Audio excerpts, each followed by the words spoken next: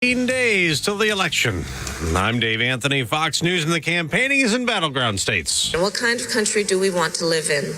A country of chaos, fear, and hate, or a country of freedom, compassion, and justice? Vice President Harris at a church in Georgia where Fox's Alexandria Hoff reports. We are seeing the Harris campaign Souls to the Polls effort in action. That is a mobilization effort to encourage black voter participation through ministry outreach. So Harris commended the crowd for a historic turnout so far in early voting in the state.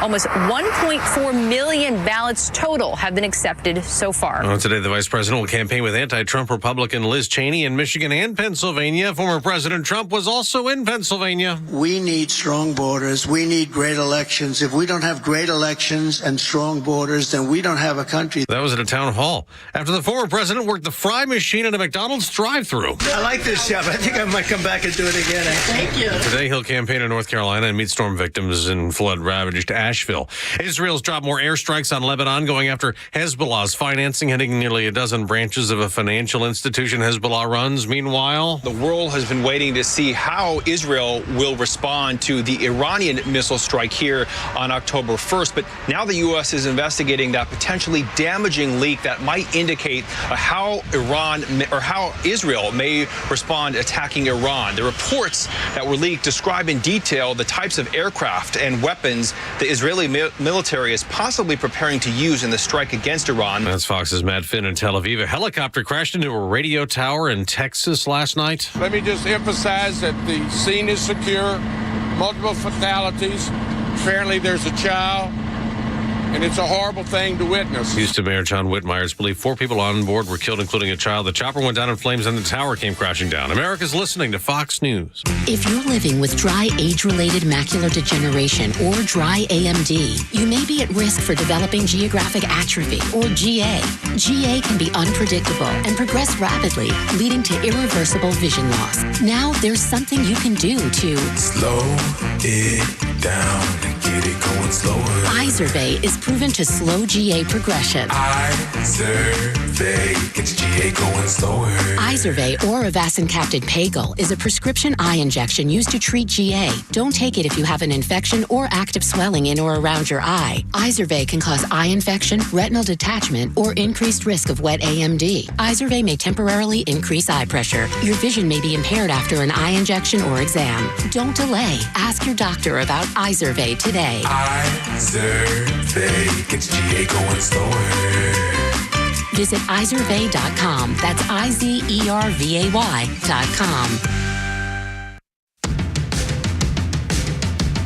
The Morning Extra, only on Extra 106.3. Morning, y'all. Tug, Rhino, and Los on Extra 106.3. The Morning Extra until 10.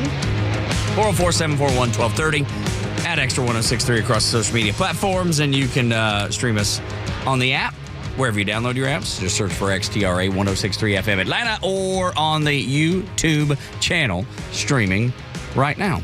How's everybody? Ready for Monday.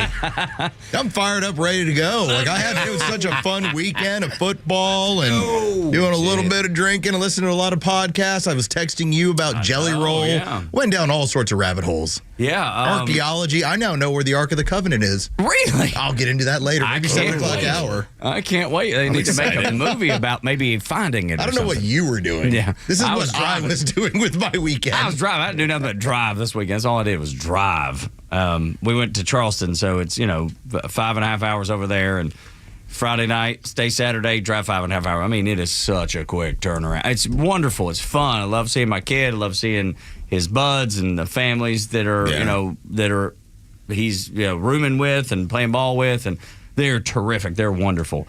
I did the redneck thing. Damn. Yeah, that's a long drive, dude. It is. Yeah, you do big bonfire. Yeah, big bonfire. Lit off fireworks. Drank whiskey. Attaboy. There we go. Had a bonfire. Lit some pallets on fire. That's a Georgia Saturday night if I've ever heard one. We had some guitars out. Get down to fiddling, you get down to bow. We did that too. Yeah, we had some actual music. I can't play a guitar. I realize this. I tried. I'm gonna learn though. So there's a really nice gentleman named Barry, and they came over, and he's going to teach me and Aaron, give us guitar lessons. lessons basically. Okay. So That's Erin can awesome. actually play. I can't play at all. Okay. Yeah, I can't play. Like, chord. does she know like a handful of songs, or she can just play? Just play. Both, a little bit of both. She's got like that. I don't know. People have this natural talent where they hear music and can start playing it, and I'm like, wait, how do you do that? I know a lot of folks like that. I don't think you need the 10,000 hours, though. No. Like the 10,000 hours, the idea of mastery of anything requires the 10,000 hours. Right. I think if you just want to be able to pick up a guitar and play around the campfire, maybe 100 hours, maybe 200 hours, just to be able to play a little bit. I would love to play the piano. 100 200 hours. That's my favorite instrument. Yeah, he told me he could teach me really quick tricks that I'll be able to really get the bass line of almost every song that's ever been made. Yeah, man, just the power chords, man. Yeah. You'll be all set. That's all I want to do. Just like sit there and be like, dun, dun, dun, dun. Yeah, something cool. All right, well, good. I love that. We had a terrific weekend, obviously with Georgia's big win. It was fun. May I tell you that I've already offended our brethren down the hall? Oh no. Oh. How'd you do that? Down at 680 The Fan, our sister station. Everybody's offended everybody. The entire group. You got them all. So I tweeted out earlier. This was Saturday afternoon. Okay. I said I've seen this before because I grew up going to Texas games. Yeah. Saw a lot of teams that got 10 wins, a lot of teams that had 7 wins. Okay. Like I saw a whole lot of that growing up. And every time it's good in Texas, when they're humming, it looks great. What would happen is they would run into like a grimy Oklahoma team that would just kick their butts. Yeah. And I said it's very much a country club atmosphere. That's what happens there. So when I put that out there, I'm thinking, okay, can Georgia deliver the grimy? Boy, they did. Yes, they did. They played Texas and the refs, according to Kirby Smart. Man, that whole and the crazy thing was we were watching the game at my son's house, right? And it was just me and him, and there's 6 kids that live in there. I mean, it's a big, huge house. It's beautiful. And everybody was gone, so it was just the 3 of us. So we're watching there. About halftime, Laura's not feeling well. She didn't feel well all weekend long. So we're about beginning of the third quarter, she was like, I just really want to go. Let's go. And so I take her back to the hotel, and she lays down and goes, so I had no idea about the trash on the field. I didn't see that fun. Any of that. My wife was on her feet in our basement saying the F word in front of our kids. Oh, buddy, I gotta tell you.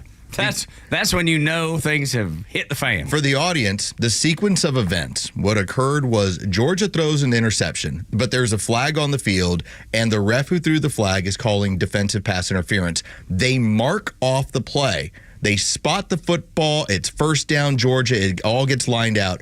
As soon as all the trash comes on the field, the refs are now staring up at the screen where they're showing the replay over and over, and they decide with this now moment where they've got 3 or 4 minutes where they have to get this trash off the field, let's change the call.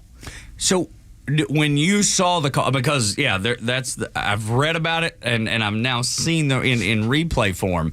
But imagine how upset you would be yes, if that was against your team. Livid, for sure. Was it defensive PI?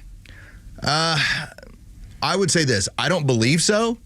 But those plays are not reviewable. But they're not reviewable, right. And you've marked it off and you've spotted the football and it's first down. Yeah. Now, understand the difference here is that it's either first down Georgia at about the 50-yard line or first down Texas at about the 9-yard line because they have the football. So it was a huge momentum shift. And so when Kirby Smart was as upset as he was, it's because you never see them pick up a flag where they've spotted the football and called it first down and are getting ready to play, but all the trash comes on the field, and now it's a delay, and now they have time to talk about it and panic. Bad precedent, right? Oh man, yeah. There's nothing that drives you nuts like that when you sit there and you've seen it 100 million times the correct call. I mean, because whether it was pass interference or not, the call was made. It was already done. You're going to sit there after all that, and it almost seemed like they were catering to the fans and not the actual game, and looking at the game and going, no, that was defensive pass interference. Well, and just as you're saying, Rhino, there is a difference in the flag goes down, multiple officials typically come in, there might be a discussion, and they might pick up the flag. This was, we've spotted the football, first down Georgia, we're getting ready to go, and all the trash comes down the field.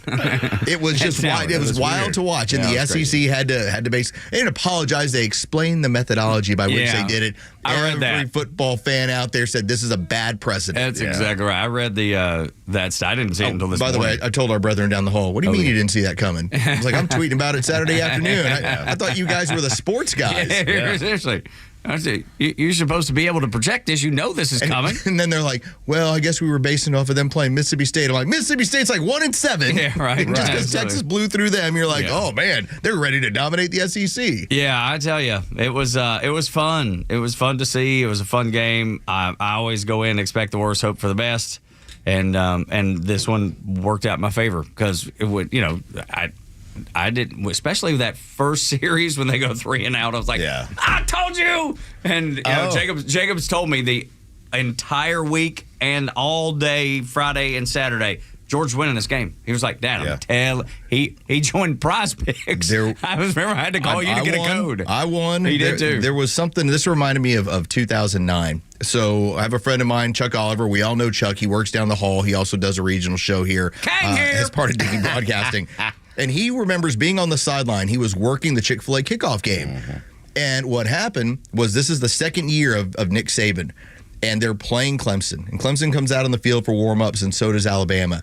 He starts calling a friend who likes to wager, and he's like, whatever the number is, like, get after it on Alabama. He's like, why? He's like, this is a mismatch. He's like, they are bigger, stronger, faster. It's like teams should not be playing one another. And sure enough, Alabama killed them. Mm-hmm. Georgia was the same way. Georgia made a left tackle who's supposed to be a first-round pick for Texas look like he hadn't played football at the SEC level ever before. Yeah, you have that outside look like I do. As a Gator fan, I'm going to watch the game.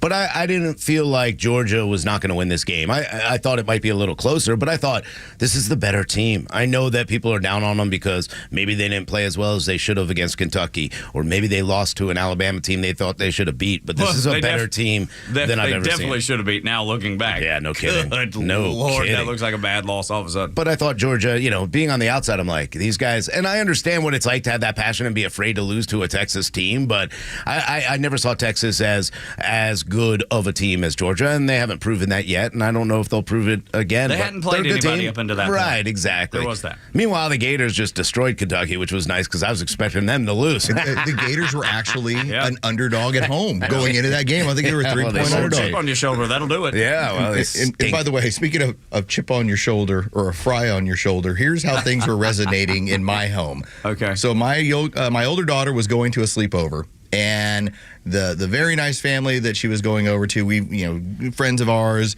mom is pretty plugged in locally when it comes to the Republican Party in our county. She pulls into our parking lot. We start chatting for a minute, and she just goes, "Did you see the images from McDonald's?" And she just started laughing. She thought it was like the coolest, funniest thing in the for as much as Donald Trump can be abrasive. Yesterday was the giant win of, I'm going to mock Kamala Harris, and at the same time, you're going to see Donald Trump, a billionaire, serving people fries. I don't know if I can find the tweet or not, but there's a great tweet of this Democrat strategist, and they were complaining. Oh, they were so upset. Oh, dude, they were furious. Did you see them? Yes, they were so insulting. They were so mad that Donald Trump was in the line there, and they're like, every one of these people have been screened by the Secret Service. I was like, good. Yeah. Maybe one won't try to shoot him. That's actually a good thing, you dumbass. They had to make sure that he was safe. I mean, is that a big deal? No. It's not like Tim Waltz and her, take two. Here's your bag of Cheetos, Madam Vice President, like they did at Sheetz, where they did the same, kind of staged photo and actually made it all staged. She actually worked over on the fry. It was a lot of fun, and it was trolling. It was trolling at its best. 100%. I loved it. I laughed. Because all I saw was, apparently he made a comment. He made a comment about, McDonald's and fries, and everybody lost their mind. And there was one guy who was like, I'm a chef at McDonald's, and I'll tell you, it's not easy doing fries. I'm like, dude, I was 14 years old in Syosset, New York. My first job, I was the fry guy, and I killed it. Like, it is that easy. It was a chef who was trying to tell you how difficult it is to make fries, and Rhino's on me. I did it when I was 14. It ain't that difficult. There's a reason why we start on fries. Right. My special needs sister ran the fry machine, and I don't say that as a slight to her. I'm just saying she has limited capabilities. She's a sweetheart. I love her to death. but she has limited capabilities, and she was able to do that. So don't tell me how hard But it is. why would the Post end up running with a chef telling you about how difficult it is Because to they make got nothing fries? else. It's like, what are we writing about Yeah, here? they got nothing else. And the strangeness of all of it, because it was a good, lighthearted, fun moment. The one that really, made me go, wow, is the Brazilian family. That and I'm going to play you this audio. Oh, yeah, please. And it's, please don't let America become Brazil is exactly what they sum it up. A lot of fun here, everybody. Oh, my God. Oh, my God. Look at all the fake news over there. Hello, everybody. You can fake this, And right? you know this is compliments of Trump, okay? Yes, thank you. Mr. President, Yes. please don't let the United States become Brazil, my native Brazil. We'll keep it Please, good. Please, please. We're going to make it better than ever, okay? Thank you. Thank you. Thank you. It's a pleasure. That's the truth, man. Yeah. That's real. Like, I got goosebumps from Dude. when I heard that. because those people came to the United States. It's not like they hate their home country. They just can't live there. Venezuelans say the same thing. Absolutely. Cubans? Cuba? Oh, my gosh. Yeah. There's so many places in the world. There's a reason people are coming across the border at record rates, because so many countries right now are in that position where it is just socialism, and it is these corrupt governments, and they come to the United States hoping for a better life, and they want a better life. And I understand it. Look, there's a way to do it. I'm not excusing the way it's being done, but I understand why they're doing it. I do too. I definitely understand it. And when I heard the passion in her voice, because you can hear it, there was a little shakiness in her voice. Don't let us become what I left. And we hear it so many times. We've had Xi Van Fleet on. And she told us, I left communist China. I see what Kamala Harris is saying. I see what Joe Biden and their administration has been doing. And I don't want this to become what I left, because this is the last place we can be. And people from Brazil, Cuba, Venezuela, all over South America, they're coming here because they want to have that freedom. And a lot of them want to come here and do it right. It's not about the ones that want to come here and do it right. It's about the ones that are doing it illegally, the criminals that continue to come across. There is a balance that Donald Trump talks about that I think resonate with people. I ask you a very simple question. If X is the market for free speech, why don't the Chinese let you access it? Why does Brazil have a current court battle as to whether or not you can get access to it? Great point. Great question. 100%. What's going on in your country where that woman's probably been here for years, and she's probably immigrated and went from Brazil, and that's a home country, and she's going, what is happening over there where you are having your access restricted to normally free information? David's in Kennesaw. Dave, what's up, man? What's on your mind? Well, the only reason the left is so freaked out about all this is because they didn't think of it. No, that's right. Yeah. I think you're 100% right, Dave. Yeah. 100%. And then the fact that Kamala said she had done it and never had, or there's been no evidence of it. You know what? And I'll be honest. I think growing up, everybody should work at McDonald's. I always thought that was the place where you start to learn how to manage, how to work as a team. I mean, it's a great job. It really is. I think Chick-fil-A, now that I'm in the South, I think is one of the greatest places that you can get your child. I mean, I talk to Liam all the time. You know, when you get to that age, I want you to go to Chick-fil-A or Publix or one of those. But McDonald's, for me, 14 years old, it was my first introduction into the real world, and I was there for 2 years. Now, I did have to leave and go to Burger King because I wanted to try something a little bit different, and I got more money. And that raise was more just money. too much to look More at. money. Listen, $1.50 an hour. Yeah, but gotta go. But that was my introduction to the workforce. That was my introduction to the real world and dealing with customers. So, I don't ever look down on anybody who works at McDonald's, no matter what age you are. I think it's a great job. I think it's a great place. It's got great opportunity, and so there's no making fun of it. But it was kind of fun to watch him troll Kamala Harris in it because nobody even knows if she actually worked there. And there is a history. When you've had NCAA champions come through the White House, what does he serve them? McDonald's. Big Macs. Yeah. McDonald's. He's like, this is what young people like. And so for as much as we're all going like, wait, hold on, where's the caviar? Where's the fresh fish? He's like, McDonald's. Yeah. Okay. So it's not like he's been knocking McDonald's. He's like, no, he's a connoisseur of McDonald's. Know your audience. I mean, I think that's the thing, because we talk about it all the time. Pardon me, these companies that don't know their audience. Yeah. Donald Trump does. Yeah, he does. And when you see these NBA stars doing all the McDonald's commercials, you're like, why not? Let's go. The only thing that we didn't get to talk about was this young man. Oh, yeah. Did y'all see him? I saw it live. I saw it live too. And so what I'm talking about is the man with the Conway Twitty hair. Yeah. Which is outstanding. Dude, he was they just right toward the end of the Georgia-Texas game, look back about 3 minutes left in the fourth, and they just panned to him, and he's got this quaff. I mean, it's unbelievable. impressive. Yeah. Dude, I would pay for that hair. Me too. And if I grew it, it'd look like a piece of broccoli on the top of my head. He just looks so It's a really solemn. good description. It looks like a giant piece of broccoli. It's impressive, that young man. And I hope he feels better today than he did with 3 minutes left in the... That's too bad. Now you're trolling. Well, no, I've been just saying because his face was blank. You could tell he was like, well, damn. That's what his face says to me anyway. Georgia State Senator Sean Still joins us next on the Morning Xtra. You better watch. I don't know if you should listen to this because he has been called a fake elector. Ooh. He's been called an insurrectionist. He's been called all kinds of names, and he's none of them. I think, actually, you know what? You should listen to this because he's a nice man. And I can't wait to introduce you to him next on Xtra 106.3.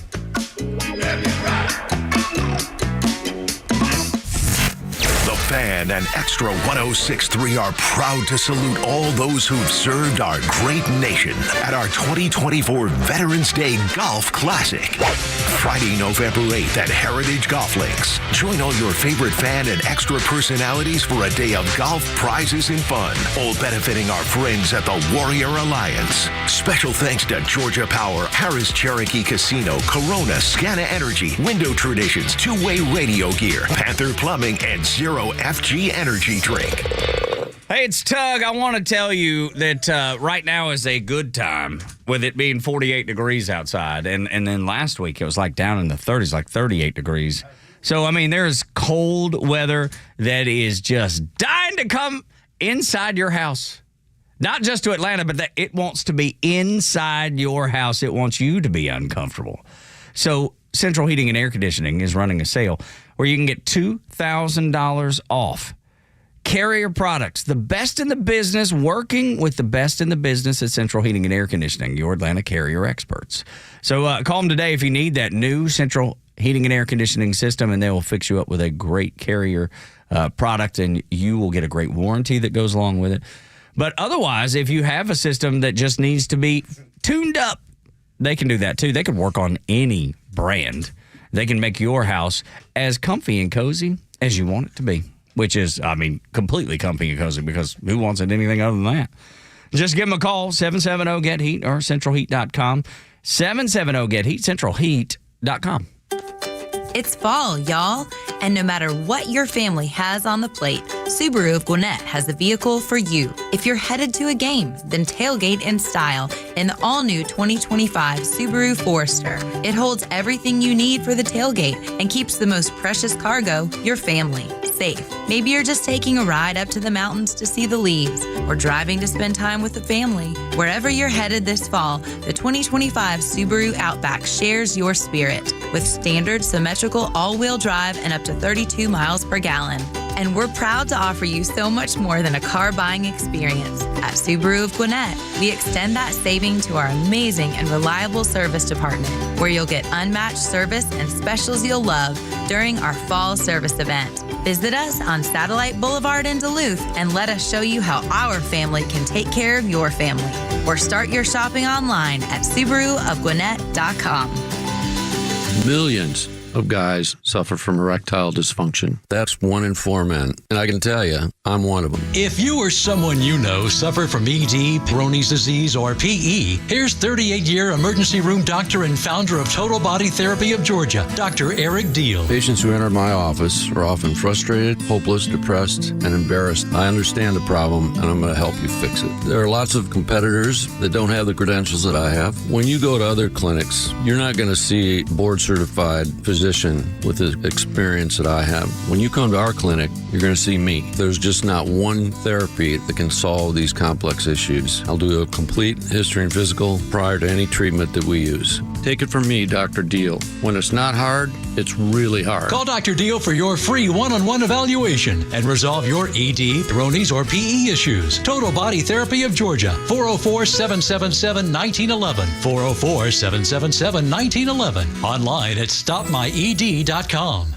The end of the year is closing in, and with it, another tax year comes to an end. As you prepare to file your taxes, consider the efficiency of your tax strategy. Have you maximized your IRA and Roth contributions? Do you have an RMD strategy in place? Are you making moves now to maximize your future tax-free income? Not only is the year-end fast approaching, but the 2017 tax cuts sunset at the end of 2025, placing many Americans in a higher tax bracket. Don't just report your taxes, plan for them. Contact Master Plan Retirement Consultants now to create a retirement plan specifically designed for you. Visit masterplanretire.com to schedule your complimentary consultation, where we can illustrate your retirement outlook and create a plan together for your future. Master Plan Retirement Consultants. Plan well and prosper. Advisory services offered through Master Plan Retirement Consultants, Inc., a registered investment advisory in the state of Georgia. Insurance, tax, and commodity services offered through Fricks & Associates, Inc., DBA Master Plan Retirement Consultants. The aforementioned are affiliated companies. The stories that matter to you. These are your Georgia headlines. Presented by RBM of Atlanta, your Mercedes-Benz connection since 1964. Good morning. Here are your top stories in the state of Georgia for today, Monday, October 21st. Students in Rockdale County will be returning to in-person learning today, a month after the school went virtual due to the biolab chemical fire that had residents sheltering in place. The county also announced they are filing a federal lawsuit against biolab. According to the suit, this is the fourth major incident at the plant since 2004. Commissioners are also seeking an injunction to shut down the Conyers plant. A shooting at Albany State University during homecoming weekend leaves 1 dead and 5 injured. 6 people were shot over the weekend at Albany State University during homecoming. 19-year-old Demarion Tashawn Daniels was killed in the shooting, and 5 females were also injured. The GBI is continuing to investigate the incident, and no arrests have been made. And in sports, Kirk Cousins threw 2 interceptions, and the Seattle defense shut down the Falcons offense as Atlanta fell to Seattle 34-14. The Falcons dropped to 4-3 on the season, tied with Tampa Bay for the first place in the NFC South. With your headlines, Scott Rhino, Xtra 106.3. Tuglos and Rhino here on the Morning Xtra on Xtra 106.3. We have a special guest this morning, Sean Steele, Georgia State Senator, and we've been catching up, and it's so great to have you, man. Thank you for taking the time to come in. Thank you so much for making the time. Yeah, man, we always want to support folks that are doing good work in the community, and especially when they've been branded some sort of traitor to their country. So, usually we goof in here. If you're getting called names, you're pretty close to the target. And it seems like it might be that way with you. It's when you see people wearing these Trump Vance t-shirts that say I'm voting for the outlaw and the hillbilly. I don't know which one I fall into the camp wise, but hillbilly, hillbilly. Georgia, hillbilly. For sure. And I guess I'm the traitor, and I guess I look at it, and I've joked around about it before. Once everything did occur in 2021, there was this weird feeling of, I'm not supposed to be part of this group. And then as we start digging into the information, we had Janelle King on with us, with the Georgia State Election Board yesterday. The more we're trying to just get to the bottom of this stuff, you shouldn't be vilified for asking questions of your government. And I think so many people were vilified for just asking questions about what's going on with their government. That's absolutely true. So in my case, I was one of the Georgia electors. I showed up to a meeting that lasted less than 28 minutes, walked in. We did exactly what the attorneys told us to do, which was we were doing this only to reserve the ability to have an election challenge, right? Sure. So if the results had overturned, if any of the 12 or so pending challenges had changed the results and we had not met as electors, it would have mooted the legal challenge because we hadn't met according to the U.S. Constitution. We were very clear that we were doing this only as an alternate slate. We were doing this only as a contingency. That was said clearly for the media that were all in the room. And when I say media, I mean like the Associated Press and WSB. It's not like, some out of nowhere, fly-by-night, closed random website. Sure, yeah, something you never heard of, right? If you're going to commit, massive crimes, you usually don't do it in the middle of the day with all the cameras recording, court recorders present, open for anyone in the public to see at the Georgia State Capitol. So we knew that we were doing it for all the stated reasons. We were explicit of why. We only were following attorneys' counsel on it. We did it, and we left, and we went to lunch. I went to lunch at the OK Cafe with some of the other folks, and then that was it. 2 years later, I get elected to the Georgia State Senate, and I'm the only person who served as an elector, who walked in and walked out, who had no planning, who had no officer role, who had no other function in that room, and then I got indicted. Well, you were running for office. Now, history tells us that in 1960, JFK won because in Hawaii they put the Democrat fake electors in, and those electors at one point sent their slate in and then realized, hold on, they're going to do the recount. Once they did and it was qualified, then they said, oh, yep, okay, and then they had to redo it. So this isn't something that's been in history. That's never been a problem before, and it is something that we continue to do, but as long as you're on the right side. So how do you feel like you've been treated so far from that point on and now, and is it getting worse? I think you grow numb to it. You build scar tissue, up to it. You had mentioned there were fake electors in Hawaii. They were never called fake electors. That was one of the. Yeah, I added that for them since that's what they want to use. Since they coined the term. Yeah, they coined it. Yeah, they did, and we from the beginning just said we are just doing this on an alternate basis. We weren't trying to portray ourselves as some other thing. We weren't trying to do it as some great protest, right? So, what does it do? It's tough, when it first happened.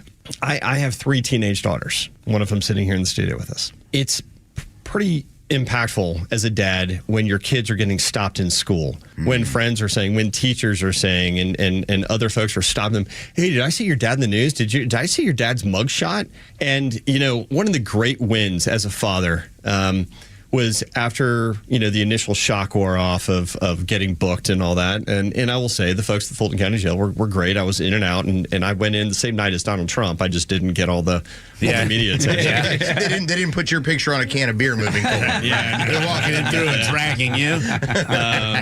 But every one of my daughters now, how your phone where it shows a picture when somebody calls in? Yeah. So my sweet little 13-year-old sitting in the studio with me, when I call her phone, it shows my mugshot. That's awesome. I got to tell you, that's a parenting win. And I want to bring that up with you as Georgia State Senator Sean Steele is our guest here on the Morning Extra.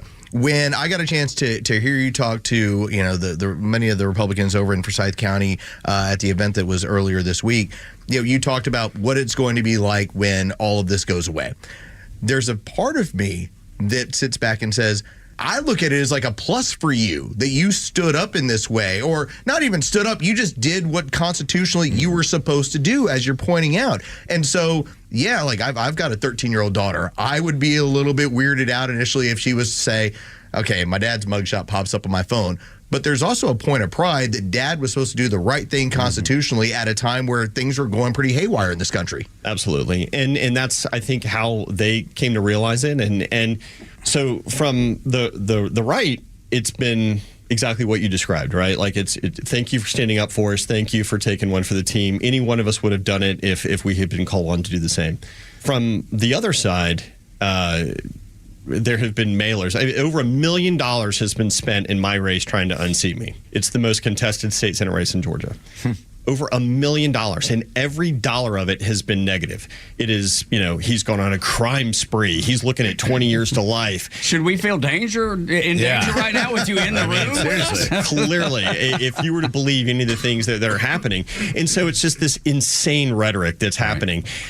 And what's ironic about that is my fellow legislators, the other senators that I serve with on the other side of the aisle, not a one of them has thrown that in my face. They respect the fact that I've carried so many bills, and that every bill that I've worked on has had some level of bipartisan support and participation. I've never carried a bill once that was strictly, a party line, hardline vote. And so I think they've appreciated that, and they've stayed out of it. A lot of times senators will pick teams and they'll go all in and really fight each other. They've stayed neutral because they understand and appreciate. They knew what I did. They know my character, and it's just right now it's just partisan bashing. I want to go back and talk to you about, because I think it's relatable to people. How did you talk to your daughters about that? It's it's funny that their picture on your phone is a mugshot.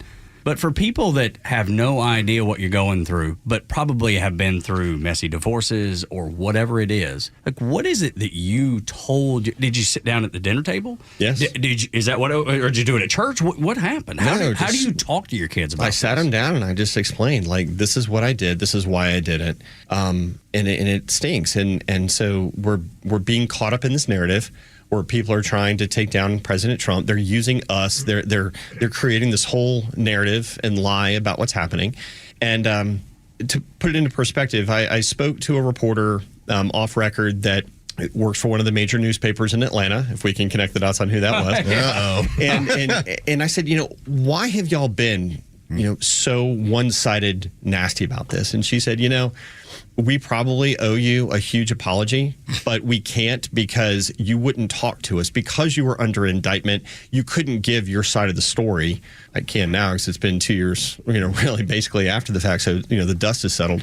But because it's been a one-sided thing and all of their information and all their spin's been coming from the left, that's why everything from the media is going that way. And so for those of us that were indicted, and by the way, when you're charged with RICO and conspiracy, for racketeering, and you've literally, to this day, I've never met Donald Trump or Rudy Giuliani or any of the other people from Washington. Sorry, your criminal syndicate that you've never messed with. Never texted or emailed or any of that with any of those people. I knew two of the people that I was indicted with because they were from Georgia. I still to this day have never met any of the other folks. So it is clearly lawfare. It is clearly a situation of them just trying to take me out. It was a way for the media to try to help the left do this. And we know from open records requests that Nathan Wade and Fani Willis met with Kamala Harris in Washington the day before February it dropped. It's interesting that you bring that up because when all this information came out, we made it a point to go to whitehouse.gov. And we ended up, before anybody was talking about it in Atlanta, we're like, here are the 3 different visits that she made during that time period. So when she gets up on the stand or she tells the media, I've never met with them in the White House. I'm like, no, you met in the Rose Garden. Yeah. And here's the information that's right here. Yeah, absolutely. Now, with Fani Willis now, she's trying to bring back the 6 charges that, are there. What do you think the motivation behind this is besides just creating this narrative and trying to interfere in an election? There's no truth. There's nothing that was happening. We've seen this in 2018 with Stacey Abrams. We've seen the Democrats continually do the same things that we were looking into elections and wanting answers for. Is this just election interference and lawfare against all of you? This is an ambitious woman who wants to run for governor or attorney general or get an appointment to the White House if Kamala Harris wins. That's what this whole thing has been about. She knows there's not a case. And mark your calendars, folks, because December 5th, when the hearing begins about whether or not she gets disqualified on the case, that's when the real fun comes out, because then she's going to get her chance. Do you think this goes away if Donald Trump wins? Do you think she just falls apart and drops it because there's no more political gain for her? No, she'll double down, and she's going to hold out, and she's going to push this. But I believe that if the Court of Appeals disqualifies her, she's going to appeal it, and this will drag out to the middle of next year, and then eventually it'll just fade away. It's interesting because we've had a former prosecutor, in Sarah Hobson, who does some advertising within the company. She was one of the first people analyzing all of this, coming on this radio station and saying, this goes away as soon as it gets in front of a court. Where when we get past the procedural aspects, as soon as it gets in front of a legitimate court to analyze this, all of this ends up fading away. I agree completely. It's unreal, the things that are happening in our state, and we had Janelle King on to talk about it the other day, or yesterday rather, with the state elections board. How do you feel about that, being in elected office? Because there's that part of me that is true blue, love the United States of America, served in the Navy, much like you. Thank you for your service, sir. That I want to believe, I want to trust. Like that is my desire to trust that when we have an election, the results will be trustworthy. And right now, I don't feel that way. And I think there's a lot of Georgians that feel the same way. How do you address that with your constituents and with people listening right now? I would leave it at this. I love Janelle King. I think everything she is saying, and I think that she is doing everything right. I think Judge McBurney, and remember, this is the same judge that he got thrown off, yeah. Yeah, right. So he's also the one that tried to overturn Roe v. Wade. He's also the same one that allowed the grand jury to move forward on the Electra case. Yep. That never should have happened. He is the most liberal judge in the Georgia court system. He has got to go.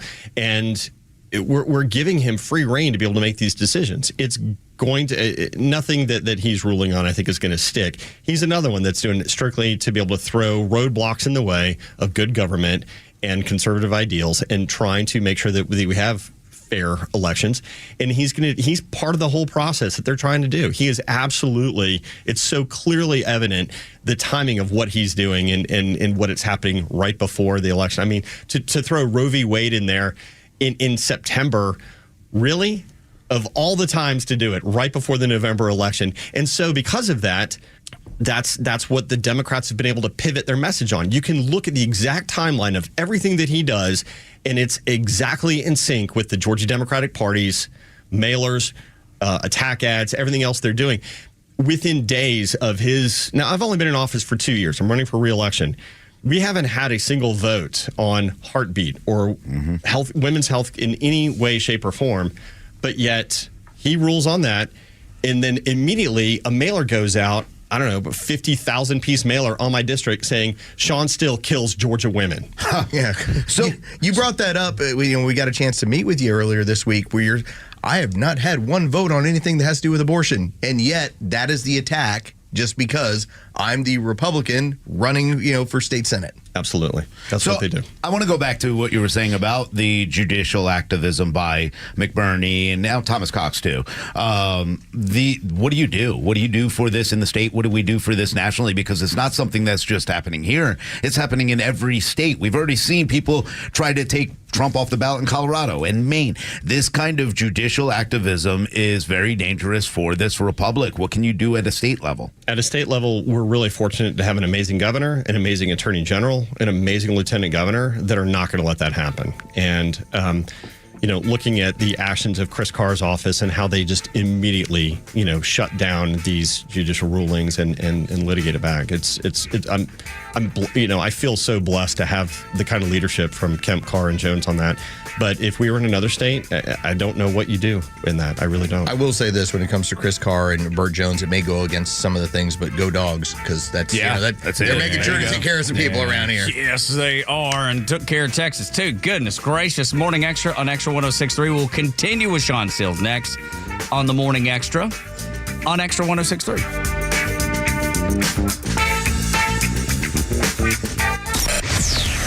Why is it that only white columnists are the only ones ever held responsible for taking somebody else's stuff when every race, creed, color on this planet has done it 1,000 times? Well, because we're the white people. The Kimmer Show every afternoon from 3 to 6 p.m. on Extra 106.3 and the Extra app. This holiday season, Southern Exteriors is doing something truly special with their Home for the Holidays roof giveaway. Until November 30th, you have the chance to nominate a deserving family in need of a brand new roof. Just in time for the holidays, when people are coming over, family is coming over, and a new roof would be an incredible Christmas gift.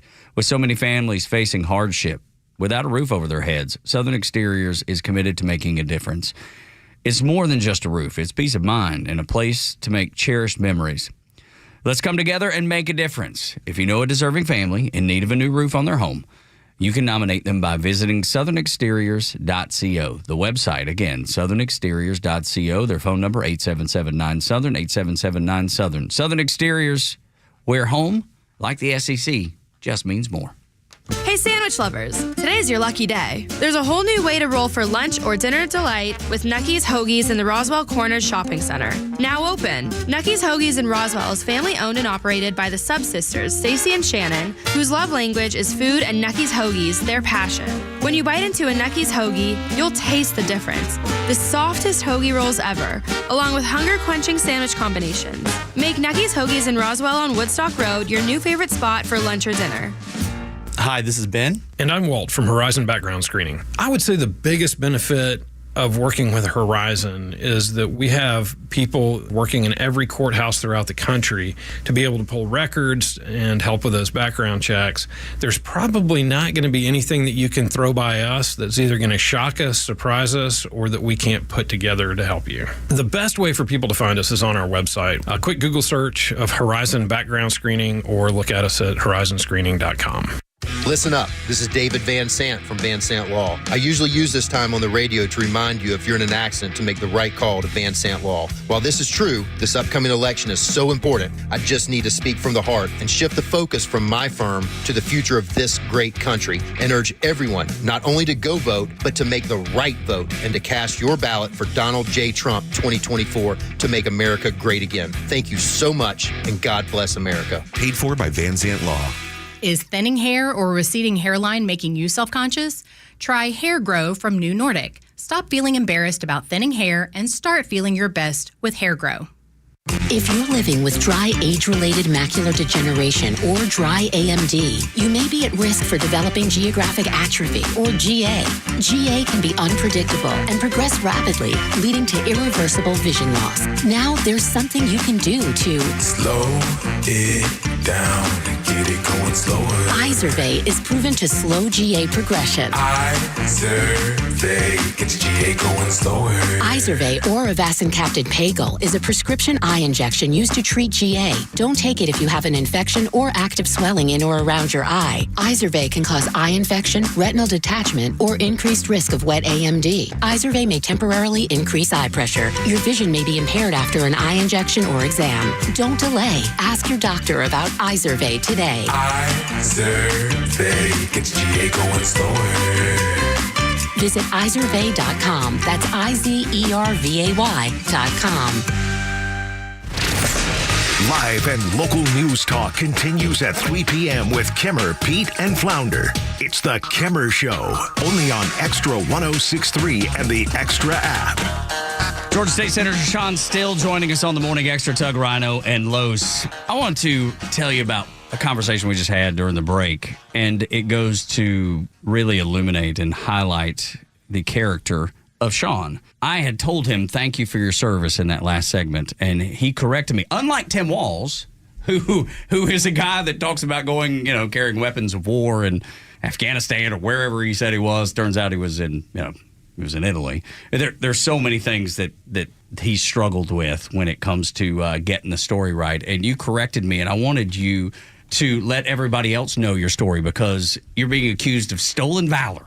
Among many other things, yes. Trying to steal an election. I caused the January 6th riots, and apparently wow, that's a good list. If you're going to put together a list, might as well have a good one. Did you write Project 2025 too? I did this as well. Yeah. Guilty as charged. I haven't even read Project 2025. So when I was a college student at the University of Alabama, I'm sorry, Georgia fans, I did go to Bama, but I got recruited there. I went there to swim. I went there to swim. I work in the pool industry today, but I went to Alabama to be a swimmer. Well, Roll Tide. That's where I got my master's degree. So you got friends. You got friends in the room. You're good. But growing up in Jacksonville, Florida, I grew up right outside the front gates of Mayport Naval Station, and I learned a really quick lesson about if you're not going to be Olympic caliber as a swimmer, you're probably not going to get a full ride scholarship. And so here I am, only child, single mom, a lot of student loans, trying to pay for out-of-state tuition. And I realized that I was not going to get a full ride. So I joined ROTC, and I did Air Force ROTC the remainder of my time. I was a cadet colonel, had a great run with it. I wanted to go to flight school. And it was at that time where Bill Clinton had got elected in 92. I graduated college in 94.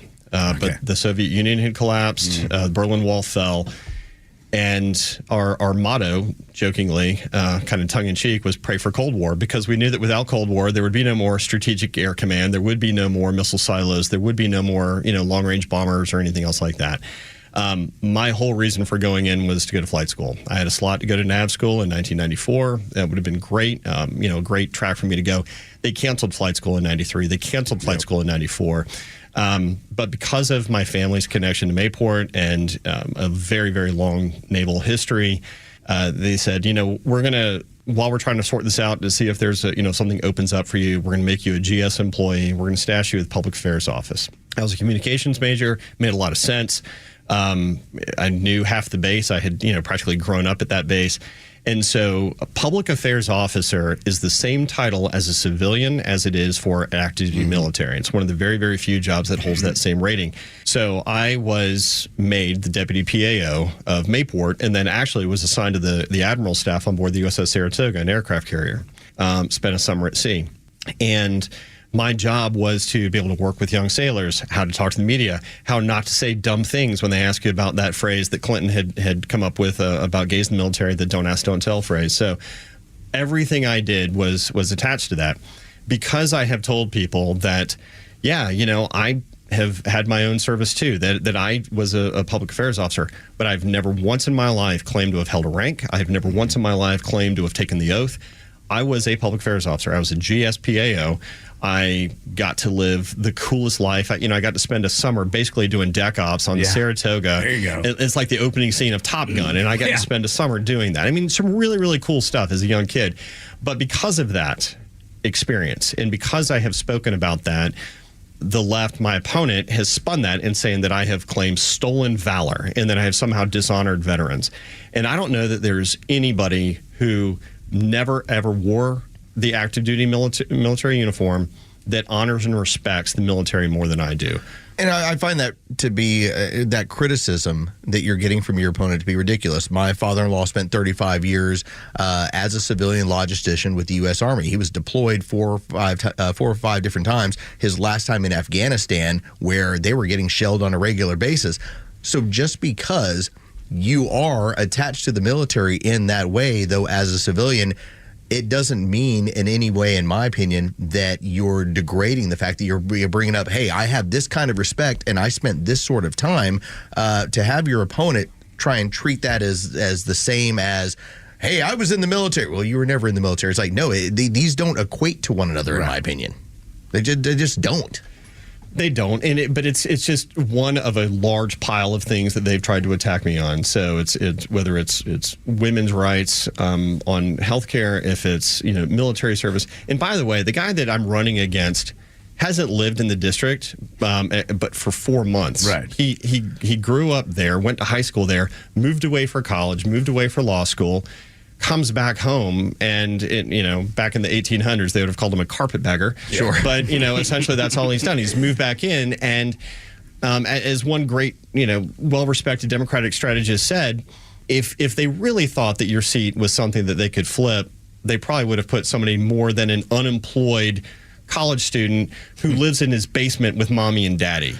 And that is what we're comparing against. He's a Gen Z candidate that, one thing I've seen out of the left, usually you get a little bit of truth. There's always like a kernel of truth out of Democrats, maybe a little bit. But the lies that they continue to spread and the lies that they continue to push out that, about Project, like all the ridiculous lies, even the Harris. This one's picked up on it right away, this Gen Z candidate. All he's done is attack and lie about you and about Georgia in general.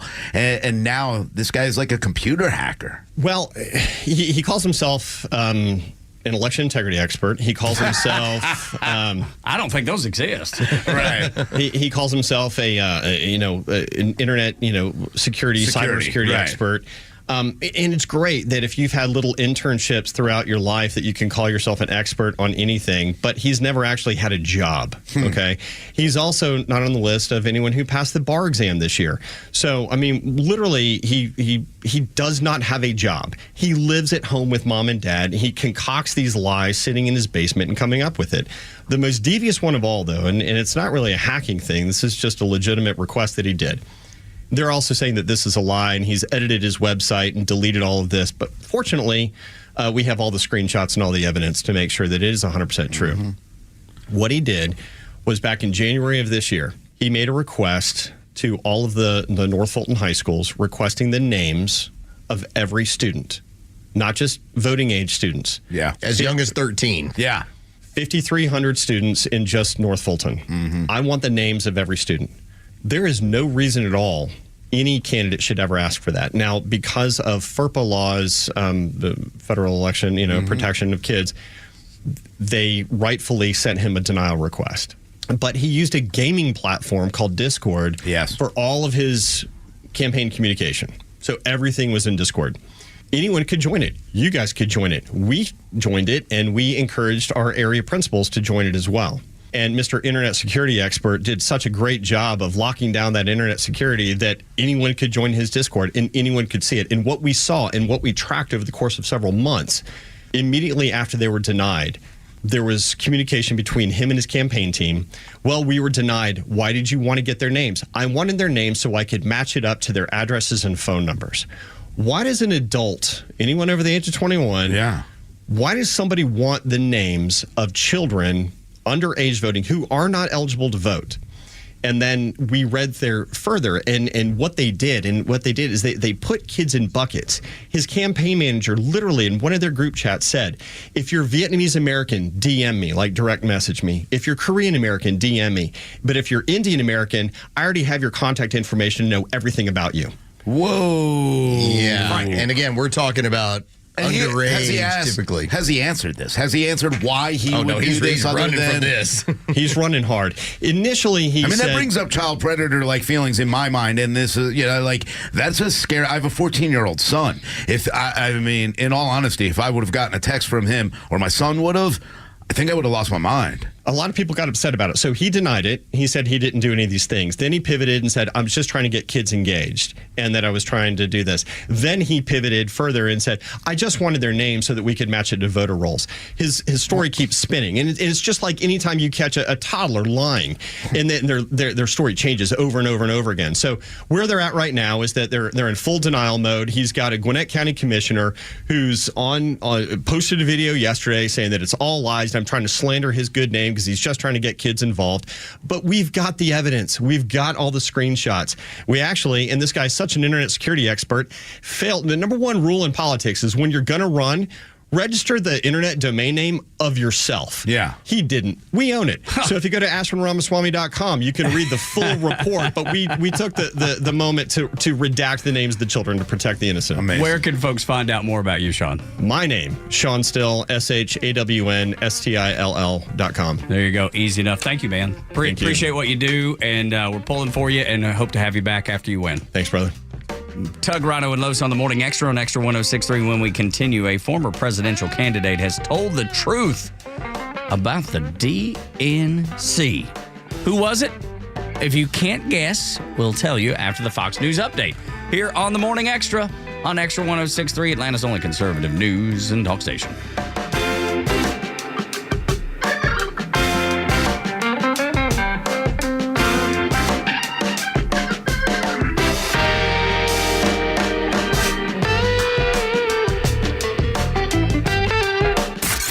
The legend Neil Bortz is only on Extra 106.3. Hey, it's the camera. How's it going? Here's what you missed from the Talkmaster. So you think the old Talkmaster's a pretty good guy, huh? No, not the way I've been thinking lately. I am so proud of the Israelis for their recent assaults on these Muslim goons who are dedicated to their eradication. Many years ago, perhaps even before you were born, the Israelis set up a little iPhone repair shop in the Gaza Strip. They waited until some Hamas leader came by to get his iPhone fixed. They fixed it. It worked just fine. Oh, yeah, but it had a little explosive device hidden in it. So after Mr. Hamas hotshot came by to get his phone, when he left, they called him. Hello? Boom. Now they've really upped their game. Catch Neil's commentary every day on Extra 106.3 or listen anytime on the Extra 106.3 app. Get ready for Real Talk on the Janelle King Show, where we tackle kitchen table topics that are banned from family gatherings, but crucial for a strong republic. Tune in every Saturday at 3 p.m. and every Sunday for an encore episode at 9 a.m. And if you can catch us live, great. But if not, no worries. New podcasts drop every Tuesday on the Podcast Park right here on Extra 106.3 or wherever you get your podcasts. Join us for insightful conversations that matter. As an official community partner of the Atlanta Braves and the Atlanta Braves Foundation, the Warrior Alliance connects warriors and their families to free services such as health and wellness, housing, employment, education, legal services, and so much more. We need your financial support to increase our impact and change thousands of lives for those who served in the U.S. Armed Forces. It takes more than just thank you for your service. Make a donation to help warriors navigate to success after service. Go to thewarrioralliance.org/donate and make a difference today.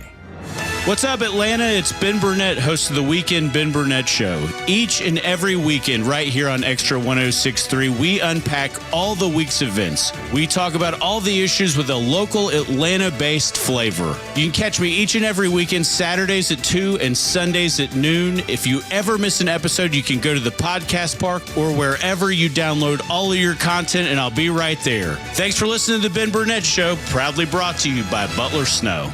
Hey, Georgia neighbors, it's time to expect more from your Medicare Advantage. Discover Sonder Health's custom plans tailored just for Georgians. Saunders offers unique benefits, including special plans for those living with chronic conditions. Some plans even come with grocery or gas benefits to support your overall well-being. Sonder Health makes it easy to get the coverage you need. See for yourself what today's Medicare Advantage can do for you. Visit SonderHealthPlans.com, a healthier state of life. Sonder Health Plans is an HMO and PPO with Medicare contracts. Enrollment in Sonder Health Plans depends on contract renewal. Tune into your new favorite show that's redefining the A to Z's of marketing, The Marketing Madmen. We'll take you behind the scenes of successful campaigns and reveal the strategies that win. We're not just talking about marketing, we're making it happen. From viral content creation to leveraging AI for customer engagement, our experts bring you to the cutting edge of industry. This is your playbook for market dominance. Tune in and transform your approach with actionable tips that could skyrocket your ROI. The Marketing Madmen every Saturday at 4 p.m. right here on Extra 106.3. The party that's been screaming the most about election interference from the Russians is wanting millions of people to cross the border legally and vote in our elections. That's right. The Kimmer Show every afternoon from 3 to 6 p.m. on Extra 106.3 and the Extra app. WFOM and W292EV Marietta, a Dickey Broadcasting Station. This hour is presented by Van Sant Law, VanSantLaw.com. Israel targets terrorist financing. I'm Dave Anthony, Fox News, with a new round of airstrikes in Beirut, Lebanon overnight. When the smoke cleared, multiple buildings in ruins. The Israeli military says it was targeting bank branches used by Iran-backed militants Hezbollah. According to the U.S. government, Akka Bank serves as a critical financial network for the group. It was sanctioned by the Treasury in 2007. Fox's Jonathan Savage. This is the U.S. probes an American intelligence leak posted online appearing to detail Israel's planned retaliation against Iran for a missile barrage earlier this month. House Speaker Mike Johnson tells CNN State of the Union. The leak is very concerning. There's some serious allegations being made there. Investigation underway. Secretary of State Antony Blinken will fly back to the Middle East today for more talks as the U.S. pushes for a ceasefire in Gaza after Israel killed Hamas's leader. Defense Secretary Lloyd Austin is in Ukraine today, calling the war against Russia there a very tough fight as the U.S. continues to support Ukraine with weapons and military aid. The election is now 15 days away. He's the worst president in our history. She's the worst vice president in our history. And to think that, she's running for president is pretty ridiculous. Former President Trump at a town hall in Pennsylvania after he worked a fry machine in a McDonald's drive-thru. Look at that. Look at that. How are you? Thank you, Mr. President. Nice to see you. He again claimed Vice President Harris lied about working there while in college. Now, she campaigned at churches in Georgia. Our strength is not based on who we beat down, as some would try and suggest. Our strength is based on who we lift up. Today, the vice president will campaign with anti-Trump Republican Liz Cheney in Pennsylvania and Michigan. The former president will go to another toss-up state, North Carolina, visiting flood-ravaged Asheville, where business owner Tony Caggiola says they are still recovering from the Hurricane Helene devastation, telling Fox, instead of seeing the trash and that debris, we should be seeing customers. America's listening to Fox News. If you're living with dry age-related macular degeneration or dry AMD, you may be at risk for developing geographic atrophy or GA. GA can be unpredictable and progress rapidly, leading to irreversible vision loss. Now there's something you can do to slow it down, get it going slower. Izervay is proven to slow GA progression. Izervay gets GA going slower. Izervay or avacincaptad pagel is a prescription eye injection used to treat GA. Don't take it if you have an infection or active swelling in or around your eye. Izervay can cause eye infection, retinal detachment, or increased risk of wet AMD. Izervay may temporarily increase eye pressure. Your vision may be impaired after an eye injection or exam. Don't delay. Ask your doctor about Izervay today. Izervay gets GA going slower. Visit Izervay.com. That's IZERVAY.com. You may know Bortz is back, but not everyone else does. Tell anyone who loves America, Bortz is back on the radio in Atlanta, and his new home is Extra 106.3. Listen to him now on the Extra 106.3 app. The Morning Extra is ready to make the call that Donald Trump will win Pennsylvania based on Trump's appearance at the Steelers game. We were just listening to the audio, and it's amazing to hear the explosion of the chants of USA in a packed out Steelers building.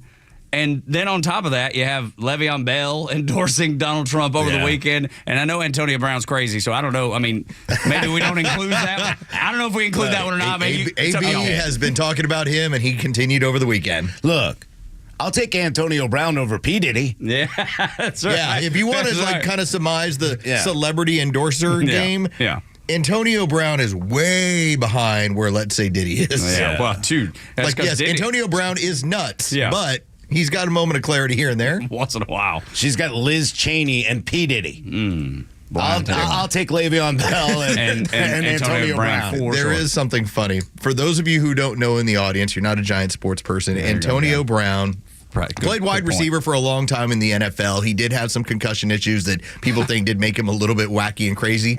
By the time that he was told to go out on the field when he was playing his last NFL game, he's like, my ankle is not right. And so he was still told to get out in the field. So he stripped off his jersey, his pads, and he proceeded to walk out of the stadium during the game with no shirt on, just waved to the crowd like, and this is why I'm done. I'm not playing your game anymore. I'm out of here. Yeah. So the pictures alone will crack you up. Cuckoo. But better than P. Diddy, for sure, as we've alluded to. But that stadium erupting like that in Pennsylvania, in a swing state that Trump is now nationally polling up. You have Nate Silver saying Trump's up there as much as by 3 points, it's being reported. Trafalgar Group, Rasmussen, Real Clear Politics, everybody has the same numbers, Rhino. It's starting to line. The stars are starting to line up. Look, I was watching that game, and NBC, of course, cut away from it as quick as they could, which was very, very strange. Of course, it's not. But, everybody else that was in the crowd, I saw all the videos, and I just kept watching from them. This race should be done. We talked about Scott Pressler, the persistence on Twitter, who has been up there and has been registering, going to schools and colleges, bringing in people to talk to, with different languages, talking to everybody there, making sure they're getting to vote. And that was the culmination of what we saw. But I think it's more than that. I really do. I think most Americans realize we've gone in the wrong direction over the past 4 years. So the new path forward is back to prosperity, back to freedom, and that's what Donald Trump is bringing to people. And I think when you see him in a black barbershop, when you see him in a McDonald's or a football game and people go crazy, that's the movement that I had talked about 6 months, a year ago, and saying, hey, there's a movement coming that, I think this riles Obama rallies more than anything. We're 2 weeks out, and now the attack ads have fully hit the area where you say this is the level of desperation. If Kamala Harris had a story to tell, that's what you'd be finishing with. The finishing kick is about you and your story. It's not really about your opponent. It's about you and your story. And so while you have the attack ads for Trump, obviously going after Kamala Harris, what is he doing? He's talking about himself. He's showing up at different places. It's about American exceptionalism, what he's doing.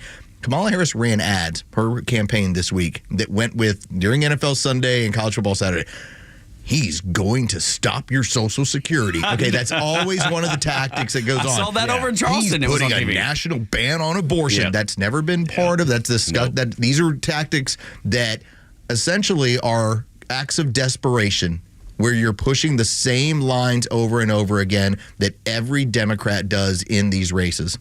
And now, all of a sudden, Kamala has this new clarity on what it means to be too old or having dementia, because the new attack, the new plan for what's remaining, and I've seen Nate Silver talk about it, I've seen CNN talk about it, I've seen MSNBC talk about it, and that's Trump is too old to govern. And I can't help but thinking, wait, for 3.5 years, you didn't notice that Joe Biden had dementia, and all of a sudden you have this new clarity where you can pick it out? You can diagnose it like an MD? Come on.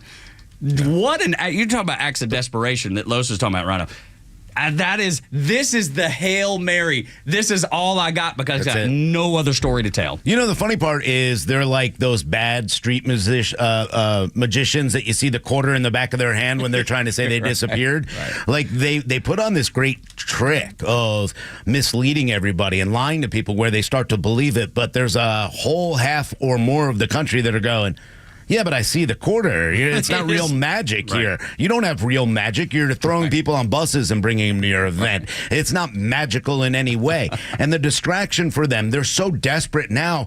They went away from the economy. They've gone away from the border. They've gone away from the issues Americans care about and back to their Trump derangement syndrome and creating a fear of Donald Trump, calling him a fascist. I mean, that's their new one. And all the games that they're trying to play because they have nothing else at this point. The internet is pretty indicative at times as to like where pop culture's moving. Just, again, not where who's going to win an election, but just where pop culture is.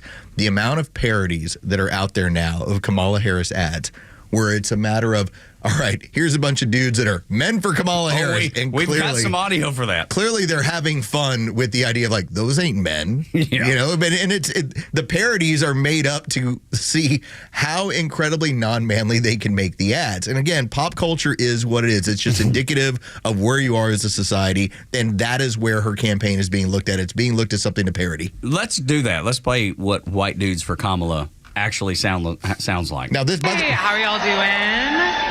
All right. My name is Maxine Kirkpatrick. I am a born and bred Michigander, a fellow on the Michigan One campaign, and president of Students for Harris Walls at Wayne State University. That's not parody. Just want to point that out. That's not parody. That's an actual dude on stage. And I gotta tell you, that's the least manly dude I've ever seen in my whole life. And that's not, I'm not trying to be insulting to him. All I'm trying to point out is when you're going after men, that's not the way to do it. And again, that's not. I'm not trying to be demeaning to the person that's there speaking. What is your biggest problem? Men. Yes. What is the biggest issue that you have when it comes to men? They don't think that the party represents men. No, it's a feminization of something. So that why is roll to be that man out there? Because they have no idea, and that's what we talked about last week, Rhino. Is the fact that they don't know what dudes are into at all. Before there was a white dudes for Harris, if you called that person dude, they'd probably be like, that's not my pronoun. Don't call me that. How dare you misgender me? That's what it sounded like to me. The reality of it is this. Harris has done everything to make men go, why would I want to vote for you? You're insulting. Look at the way she continues to insult the black community by, coming up with these ideas. Hey, we're going to legalize marijuana. We're going to give you free money. We're going to do these things. These kind of just out of touch, like when it comes to men, they're so out of touch what men really want or who men are, and they're alienating men. And I'm glad, look, let them keep doing that. I want to point this out because the white dudes for Harris, the man you just heard from, is wearing like a blouse that's buttoned up to the neck, the way, and a cardigan. Like, this is an outfit my wife would wear. You couldn't find a real white man. And again, I'm not trying to be demeaning. I'm just pointing out the fact that not a dude that I know dresses like that. The party has been moving this way, the Democrats, for the better part of 20 years. You can go back and look at the ads for Obamacare, where it talked about how you're able to sign up for it. And that was perhaps the first time nationally we saw an ad where the person being depicted in there showing you how easy it is to sign up, he's in pajamas, he's having his coffee, and you can't really tell if that's a straight man or not a straight man. Well, the way that dude was holding the cup. He held it like your wife does. That's exactly right, going back to the dress code of this guy. But again, this is how racist Democrats are. They have to break you into groups. White men, black men, Hispanic men. Why are we doing this? Because the left has to divide everybody and make it seem. That's why we see all these messages on football games and everything else, is because Democrats and mainstream media want to divide the country. White males, This is such a racist appeal towards a group, and it's not real. This is all fake. Everything that they've been doing is fake. Her little church event was fake. Everything they keep doing. I mean, this is a woman who, with Gretchen Whitmer, was excited that they mocked communion. This is a woman who mocked and says we hate religion and skips Catholic events. This woman doesn't care about religion. Everything they do is fake. What's been really enjoyable that we've had is that you've seen the attack ads when it comes to Donald Trump is basically just laying out her record. You're not having to invent anything. All you have to do is talk about the fact that, yes, she's for using your tax dollars for transgender surgeries for inmates. Just start right there. That is a fact where she brings it up by herself. And when you can put that on College Football Saturday and NFL Sunday, that's not meant to influence me. It's not meant to influence anybody in this room. What it's meant for is the dude who's not sure about voting, and he just goes, "What the hell?" Like Hank Hill, what the hell? And recognize that I'm getting to the polls because this lady, and I heard it right out of her mouth, what she wants to do is enable my tax dollars for transgender surgeries, and I'm watching my football. And you know what? Ain't no transgender running around out there right now. And Charlemagne the God, though he and I politically are very different. Add it in there. But that ad started was this weekend. Nail in the coffin, if you ask me, because Charlemagne's a dude's dude. He's a guy's guy. We may disagree politically, but he's a dude. He didn't sound like anything like the person that we heard from a moment ago, or Charlemagne doesn't hold his cup like a woman. And those ads started over the weekend of, again, the transgender, the use of your tax dollars for it, with Charlemagne and his crew saying, I do not want my money going there. Yeah, and that's why I think with Donald Trump saying it's they, them. Yeah, that's a super I think it's a great way and a very effective way to kind of say, hey, let's stop with these games. We care about all Americans. It doesn't matter. And that's the difference. You don't hear Donald Trump saying, hey, I'm going to get energy for white people. I'm going to get energy for black people. I'm going to do this. I mean, there's always going to be a little pandering because you have to defend when the left, that's all they do is divide and use race to kind of push their way. But otherwise, you don't hear him talking about a divided message. No, it's more of, hey, we're going to stop the border so Americans are safe. Again, the ads. Trump supports a national ban on abortion. Well, he's already talked about, no, it's left to the states. Trump's going after your Social Security. Okay, he's never said that. That's always an attack. Now, the fun part about that, all of those little pieces of information, is that there's not one time where he's on video saying any of these things. Whereas Kamala Harris is actually on video saying these, and it's so used to go along with other people saying they're not in favor of it. And you're seeing this splintering of what is traditional Democrat voters, like the Pennsylvania steelworkers endorsing Donald Trump. I mean, this is a union. Again, you had head of the unions speaking at the RNC. You're seeing this splintering, and it really takes me to this next piece of audio I want to play for you from RFK Jr. This wasn't like RFK was like, you know what, I think I'll be a Republican today. No, the Democrat Party left him. You had said before that we left the Democratic Party, that Elon, myself, and Tulsi. I think all of us feel like the Democratic Party left us. Yeah. A party that of Robert Kennedy, of John Kennedy, doesn't exist anymore.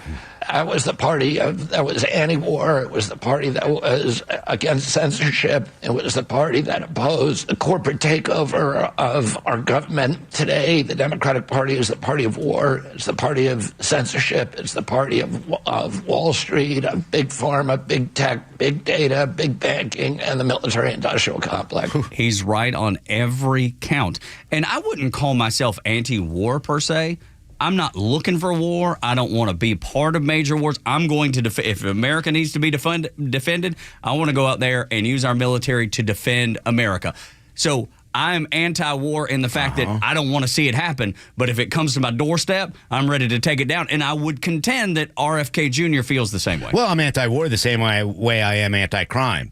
Unfortunately, it happens, but I'm still behind the police, and I want them there to protect against crime, same way I want our military to protect against invasion. The invasion's happening at our border, though. We're not paying attention to it. We are anti-war. We don't want to spend money on wars anymore, and that's where a lot of the Tea Party came from and morphed into what we see today, which is, the MAGA movement. I think that most people are saying, hey, you know what? We don't want to fund Ukraine. We don't want to fund Israel. We don't want to fund any of these wars that are going on. But if it does come to the point where, hey, we could be in trouble, we're going to have our military step up. And I think we're all fine with that. That's the difference. Democrats, though, are just flat out funneling money to Ukraine, funneling money to the industrial complex. They talk about it all the time. Now they say, oh, they're not getting money. They're just getting weapons. And those weapons are made here. Yeah, they're made here with our taxpayer dollars to go and fund these proxy wars.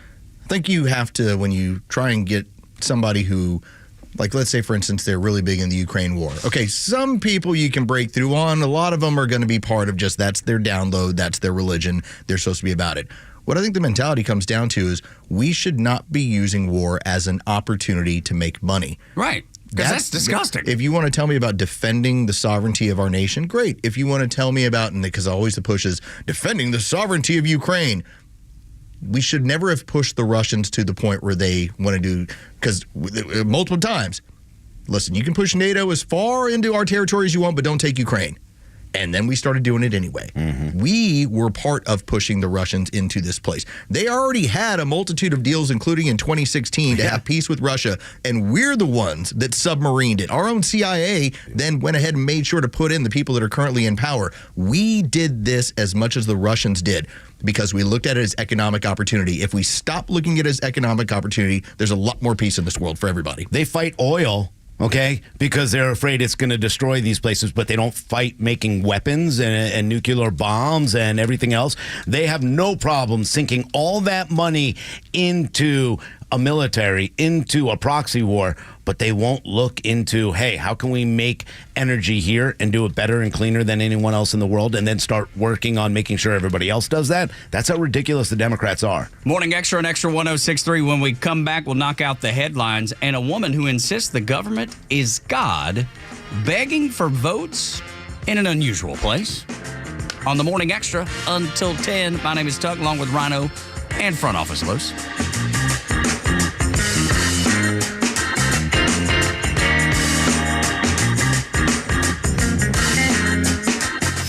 All wealth in this country is owned by individuals, not by corporations. All wealth is held by individuals. Catch Neil's commentary every day on Extra 106.3 and the Extra app.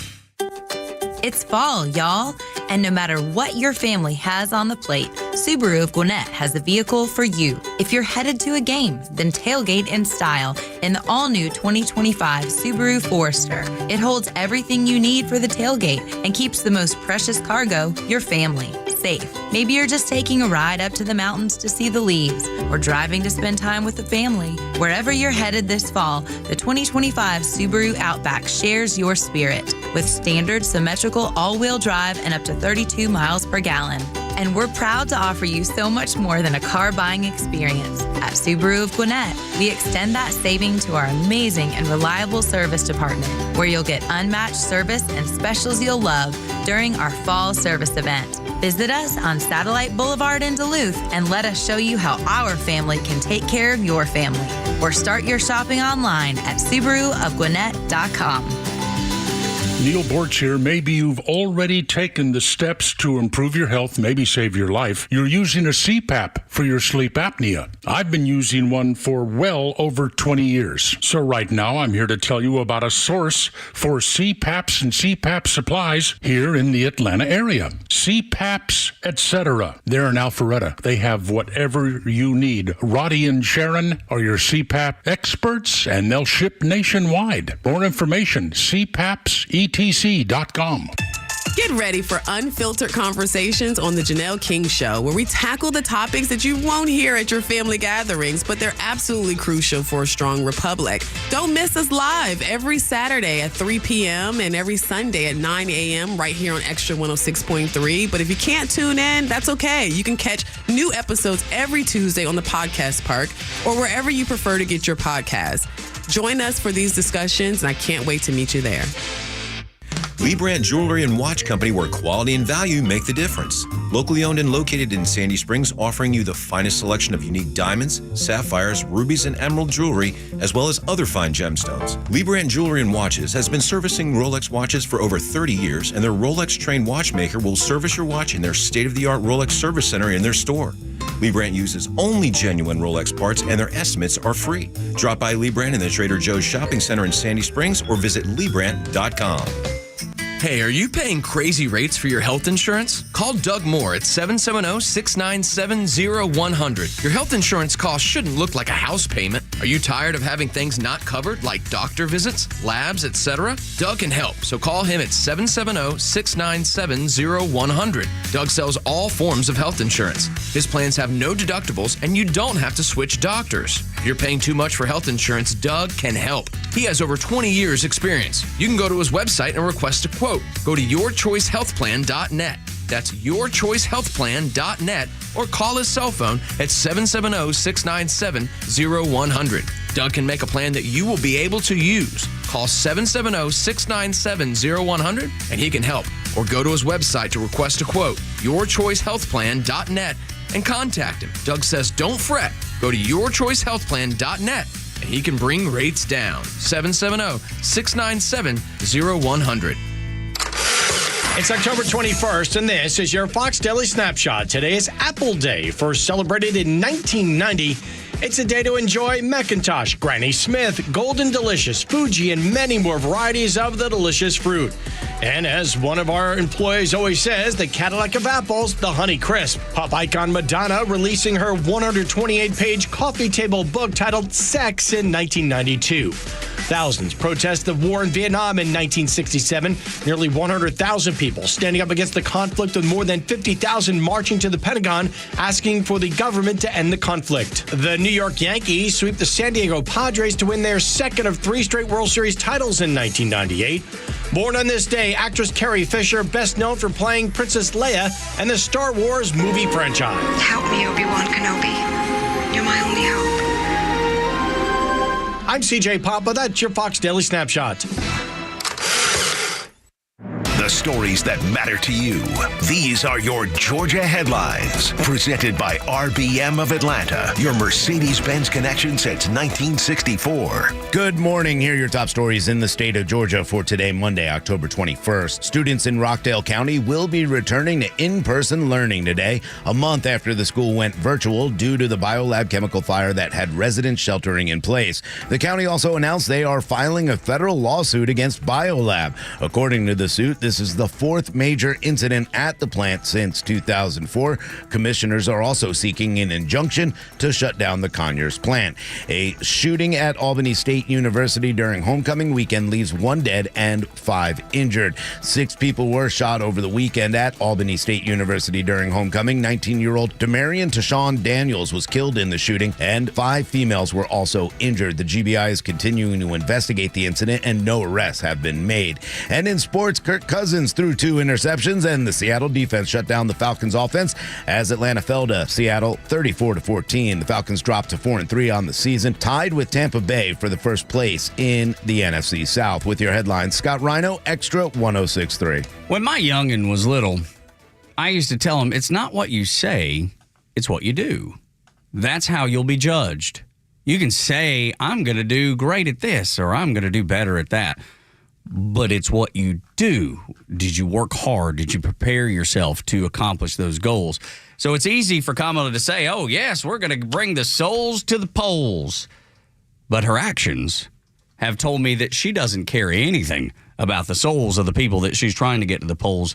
She was down in Stonecrest, and she was at, the New Birth Missionary Baptist Church. Our country, quote, she says, our country is at a crossroads, and where we go from here is up to Americans and people of faith. Which I agree with that. And I think that's why there's some concern that 41 million, some people say even 50 million believers, Christians, aren't going to vote. But I find it incredibly hypocritical that Kamala Harris decided to go to churches here in Atlanta on Sunday when it was just not a long time before when someone was shouting out that Christ is King at her rally, and she says, "You're at the wrong rally." Interesting that those two are juxtaposed against each other, y'all. The fact that she is telling people, "I need your vote. Let's, quote, unquote, save America," I guess from her, because she's in charge right now. But I guess I don't find it to be ironic at all that she's doing this. She despises people of faith and will despise them as soon as they cast their vote for them again. She despises men, too, because the one thing I saw, because I watched a lot of video, and, they did a great job making it look, loving and caring. But you know what I missed? All the black men in the audience. I didn't see them. I saw her surrounded by women. And they made it like a breast cancer awareness and all that. And it almost seems like they did that because they didn't want the lack of men to show in the audience. Yeah. But the reality of it is this. She insulted them in that way. You had Gretchen Whitmer, who put out, feeding like a communion, a Dorito, and mocking religion. That's all they've done is mock religion to this point. So for her to go into a church, she felt safe in that area because she missed out on going to the Al Smith dinner. She flips out on her campaign manager, starts screaming and yelling that might have lost her the election, allegedly. I've read a lot of reports on that, so I'm waiting to see. Yeah, that's what's being said. But I think it goes to show that she does not like the idea of any kind of religion at this point. You're talking about someone right now that when you just go through the polling numbers, she obviously has an issue when it comes to black men. She has an issue of men across the board. But then what also happens is married women who poll significantly different than she does, that when it comes to like in favor of what she is talking about. This all feels like trying to get back to something she probably should have done 60, 90 days ago. If you want to talk about community, get in the churches. If you want to talk about what you're going to do for regular people, get in front of them at town halls. This is not a tactic that you go at it the last 2 weeks and try and basically try to turn around the Titanic right before the iceberg. It's not working, and it won't work. That's the thing. Turning around those big ships take a really, really long time. And not to be morbid, but when I was aboard USS South Carolina, we had a dude go overboard. And it took us a long time. Of course, everybody threw out the life ring. We tried, but it was excruciating because I was on watch as when it happened. And it was excruciating knowing that there's a person in the water, and it took us that long to turn an aircraft carrier around to get back to him. But think about it. Where we thought he was. Until 10 days ago, their entire plan was, let's keep her exposure down to a minimum. Let's do a couple friendly interviews here and there. And then we will artificially create these campaign stops that we will bust people into. In the last 10 days, it's now turned into, this is not working. Let's put her in front of adversarial media, and now let's try and get her in front of the regular people that she should have been courting 90 days ago.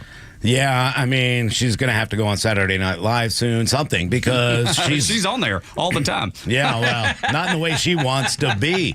But the reality is they are struggling to figure out a message at this point besides fear. And that was the one thing that when she went into the church, if I go into church, the last thing I'm going to do is sit and lie.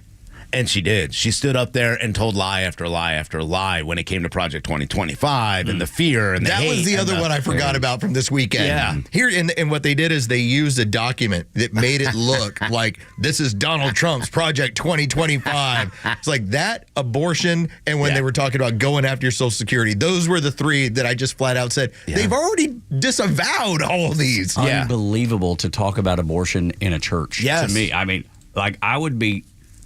I feel pretty certain the congregation where I go to church would get up and walk out if that's what you're talking about. And it's interesting you bring up the lie part because lying in church, man, goodness gracious. Are you trying to get a lightning bolt sent your way? I am not going in there if I have to tell lies. Woo, I wouldn't do it. But again, this was a staged event as much as anything else. It was brought in there. They brought in the women that they knew were going to, work and look good for her. They dressed it in pink to make it look this way. No different than McDonald's. No different than her at Sheetz and everybody else that does this. This is campaigning at its best. But the reality of it is she went into a church after everything else she did over the weekend and the amount of times she can't get the Jewish vote. She knows she's not going to get, the large portion of the union vote. The union votes, any of it. I mean, she has to pander to just women at this point because that's what this has become about. To them, abortion is the most important issue in the world. If the truth and the energy were on her side, we wouldn't have to see the campaign the way it's going. If that was the case. If she had the momentum, then she could go out on the trail and just talk about what her plans are. The problem ends up being nobody likes your plans. Right. Or you. Or know their or plans. You. The more I feel like I should be talking to myself as the Oracle of Atlanta, because when this started, I said the more she's going to talk, the worse it's going to be for her. And in an interesting way, it's almost been worse than Hillary Clinton, because we all had a baseline of who Hillary was. You knew she's pretty cutthroat, she's pretty mean, she kind of comes across as a curmudgeon, and we were sold was, oh, Kamala Harris, she's a friendly fighter. It's all good vibes. And then we get into it and you go, nah, I don't like her. Don't like her one bit. I mean, not me. Her supporters. Her supporters. Why are you on The View? Expect us not to Why like her. are you on Colbert? It's because your own supporters are sitting back saying, I don't like her, just like I didn't like her in 2020. You had to go to Howard Stern, who can't do politics, and you had to go there to try to get a message across, and I don't think you're going to win there either. But you thought, oh, maybe real men, because we don't have real men. We have a guy who we dress like Elmer Fudd every once in a while and throw him out there who waves his hands like Richard Simmons and runs around on stage. He's not relating, and in fact, I don't think he relates even in his own home state with the men in his state, and I think that's going to be a big problem for them. I think Wisconsin is going to be a big problem. It's close enough to kind of feel the same thing, like nobody really believes her, and that's where she's going to have problems. She only has to lose 3 states. It's Pennsylvania, North Carolina, and Georgia, and she's done. I don't think she wins Georgia unless, although I'm starting to get more and more skeptical about these Dominion voting machines and what we've been hearing going on, especially in Whitfield County. We'll talk to Marjorie Taylor Greene coming up too later this morning. She's been on this. That's her My district. hometown, where I was born and raised. It's scary to think of, but in reality, Trump won that thing by like 98%. Yeah. So anything less than that is But if he wins these wrong. 3 states, it's over, and she knows that. She's scrambling right now just to create fear, to create hate, because that's what they do is divide, and then goes into church and says, oh, we got to get rid of the candidate of fear and hate. Well, hopefully we will, and that'll be you. Go back to April, May, into June of 2023, when the polling data essentially had DeSantis and Trump tied. This is when the lawfare really picked up a notch, and it kicked everything into overdrive for Trump. That was very surprising to see how that played out. But at least when you talk about Ron DeSantis, he was polling at a level that was about 25 or 30% of the party. Consider that Kamala Harris has never had more than 1% when she has polled, when she was part of a primary. Not more than 1%. She dropped out previously because she couldn't get more than 1% of the polling. She never even made it to the initial primary. And this is the person that is going to somehow not just curry favor with independent voters, but will bring over upset Republicans and also unify the Democrats. She's never been able to do it because they don't like her. She's been part of the dismantling of the America you know and love. And she wants to put a final death nail in the coffin. There's no doubt. She's a deceiver. She's a socialist. And she wants you to worship at the altar of government. Sooner or later, all you have to do is give her or somebody like her your vote. RFK Jr. has enjoyed more primary success than Kamala Harris has. He got 18 to 20%. Yeah, Dean Phillips. I mean, I know you don't know who he is. Bernie. All of them have more primary votes than her, but I really truly believe that this is just kind of a litmus test of where they can go as a Democrat Party in 4 years. I think they already know they lost this race. Without cheating and everything else, they have no chance in actually winning this race, but I think it's a litmus test. Let her go. They know she's a problem. They know that her staff left. 90% turnover, that's not a good thing. Americans not liking her, not wanting to vote. You have to actually install her to get into the point where she is to campaign for presidency. I think they're saying, hey, how far left can we go? How far left will people start saying, whoa, that's too much for us, and let's reshape the Democrat Party based on what we poll at the actual polls when Election Day happens? I think they've found out the too far, and Kamala is too far. Maybe Joe Biden set her up with that too far. But this last presidency, he did. Yeah, this is all too far for the American people. Now, when it comes to voting, because I'm concerned about it like Rhino, and probably Los too, the Dominion voting systems make me nervous. The fact that people have been allowed to vote that are non-citizens, even though the Democrats just over and over and over, they assure me that, Rhino, that would never happen. No, it'll never happen. Yet all these rolls are filled with thousands. They act like there's like 3 people who got through and they were non-citizens who voted. No, we're seeing voter rolls with people who have actually voted, up to 2,000, 3,000 people in each little state or even counties that we're seeing that they voted. And gosh, we didn't know, it was a mistake. Yeah, that doesn't count. But that won't change the election. And now Republican Virginia Governor Glenn Youngkin is worried because the Department of Justice now filed lawsuit because they don't want him cleaning voter rolls up and getting non-citizens off voter rolls. I'm sure they're suing California too, right? Sure. For passing a law that you cannot verify someone's legal status to vote. Yeah, it's California is just fine not checking, making it, cementing it in law that you can't check. But Alabama or Virginia or states that those will be checking and have found those discrepancies, those are the ones that the DOJ is coming after. Well, it's always a concern when a state like Michigan says, well, we realize we have some inaccuracies, but we'll take care of them after the election. Yeah. What have I said this entire time? Before. You attack all of this stuff before. If you're concerned about illegals voting, you bring it up now. You bring it up in the 2 weeks leading up. You bring it up during this process. After the election, it's way too late. Night of, you see discrepancies, those attorneys have to be on this. When Laura Trump makes it a point, they got 500 attorneys ready to do this work, you better be aggressive with it if you start seeing it. And here's the funny part about it. The DOJ didn't come there in 2016, and that was when Tim Kaine, the Democrat governor, actually put this into effect, because it was an idea on his part that, hey, what ends up happening is these illegals go into the DMV and they get their IDs or a driver's license, and then they self-identify and say, hey, I'm a non-citizen, but I do want an ID and I do want my driver's license to be able to go and work. And then somehow they still end up on the voter rolls. So what Tim Kaine, the Democrat, said was, hey, we got to clean these out. We have to kind of purge a little bit in a way that we're not taking people off, and it's not really a purge. What it is we're finding out people who were accidentally put on and pulling them off. Accidentally. But as soon as the Republican governor takes control and does the same thing the Democrat did, now all of a sudden he's getting sued by the DOJ. If that doesn't talk about weaponization of government against Republicans, I don't know what else does. Well, I mean, clearly the Republican governor is racist. And bigoted. That's true. Yeah. Oh, it's so bad. Probably misogynistic. I would imagine. All of them. He's transphobic. Any ist or phobic that you want to add to any word, that's what they are. Whatever gets you to stop is what they're trying to do. Absolutely. Anything gets you to shut your mouth. 7 o'clock hour is brought to you by Van Sant Law. If you're in an accident, make the right call. VanSantLaw.com. When we come back, Bernie, as much as I disagree with him normally, keeps on telling the truth. Next on the Morning Extra on Extra 106.3.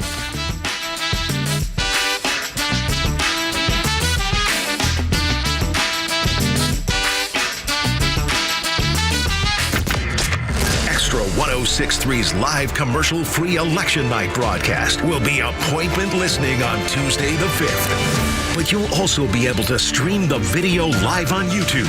Be here for the best election night conversation in Atlanta with live results and analysis from the conservative voices you know and trust. This is the ballgame. This is for all the marble. This is like, this is the country. Grab the Extra 106.3 app now and stream election night coverage across Atlanta. Good morning, Atlanta. It's Front Office Lowe's. Let's talk about Howard Brothers and steel, because let's face it, if you've been in your yard recently, especially if you got a lot of trees, the leaves are all falling. Let's see, I've now done it twice. I had 2 weeks ago, had to clean everything out with my steel blower. Had to do it again yesterday. That's just part of the season. That weather change, it's dropping those leaves all over your yard. So I encourage you to get over to Howard Brothers. They have the steel backpack blowers. They also have the handheld. So if you're looking for something just pretty residential, taking care of your home, they got that. If you're a professional, you need more power, they got that as well. You can, again, do those backpack blowers for the bigger jobs. And the cool part about it, you get it done faster so you can move on to the next job. Steel and Howard Brothers have you covered. Find your next steel product over at Howard Brothers. You can get with their friendly team. Let them know, here's the amount of area I'm trying to take care of. Hey, I'm just doing this recreationally. I'm just trying to make my yard look like the best in the neighborhood. They got product for that. Hey, I'm trying to take care of 5-10 properties. Hey, they got product for that too, all with that steel power and dependability. The grass is always greener when you take care of it with steel and with Howard Brothers. Tune into your new favorite show that's redefining the A to Z's of marketing, the Marketing Madmen. We'll take you behind the scenes of successful campaigns and reveal the strategies that win. We're not just talking about marketing, we're making it happen. From viral content creation to leveraging AI for customer engagement, our experts bring you to the cutting edge of industry. This is your playbook for market dominance. Tune in and transform your approach with actionable tips that could skyrocket your ROI. The Marketing Madmen every Saturday at 4 p.m. right here on Xtra 106.3. Have you thought about securing your hard-earned assets? Do you have concerns about the future? Protecting assets is crucial, and that's where Nelson Elder Care Law excels. As a family-owned and family-focused firm, we provide absolute assurance and peace of mind through our trademarked Absolute Protection Trust, tailored services in estate planning, probate administration, Medicaid crisis solutions, guardianship, and conservatorship. Our goal is to exceed your expectations and empower informed decisions. Visit NelsonElderCareLaw.com for asset protection and peace of mind. You may know that ATL Turf Co. has become a leader in artificial grass design and installation services, but you may not know that ATL Turf Co. is a large artificial grass distributor. We only sell U.S.-made, premium name brand turf at factory direct pricing below wholesale. And now we're open to the public with large inventories of lawn and landscape, putting green, athletic, and pet turf on sale. Plus, all remnants are on sale for only $1 per square foot, direct from Dalton to our warehouse in Kennesaw. Visit atlturfco.com to learn more. atlturfco.com. Okay, everybody excited about trying to figure out your new health care plan for the family. Raise your, never mind. I don't even have to finish. Hey, it's a Kimmer. How's it going? I know jack squat about the maze of health care plans. What's worth it? What about long-term care, stuff like that? But I know who does know, the health insurance doctor. Actually, I got a guy named Steven. He can work with you through the plans, including all that year-round open enrollment and $0 deductibles. How about no copay when you go see your doctor?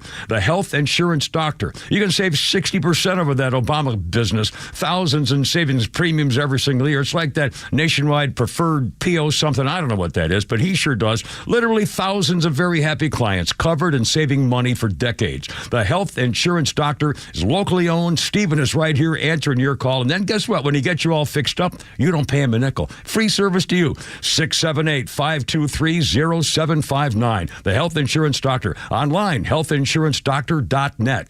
Healthinsurancedoctor.net. Wherever you are in Georgia, you can stream Xtra 106.3 and crystal clear digital with the all-new Xtra 106.3 app. Get Extra's live on-air stream in real time, or go back and listen to all your favorite shows, Neil Bortz, or original podcasts, no matter where you go. Grab the Xtra 106.3 app now and start streaming.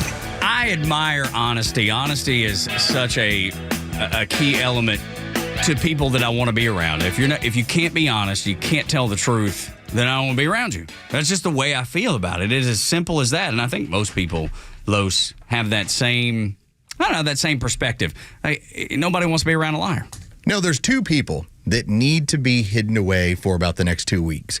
One is Bernie Sanders. Now, it runs contrarian to what I would typically say about him, because Bernie can actually motivate the base. Bernie can get the base rolling, and this is where I think Kamala Harris is obviously having some problems. There must be some internals that say that the base is an issue, because Bernie Sanders is going on the news networks, including CNN, and he's saying the things that Republicans and independents don't want to hear. Take a listen. So I know you know this, but in addition to the Green New Deal and Medicare for all, single payer health care, and ending fracking, in addition to those being positions that you hold, Vice President Harris used to be with you on all three of them and now is against you on all three of them. Is she making a mistake having reversed those positions? Look, Jake, I think what we're seeing is a coalition of people, more establishment Democrats and progressive Democrats and progressive independents. I'm the longest serving independent in American history. Come together with the goal of defeating a very dangerous candidate, and that is Donald Trump. In terms of Medicare for all, I personally believe that the current system is broken, dysfunctional. Its major goal is to make billions in profits for the drug companies and the insurance companies, and we end up spending twice as much per capita on health care as the people of any other country, while 87 million are uninsured or underinsured. I think it's a broken system.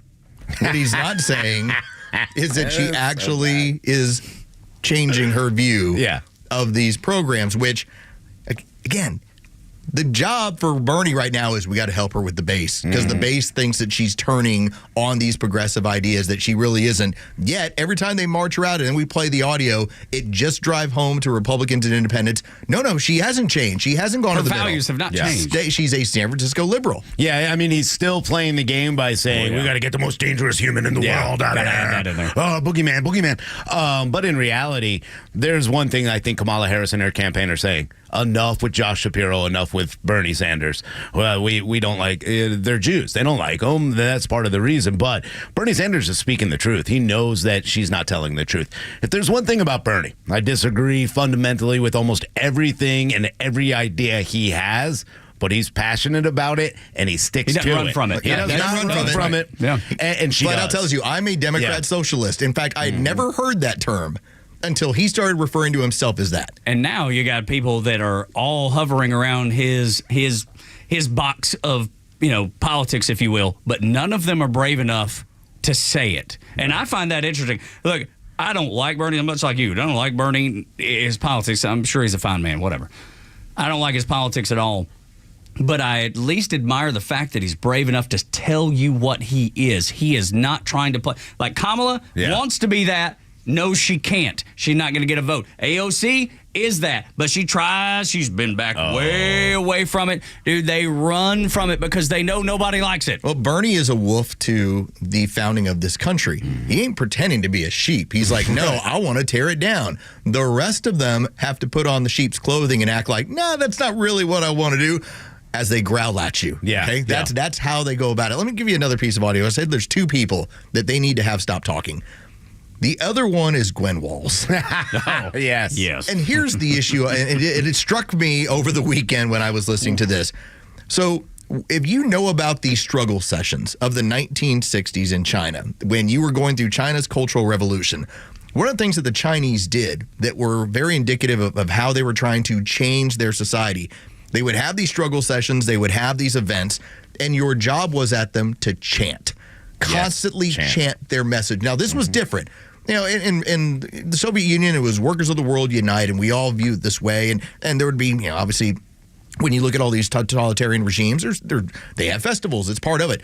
But the Chinese were the first to go chant. Everybody chant in this way. Remember, where did Tim Walz say he learned to govern in the way he did? China. Take a listen to Gwen Walz as the audio's a little bit weird, but listen how she's trying to get the chants going. Are you ready? Here we go. Mr. Trump and Mr. Vance, please mind your own business. I brought this up creepy. I brought this up, probably about 2 months ago when she was talking about turn the page, right? She continues to do this. This is her only campaigning thing. And now it's getting more Chinese-like and communist-like because I don't know. She is. She realizes, hey, I could get this cult to chant everything I want. Hopefully it'll catch on and more people and more of our cult will continue to do this. This is so cult-like, so communist-like, it's almost scary. I find it interesting. Well, just that Trump doesn't do anything like that. Like, he didn't have to. This is not like when you have reverberations and people start screaming about USA chants. Right. That's just kind of part of what we do. That's never changed. That's 4 more years. Pride. 4 more years. That's Any pride of in your country. those are just typical. Yeah. What she's trying to do is trying to use indoctrination chants. Yep. The whole idea of turn the page or, okay, this is what we're going to do. Mr. Trump and Mr. Vance. Yeah. This is when you hear. Think about all the crazies on college campuses, like their organized chants. Their organized chants is to show that we are all in solidarity mentally with this to the point where you're not allowed to break herd from this mindset. Again, Tim Walz is the one who said he learned to govern from some of the stuff he observed in China. Gwen figured out some of this stuff too. She was involved. So these are two people that I don't think you really want on the campaign trail on a regular basis any longer over the last 2 weeks. And Gwen Walz seems more like a Jill Biden to me now more than ever because she is trying to be a part of this. She's trying to control. She wants to be right there along with Tim Walz and make decisions and push her agenda as well. And it is scary. To me, that's one of the scariest things I continue to hear is every time she goes out and starts to do these. There's one of two things that are happening, there's two things that are happening. Number one, the indoctrination, like Carlos said. The other is talking down. I mean, that is, okay, guys, let's go. Like, we're in grade school. Chant after me. Right. This Not the is, same thing. but Kamala Harris has done the same thing when she speaks in her little circles, or she talks about, this is space and it's big and it's dark and the sun lights up. And these kind of talks to the people that are supposed to vote, I would be insulted. Personally, I would be insulted. You probably should be, man, because these people are absolutely nuts. And they want you to start chanting, too. I mean, if you're willing to chant 404-741-1230, because I want to know what it is. I'm hoping on November 6th, I'm going, nah, hey, I like that. Well, the idea of free will is that you're free to do whatever you choose to. Good, Biden. And the idea that they have ever, and this being the opposite side, referred to any sort of Trump support as some sort of cult, I continue to go back to the same thing. If I'm critical of Donald Trump, how am I in a cult? Right. Whereas you're never critical of your party leaders. And if you are, they will turn on you. You are not in the cult. Eric Adams, sir, they will turn on you like a pit viper and will do it publicly to make sure that nobody else does it. And because you always ask the question, Kamala Harris, what is your favorite policy that she offers? And now they're starting to, well, maybe I read her saying this. And so they might come up with something. And when you say, what is your biggest criticism of Kamala Harris? Nothing. You will not get one of them. Perfect. Perfect. Angelic almost. Yeah. Which really is a cultish behavior, because you know what?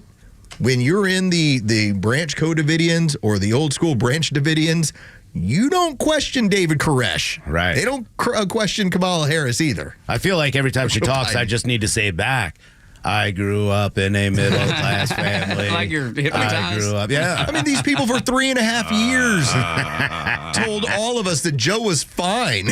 Joe is fine. But now going back to the whole, because we talked about it a little earlier, I don't know, maybe it was last hour, and the fact that that's the new campaign strategy is to say that Donald Trump's too old to govern. How do you do that?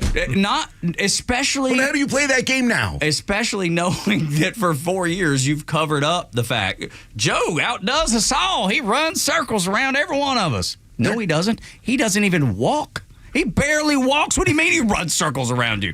Nobody's buying it. You want to talk about a Hail Mary? This may be the most. This is the Hail Mary that may backfire more than any other. Hold on. We had Joe Biden just freeze up and just start babbling through a debate. We say something like, oh, you're all wrong. It was just a bad night, just a bad few minutes. No, it was 90 minutes of just destruction. It's something that we've seen over. He forgot Scott Morrison's name, the Prime Minister of Australia, this, that, and the other. Like, no, you guys, that's misinformation. That's AI. That's AI. Trump goes out, is doing a rally. He stops because there's a medical emergency. They create this complete lie that he shuts down. They're copying. Again, they're like, hey, it worked for Trump. No, but that was reality with Biden. You're making this stuff up. Something to pay attention to over the final 2 weeks. And for some reason, this is just not working. Every time she laughs, every time she smiles, it's hurting her. So watch how many times where she's doing it, and it's almost out of being uncomfortable when she shouldn't be. Well, she went to the angry black woman thing, She's into that now, and that's where she's going, and a lot of people are like, look at her. Yeah, now she's angry. This is what we need. What happened to the joy? Yeah, the joy's the cackles. Gone. The joy's gone. It's gone. It's been gone. G-O-M-E, gone. Gone. Or like Buck Ballou on our sister station, The Fan. Gone. That drop that they play is so good. I don't even know where it's from or what it's about, but I hear it all the time. Steal it. And I love it. It makes me laugh really hard. When we come back after a Neil Bortz report and a Fox News update, the sleeper issue of this election. Tell you about it next.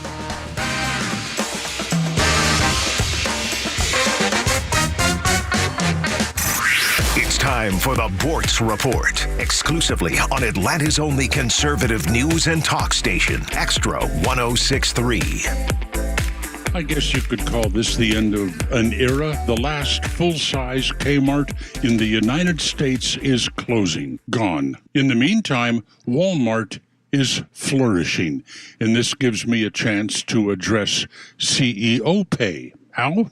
Well, why did Kmart fail? Why is Walmart so successful? Not to take anything away from the workers, but they're not the reason. The reason, management. The reason, leadership. The reason, CEOs. And your trusted pudding stick here actually put some study into this, trying to distract from the upcoming disaster of our presidential election. One basic thing, Kmart went to where the people already were. Walmart went to where the people were going to be. Kmart made bad errors in distribution, in the quality of the goods that they sold, in the pricing, in the marketing. Walmart did all of those things right. And where do you put the blame?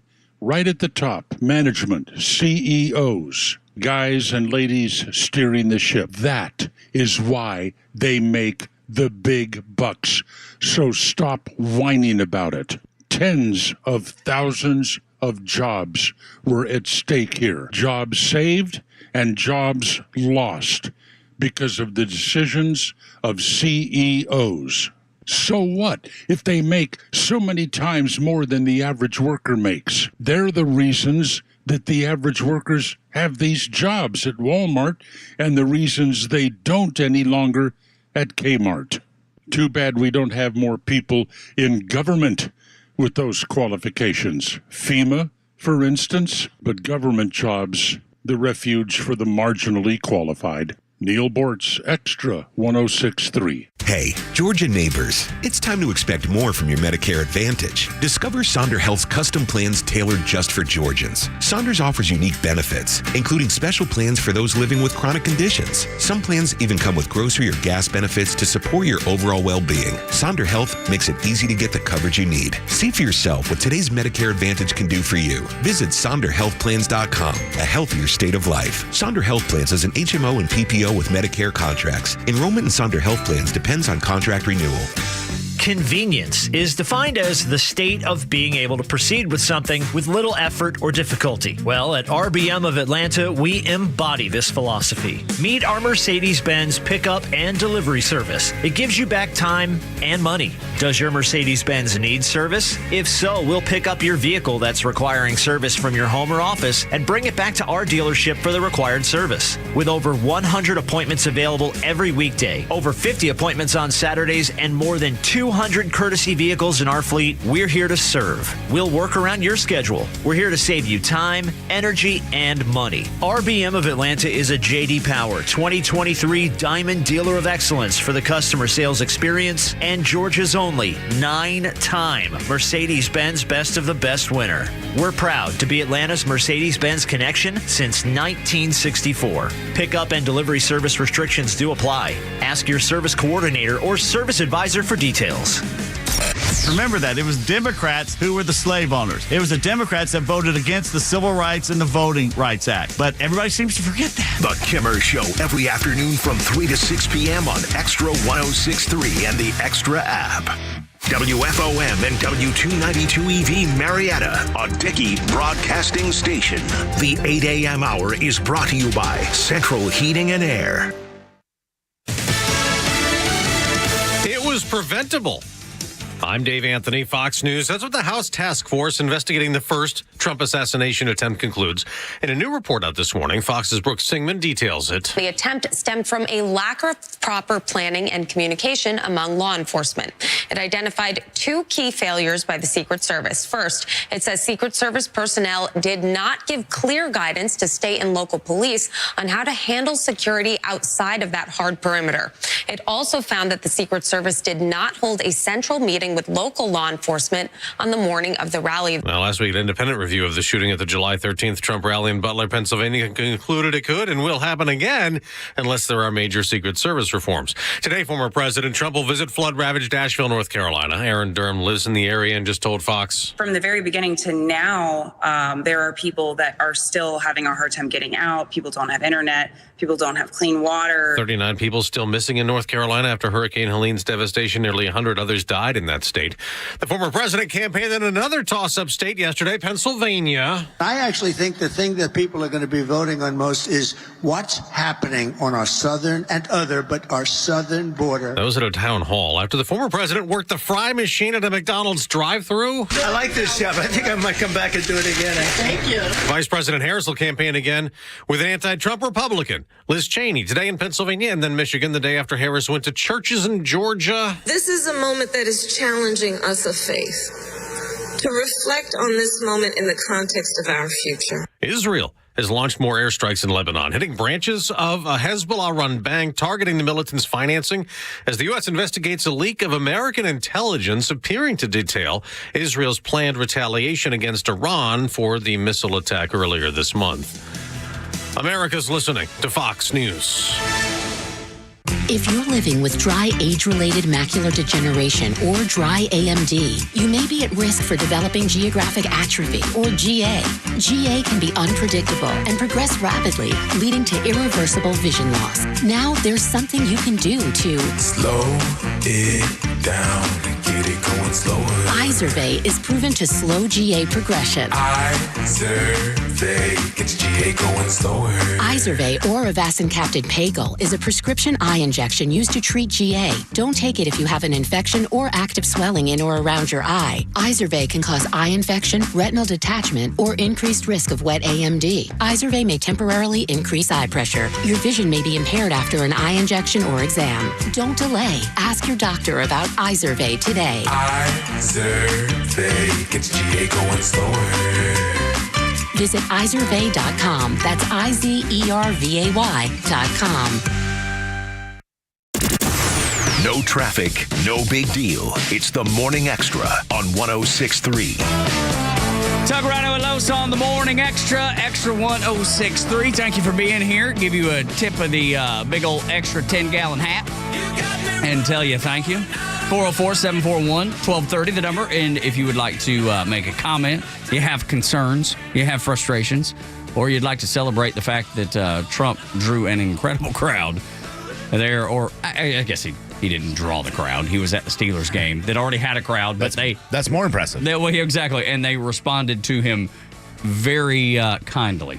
I mean, it's not like he got on a microphone and started talking. They just saw him and they went, they went, and that's a good thing for Pennsylvania. Pittsburgh, especially with the steel workers and everything going on there. The threat of banning fracking in Pennsylvania alone, I think, is a benefit to Donald Trump. And boy, did it show. We dodged such a bullet when she went with Tim Walz rather than Josh Shapiro. Yeah. Because of the nature of what's going on around the world, the idea of suddenly going with a Jewish vice president, she looked at as potentially dangerous versus going with Gene Simmons of the, of just like, here, let's go with this weird old dude, just kind of strange and out there, and all right, fine. Oh, and by the way, he has a weird history. We'll leave it at that. Connected to communism. Whereas Josh Shapiro enjoys as much as a 4% lead within his state versus any competitor. That is online or just a little bit below where Brian Kemp is here. That would have been the pick that we would have been worried about for that state. Are y'all convinced, though, because I'm not, even had she made the right choice, and Shapiro's clearly the right choice, I don't even think Shapiro could rescue what she's doing right now. I mean, it would have helped. I'm not saying it would have helped because it clearly would have. But I just don't know that even that rescues whatever this disaster is. I honestly believe he didn't want to be a part of it. It's possible. I really do believe that maybe he said, But remember, his communications department was the one that leaked out that he was going to be the pick. Yeah. And within 48 hours, it then shifted based on, to me, it was a trial balloon. That it was out there to see what the rest of the party was going to do and what Michigan was going to do. And within 48 hours, they were, nope, we got to go a different direction because he is going to help lose us Michigan. He would have helped you win Pennsylvania. He sure would have. I think Josh Shapiro would have been a great pick for them. Mark Kelly would have been another good pick, and maybe even a better pick than Shapiro. I don't know, but you need him in the swing state. Arizona is one of the ones that you don't need. You have to take Pennsylvania from Donald Trump, and I think not looking at Josh Shapiro was a huge mistake. But if I'm Josh Shapiro, I didn't want to be a part of this, and I think now he's like, whew, because he's still going to have a really good career. and hers is done. I wouldn't. And Walls Yeah. is probably on. He won't even be governor again. Dude, his is on life support. By the way, as of last month in the state of Pennsylvania, Josh Shapiro ended up polling higher than Harris, Trump, and Walls. So it And may yet, have helped. it would have may probably helped. Well, I mean, we know it would have helped, but I'm just not convinced that it could get her over this hump because she keeps shooting herself in the foot. She has no message. I don't know that even a really popular governor can help her. No, you know what it win. was? It needed their party because she's so liberal, so extreme, and so weird out there. They needed the balance of you just needed somebody, part of the party, but was not as fanatical as you, or at least couldn't be pushed as fanatical. As soon as they went with Tampon Tim within 24 hours and talked about his abortion record and what he had signed into law in Minnesota, I'm sorry, you went to the land of crazy. Minnesota gives us crazy and colorful. You didn't need that as part of your campaign. Yeah, I don't think you needed that as part of your campaign either. And look, the reality of it is this: she is a really bad candidate for this position, and her staff is horrible. And part of that comes from what she tried to do. They play such a DEI kind of idea and game that it's not just about different colors and everything else. It's about, hey, let's just get people who look a certain way with no content, with no merit whatsoever, and let them spin this. Basically, she's running her campaign with a bunch of Joe from Jersey girls from Twitter. I mean, that's what this campaign seems like. They pull her from the Al Smith dinner. Stupid idea, dumb idea, whether she wanted to be there or not, but they're so confused about, well, how many of this base will vote this way? How many of this? The problem is they've segregated their entire base into different groups because that's their divide and conquer idea. So now, well, I don't want to upset the trans, but I also don't want to upset the black males. I don't want to upset the black males, but I also don't want to accept the black females. I don't want the black females, but what about these guys? And they keep going from group to group, and they found themselves in a situation like, okay, so we can't talk about Israel. We can't talk about men. We can't talk about gay. Or at least in front of particular audiences, we have to really tailor our message because you're not it's going to win broken with up. a mixed message. With Trump, it's USA. That's it. What is best for the American people? That's it. And that's his candidacy. That's his message. That's his campaign strategy even. And you saw it when NBC, as Rhino brought up, cut away from the USA chants. But there's video that are all over social media about that. But not only that, Los, just all the Make America Great Again hats that were in Pittsburgh in the stadium. Throwing them out. Yeah, and there wasn't any Walsh and Kamala hats, those camouflage hats, which you would think would be a perfect fit, but they're none there. This is a tremendous opportunity. And blame Barack Obama for not only being such a great tactician as a politician, which, again, I can't stand the dude and I don't like his policies, but I recognize that was a talented politician. Oh, yeah. What he did is they moved away from the working class. They made it a point that they were leaving behind white working class, and they ended up leaving behind the entirety of the working class for a coalition of victim groups. Which one do you identify with? Are you a gay victim? Are you a black victim? Are you a brown victim? Whatever it was a coalition of these groups. He was so good, he managed to all keep them together no matter which one he was siding with.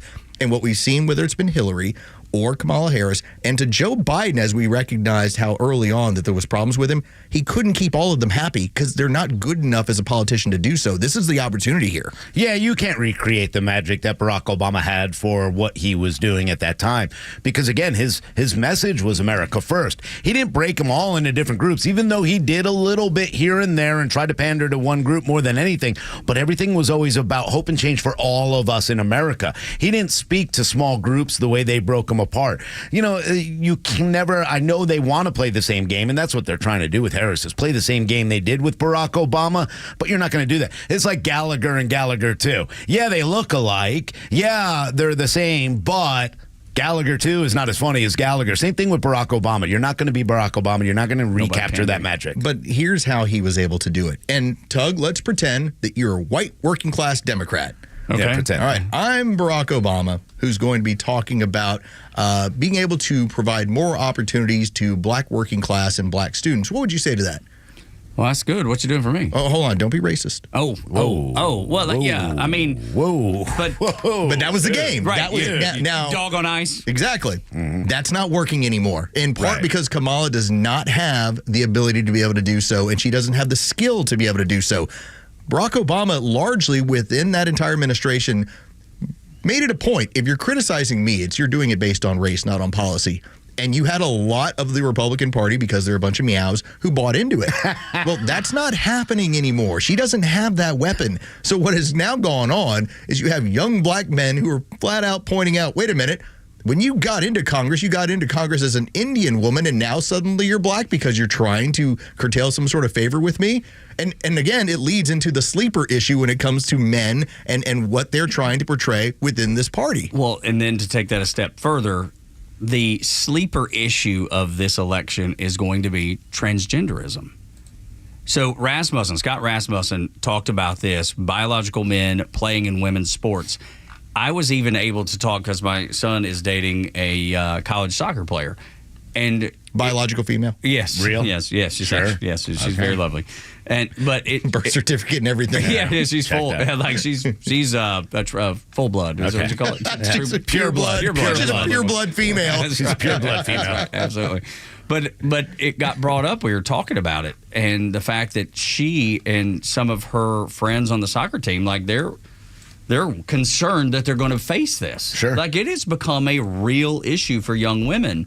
And if you recall, back last week when Trump was incoming, and we don't have to play the whole clip because it's a little bit long, but there was a lady named Linda from Milton, Georgia, and she talked about her kids and her grandkids and her great-grandkids. And when asked about what are your concerns, that was one of them. How many of you are worried about biological men and boys competing against women and girls in sports? Just show me. That's almost that is the entire room. And I know you have a question. I do. By the way, excuse me, it's so crazy. Which your is question, exactly your what the name and your girlfriend's hometown. My name is Linda, and I'm from Milton, Georgia, but originally Brooklyn, New York. I'd get that in there. My question is, how do you plan on addressing the transgender issue in women's sports? I have 9 grandchildren, 6 of them female, all playing sports, and we are very concerned for their safety, not just on the field and the courts, but in their locker rooms as well. And you know where Trump stands on that, so we don't got to listen to his whole answer. But the fact that the woman audience. brought it, well, The that audience. too. The Right. women in the audience And it was cheering an and screaming after it. Female because audience. he said we're going to stop it. And you know what? I do believe this is one of those sleeper issues. Quietly, it is going to affect a lot. When I talked about being at the Atlanta rally and seeing the frat boys, let's remember who's been standing up for girls, who's been walking out, are boys. Boys are walking out trying to protect girls because they don't feel like Kamala Harris and the Democrats are going to protect women, their sisters, their mothers, or anyone. And I think it is a huge issue at this point. I can talk about finances. I can talk about inflation. I can talk about the direction of the job market and the economy. None of that is going to move my wife from voting Democrat. This one issue has her pondering. I see the look on her face whenever the idea of having opportunities taken away from young female athletes, because she was one and she has 2 in the House, and the idea that her party does not believe that there is a difference in men and women, and that a man who chooses to identify as female should compete against her daughters. That part really bothers her into a level of crazy. And so she'll vote against the House in every other way. It could be more taxes. It could be letting the federal government target us to get more money. This is the one issue when it comes to women, especially mothers and grandmothers, that say no. I want you to kind of Gwen Walls this, Carlos. What I want you to do is every time your wife leaves, she was a volleyball player, and she's starting to walk out the door, I want you to just spike a volleyball into her like butt. Not like her head or face. I don't want you really hurting her. But and then when she turns around and go, what's that for? And be like, that's for what you're voting for. That's what you're voting for. You don't like a man hitting you with a volleyball? Well, then you better vote the other way. We saw a video over the weekend. This was once again the San Jose State player who had just drilled another girl in the face. Dude that guy got leaps, though, man. That guy got up big time. Imagine that. The dude on the court. And by the way, for dude players, that is a pretty mediocre dude player. Well, yeah. But look what it looks like against women. Of course. Where the velocity and the height and everything is so much bigger. And it was funny because Jacob was talking about that. He said, he was like, man, that dude is powerful. And I was like, well, wait a minute. Put him in with dudes. Not compared to dudes. Not at all. And you could see the wheels turn. He's like, yeah. I could show you male players and pull that up on YouTube. You could watch, let's say, Stanford and their team play, and you would recognize that guy can't compete against them. That's exactly right, which is the whole point. And that's why I think this is going to be such a much larger issue. Oh, I hope so. No one is even entertaining the fact that and And I knew it, and because we've talked about it so much, and then with Lowe's having girls, I knew it because it just doesn't make sense. But it wasn't until, the last few weeks where I would go, oh, wait. Everybody knows it. It ain't just us. No, it's got to be very confusing for some people on the left because I think I think you're going to see a lot more people kind of sit back and maybe not vote because of this issue too. They won't speak about it. They're afraid to. They've seen other people get vilified for it, but I think eventually it will because it's starting to creep in. Look, the Victoria's Secrets, they always have their big fashion show. Two dudes. Yeah, they have two dudes on it. This is the same group of women, by the way, who are like, we need to shut down these Victoria. It's making women and they're objectifying women. Right. Now you have men objectifying as women. Like, it's so weird, and you're okay with it all of a sudden. You are going down the wrong path with this. Our daughters, our sisters, our mothers, all of us getting, watching as this stuff happens and continues to happen. I think it is going to be a huge issue, and I think a lot of Democrats might sit out because of it. Wall Street Journal says this issue specifically divides Democrats and unites Republicans, no different than abortion does on the other side. In 40 years' time, when we look back, this is my opinion, this is going to be one of the most barbaric issues when people go back and read this and talk about this, and they're going to be like, hang on, we were mutilating children? Yes. We were allowing men to compete against women. These are biological men, bigger, faster, stronger, compete against women. And no one in the NCAA, not the president at Georgia Tech, nobody said a damn word. In boxing. And fighting. For sure. In other, this isn't just badminton. This isn't like a little fun sport. This isn't cornhole. I mean, these are physical sports that these women are getting hurt in. And not only that, in their locker rooms, in our high school girl locker rooms, they're okay. You can talk about the last 150 years. You can bring up civil rights movement, and you're saying, wait a minute, we actually considered Americans who were both legal Americans after the Civil War. This is how we treated them. You can talk about the Japanese internment camps. Absolutely. You actually took Americans and you stuffed them into places because you were concerned about whether or not they'd be loyal to our enemy during World War II, even though they were Americans.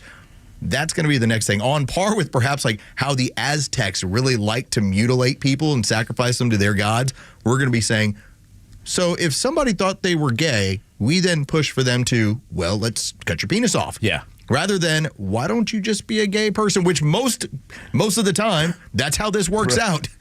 I mean, it's fine. Look, you are celebrating men who get their hair pink, even though they're bald, but they still have two pigtails, and sing with their makeup looking like the Joker that I'm a little girl, 9 years old. This is what it is. The weirdest, most scary.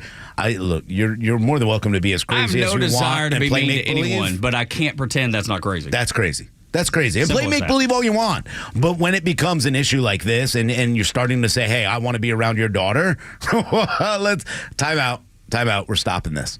Morning Xtra at Extra 106.3, 8 o'clock hours brought to you by Central Heating and Air Conditioning, your Atlanta carrier experts.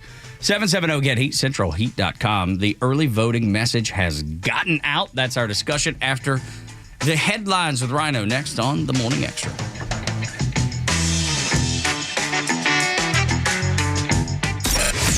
Mike, the engineer, says based on the yard signs he's seeing, Kamala will finish third behind Donald Trump in garage sale. I hope. The Kimmer Show every afternoon from 3 to 6 p.m. on Extra 106.3 and the Extra app. Hi, this is Ben. And I'm Walt from Horizon Background Screening. I would say anyone who's working in any industry could use our services. A couple of the clients that people tend to not even think about are churches, volunteer organizations. We do a lot of background checks for referee associations. Anybody who's going to be around kids or older adults or anybody vulnerable, you really need to do a background check that includes a criminal history, a sex offender registry search, and anything else that's really relevant to your organization, just to make sure that the people who you're putting in touch with, kids and other vulnerable people, are who you think they are and that you're not putting your clientele at risk. So we're going to help you reduce your risk. We're going to help you hire the right person on the front end so that you don't spend all this time with training and all those kind of things and then realize that wasn't a good hire. The best way for people to find us is on our website. A quick Google search of Horizon Background Screening, or look at us at horizonscreening.com. As an official community partner of the Atlanta Braves and the Atlanta Braves Foundation, the Warrior Alliance connects warriors and their families to free services such as health and wellness, housing, employment, education, legal services, and so much more. We need your financial support to increase our impact and change thousands of lives for those who served in the U.S. Armed Forces. It takes more than just thank you for your service. Make a donation to help warriors navigate to success after service. Go to thewarrioralliance.org/donate and make a difference today. I enjoy a good night's sleep, and I like to breathe while I'm sleeping. My wife appreciates that, too. That's why I wear a CPAP. You want the right machine. You want expert advice. You want all the supplies that go with it. You get it all at CPAPs, etc. in Alpharetta. Machines, masks, tubing, filters, cleaning supplies, all of it, and they ship nationwide. Walk-ins, by the way, are welcome. CPAPs, etc. Alpharetta, CPAPSETC.com. If you notice any cracks in your foundation, they are not going to go away. They need to be addressed as soon as possible to reduce additional costs that come with repair. Ramjack is the best company in the industry for repairing your foundation. We have the highest quality products in the nation. So, if you are experiencing foundation problems, please contact us at ramjack.com/Atlanta or call us at 770-502-8881. That's 770-502-8881. Hey, are you paying crazy rates for your health insurance? Call Doug Moore at 770-697-0100. Your health insurance cost shouldn't look like a house payment. Are you tired of having things not covered, like doctor visits, labs, etc.? Doug can help, so call him at 770-697-0100. Doug sells all forms of health insurance. His plans have no deductibles, and you don't have to switch doctors. If you're paying too much for health insurance, Doug can help. He has over 20 years experience. You can go to his website and request a quote. Go to yourchoicehealthplan.net. That's yourchoicehealthplan.net, or call his cell phone at 770-697-0100. Doug can make a plan that you will be able to use. Call 770-697-0100 and he can help. Or go to his website to request a quote, yourchoicehealthplan.net, and contact him. Doug says don't fret. Go to yourchoicehealthplan.net and he can bring rates down. 770-697-0100. What's up, Atlanta? It's Ben Burnett, host of the Weekend Ben Burnett Show. Each and every weekend, right here on Xtra 106.3, we unpack all the week's events. We talk about all the issues with a local Atlanta-based flavor. You can catch me each and every weekend, Saturdays at 2 and Sundays at noon. If you ever miss an episode, you can go to the podcast park or wherever you download all of your content, and I'll be right there. Thanks for listening to the Ben Burnett Show, proudly brought to you by Butler Snow. As the longest continually operating franchise in Major League Baseball, the Atlanta Braves have plenty of history to share with fans. Tours of Truist Park are offered year-round, and take guests behind the scenes to areas normally off limits during games. With artifacts and exhibits distributed throughout the ballpark, it's a definite must for any Braves or baseball fan. Visit Braves.com/tours to purchase your tickets today. And did you know that along with exclusive tours around the ballpark, you can also host a private event at Truist Park? Corporate meetings, trade shows, team building events, holiday parties, rehearsal dinners, you name it. Truist Park can host it. Their dedicated staff is sure to bring your vision to life. Whether you're looking for a large space or something more intimate for your next event, there's a venue to accommodate your needs. Visit Braves.com/events to see more details. Atlanta Braves Baseball. We are Braves Country. The stories that matter to you. These are your Georgia headlines. Presented by RBM of Atlanta, your Mercedes-Benz connection since 1964. Good morning. Here are your top stories in the state of Georgia for today, Monday, October 21st. Students in Rockdale County will be returning to in-person learning today, a month after the school went virtual due to the biolab chemical fire that had residents sheltering in place. The county also announced they are filing a federal lawsuit against biolab. According to the suit, This is the fourth major incident at the plant since 2004. Commissioners are also seeking an injunction to shut down the Conyers plant. A shooting at Albany State University during homecoming weekend leaves 1 dead and 5 injured. 6 people were shot over the weekend at Albany State University during homecoming. 19-year-old Demarion Tashawn Daniels was killed in the shooting, and 5 females were also injured. The GBI is continuing to investigate the incident, and no arrests have been made. And in sports, Kirk Cousins threw 2 interceptions, and the Seattle defense shut down the Falcons offense as Atlanta fell to Seattle 34-14. The Falcons dropped to 4-3 on the season, tied with Tampa Bay for the first place in the NFC South. With your headlines, Scott Rhino, Extra 106.3. 8 o'clock hour brought to you by Central Heating and Air Conditioning, your Atlanta Carrier experts. 770-GET-HEAT, centralheat.com for a new Carrier system, maintenance agreement, or repairs to any HVAC unit you have in your house. Doesn't even matter the brand. They can work on them all. So my dear friends, when we were getting home last night from Charleston, they said, man, we all popped out to the library. We got in and out in less than 15 minutes. Early voting and getting it done right away. Early voting has taken off in Georgia. My wife is going to try to do that either today or tomorrow. I plan to do it today or tomorrow, and I know that Rhino and Los have both already early voted. So this in Georgia is a new phenomenon for sure, but the message Los has got now for sure. It's showing up all around the country, and ABC News was able to take a look at this yesterday morning, and it has them panicked. Because what we've seen in recent cycles, you will have about 40% of Democrats that'll early vote. They'll bank their vote, and then the Republicans then show up day of. And so if you want to play games with elections, like in the state of Arizona, what you do is you create voting issues on day of election. You make people wait for hours, and eventually some of them will decide, F this. Or I don't have time. I got to get to work. I don't have time for this. Yeah. So I want you to take a listen. This is now not just the state of Georgia, but this is across the country where, and here's the fun tracking of it. You have Republican counties where they know 60, 70% of the voters are Republican. Those are the ones that are turning out massively for early voting. Based on the likely partisanship of the voters that we've seen so far, we're seeing more Republicans as a share of the electorate than Democrats. Take a look at that. 4 years ago, less than a third, only 32% of people that had voted so far were Republicans. That's up 6 points so far this cycle. Now, that could be a sign of enthusiasm among Republicans. It could be because Donald Trump is sometimes at least supporting early voting. And it may be that these are voters they're going to vote anyway on Election Day. But the bottom line is that people are voting and they're enthusiastic about this race. In Pennsylvania, we've seen Republicans so far ahead of the 2020 pace. Again, Democrats are still a larger share of early voters, but there are more Republicans in just about all of the states we've seen significant votes so far. We saw this with our friend Sean Still, friend of the show now, state senator, where he has some of the numbers that they get on a regular basis from the Republicans within the county. And the amount of people that have voted early in the county, and significant amounts are Republican, it's showing up across the country that Republicans are not just waiting until Election Day. They're banking votes early and often. Yeah, and, Fair Fight, who is one of Stacey Abrams' political action committees, they put out, and they're scared. They're scared, and that's what's happening here.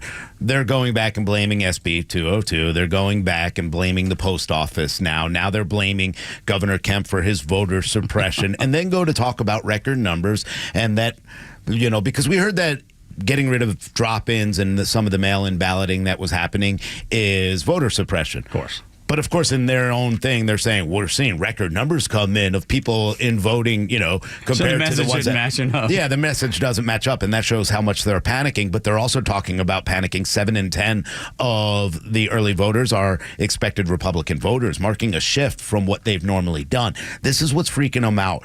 They now go into, this is a close race, don't stop.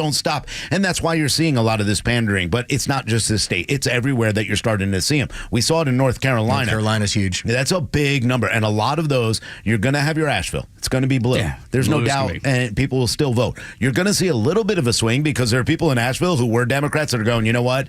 I like this lifestyle that we have. I like all that. But what they're not doing for us overweighs what you're trying to tell me that was happening. So I think you're going to see a number. But everywhere else in North Carolina, Democrats are worried. I think to your point about the Democrats voting and some of them voting for Republicans is the fact that our national debt, we're spending more on our interest on the national debt lows than we are our entire Department of Defense. Yeah. I think people are awakening to that, or woke up, depending on how you want to put it. But that's the thing I think Donald Trump's got to be really, really mindful of, because his spending, and when he talks about all the cuts that he's going to make, and these people aren't paying taxes, and those people aren't paying taxes, some of those things to me at least perk up my ears and go, well, you're doing nothing but inflating the deficit even more and more and more. So he's got to be really careful with that. This is where I believe David Axelrod had it wrong. And I think all this cycles back to government spending and where it's at. When David Axelrod talked about the fortunate turn of events for Democrats, where look at this Western Carolina area and it's been devastated, and so our people will still find a way to vote. Theirs are going to have trouble.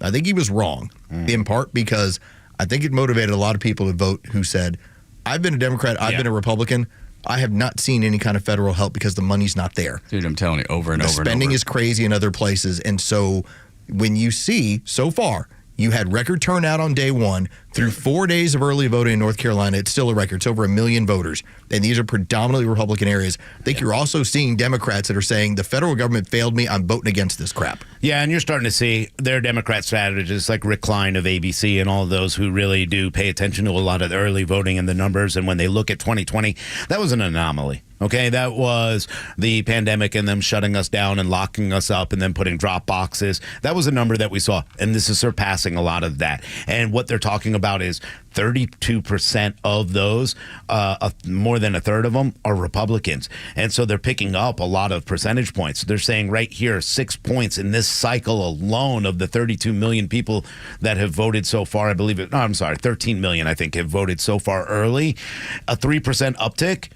That's a big fear for Democrats, because remember, here in the state of Atlanta, or state of Georgia, we're seeing numbers here, Republican turnout 7 and 10. Think about how much bigger that number is when Trump only needed 12,000 votes. People are coming out and making sure they vote this time. I'm seeing it among people of faith, too. That's another group of people that I wish were more engaged with the political process, and just I don't care if they're I say the political process. I don't want to mess that up. I don't care about the politics of it, meaning the election process. That's what I want to see more and more faithful people doing.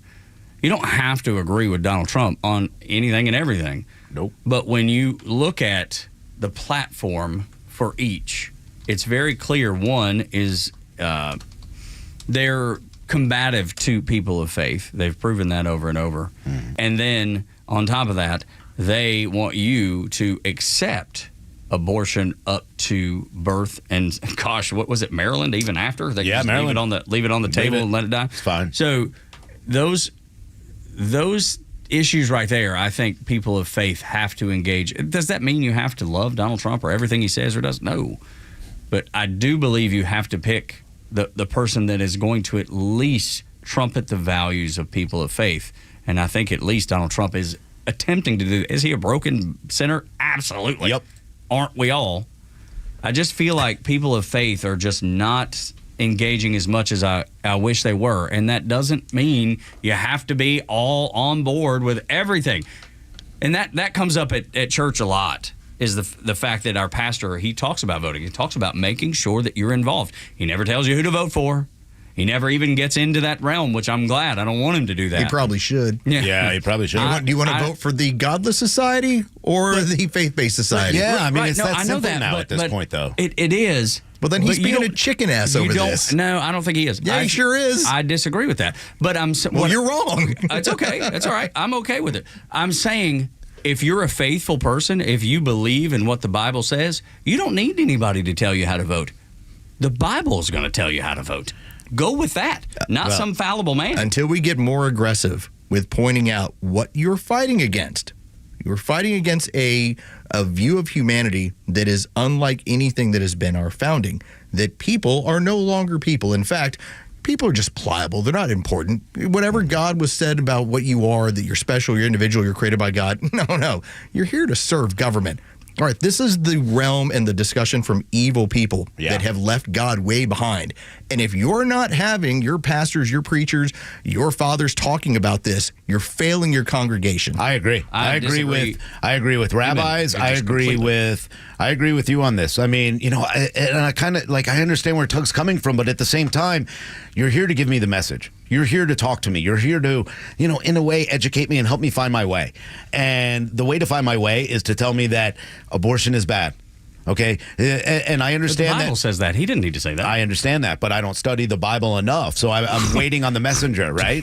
I'm waiting on the messenger. Thou shalt not kill is pretty high up on the list. Well, no, I understand that, but you can't miss it. But then why do we have churches that accept Kamala Harris? Why do we have churches? Because they're doing the message. Wrong thing. Well, yes, absolutely. And so I want the people who are doing the right thing to continue to spread the right thing and say, don't look what they're doing here. Do not get trapped in that. That is demonic. The ideas that they're putting there. Because I'm right now, for somebody who doesn't want wars and who didn't have them, I have someone who says, I don't want babies to be killed, but I also understand the Constitution, what we're doing. So we're returning to the states. That's love. I understand that.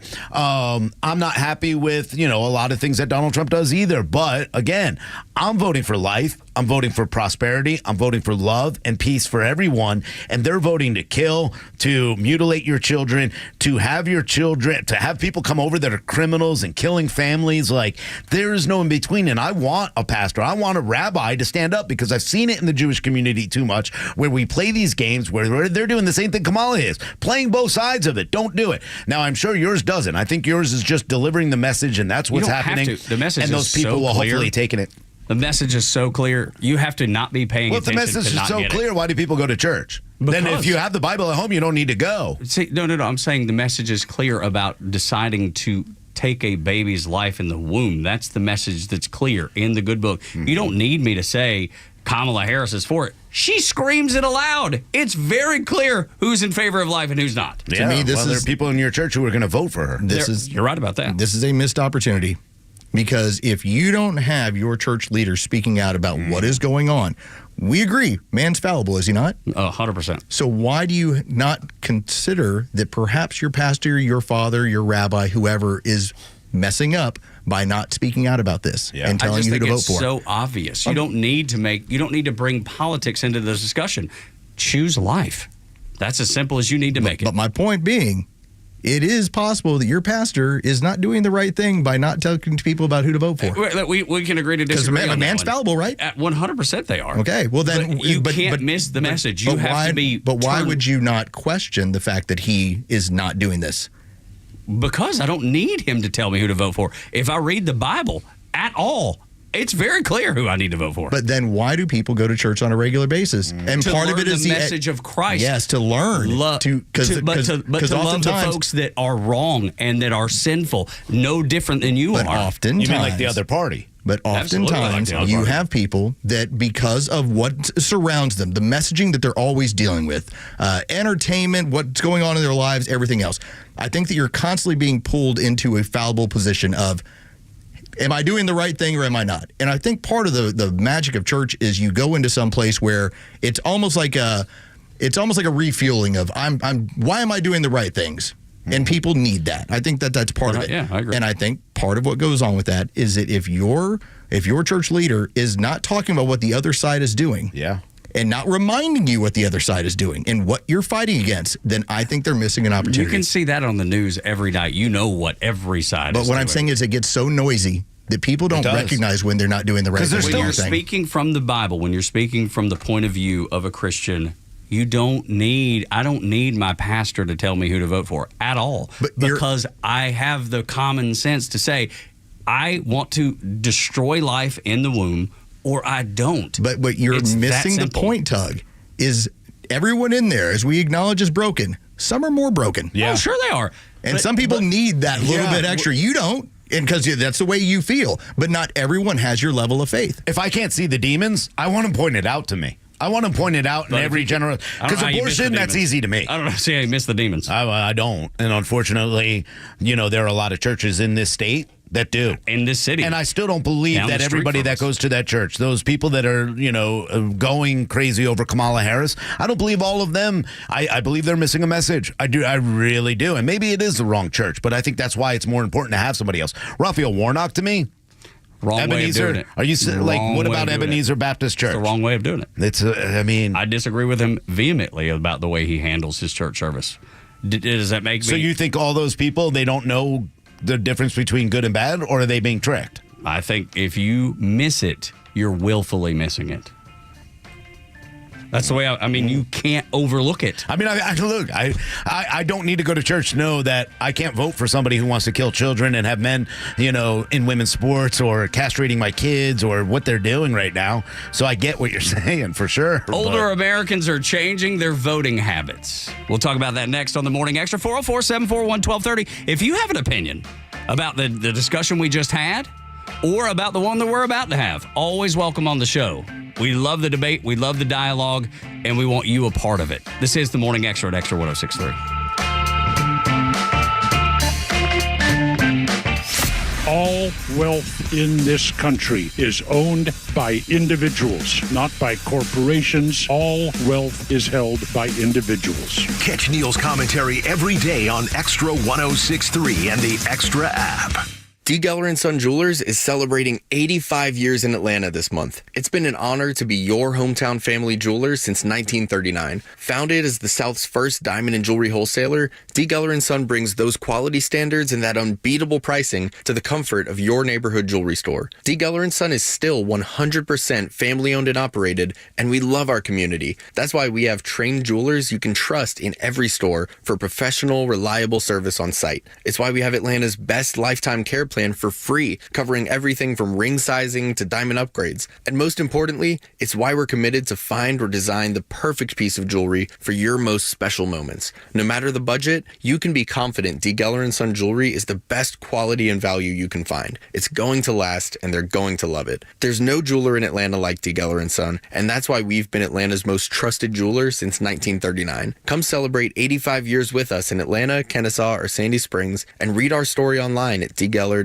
You know the old expression, I love it when a plan comes together? Well, with our First Liberty Notes, this has been so true. Hello, I'm Brant Frost, founder of First Liberty Building and Loan. You hear about our family's company all the time right here on the station. For over 30 years, we've been the local lender who said yes when the big banks say no. A couple of months ago, we opened up our First Liberty Notes program to Main Street investors just like you, and the response has been just incredible. Folks from airline pilots to physicians to even pastors are now earning 8 to 13% interest rates while helping to fuel the growth of local small businesses. If you're a qualified investor with a minimum of $25,000, you too could be earning 8 to 13% interest. We'd love to have you join our First Liberty family today. Go to firstlibertyga.com and see if our First Liberty Notes are right for you. Go to firstlibertyga.com. That's firstlibertyga.com. First Liberty Notes are not obligations of or guaranteed by any financial institution and are not secured by any collateral. They are not FDIC insured or guaranteed by any government agency. You could lose money. SEC accredited investor status must be verified. Securities not offered in any jurisdiction in which it is unlawful.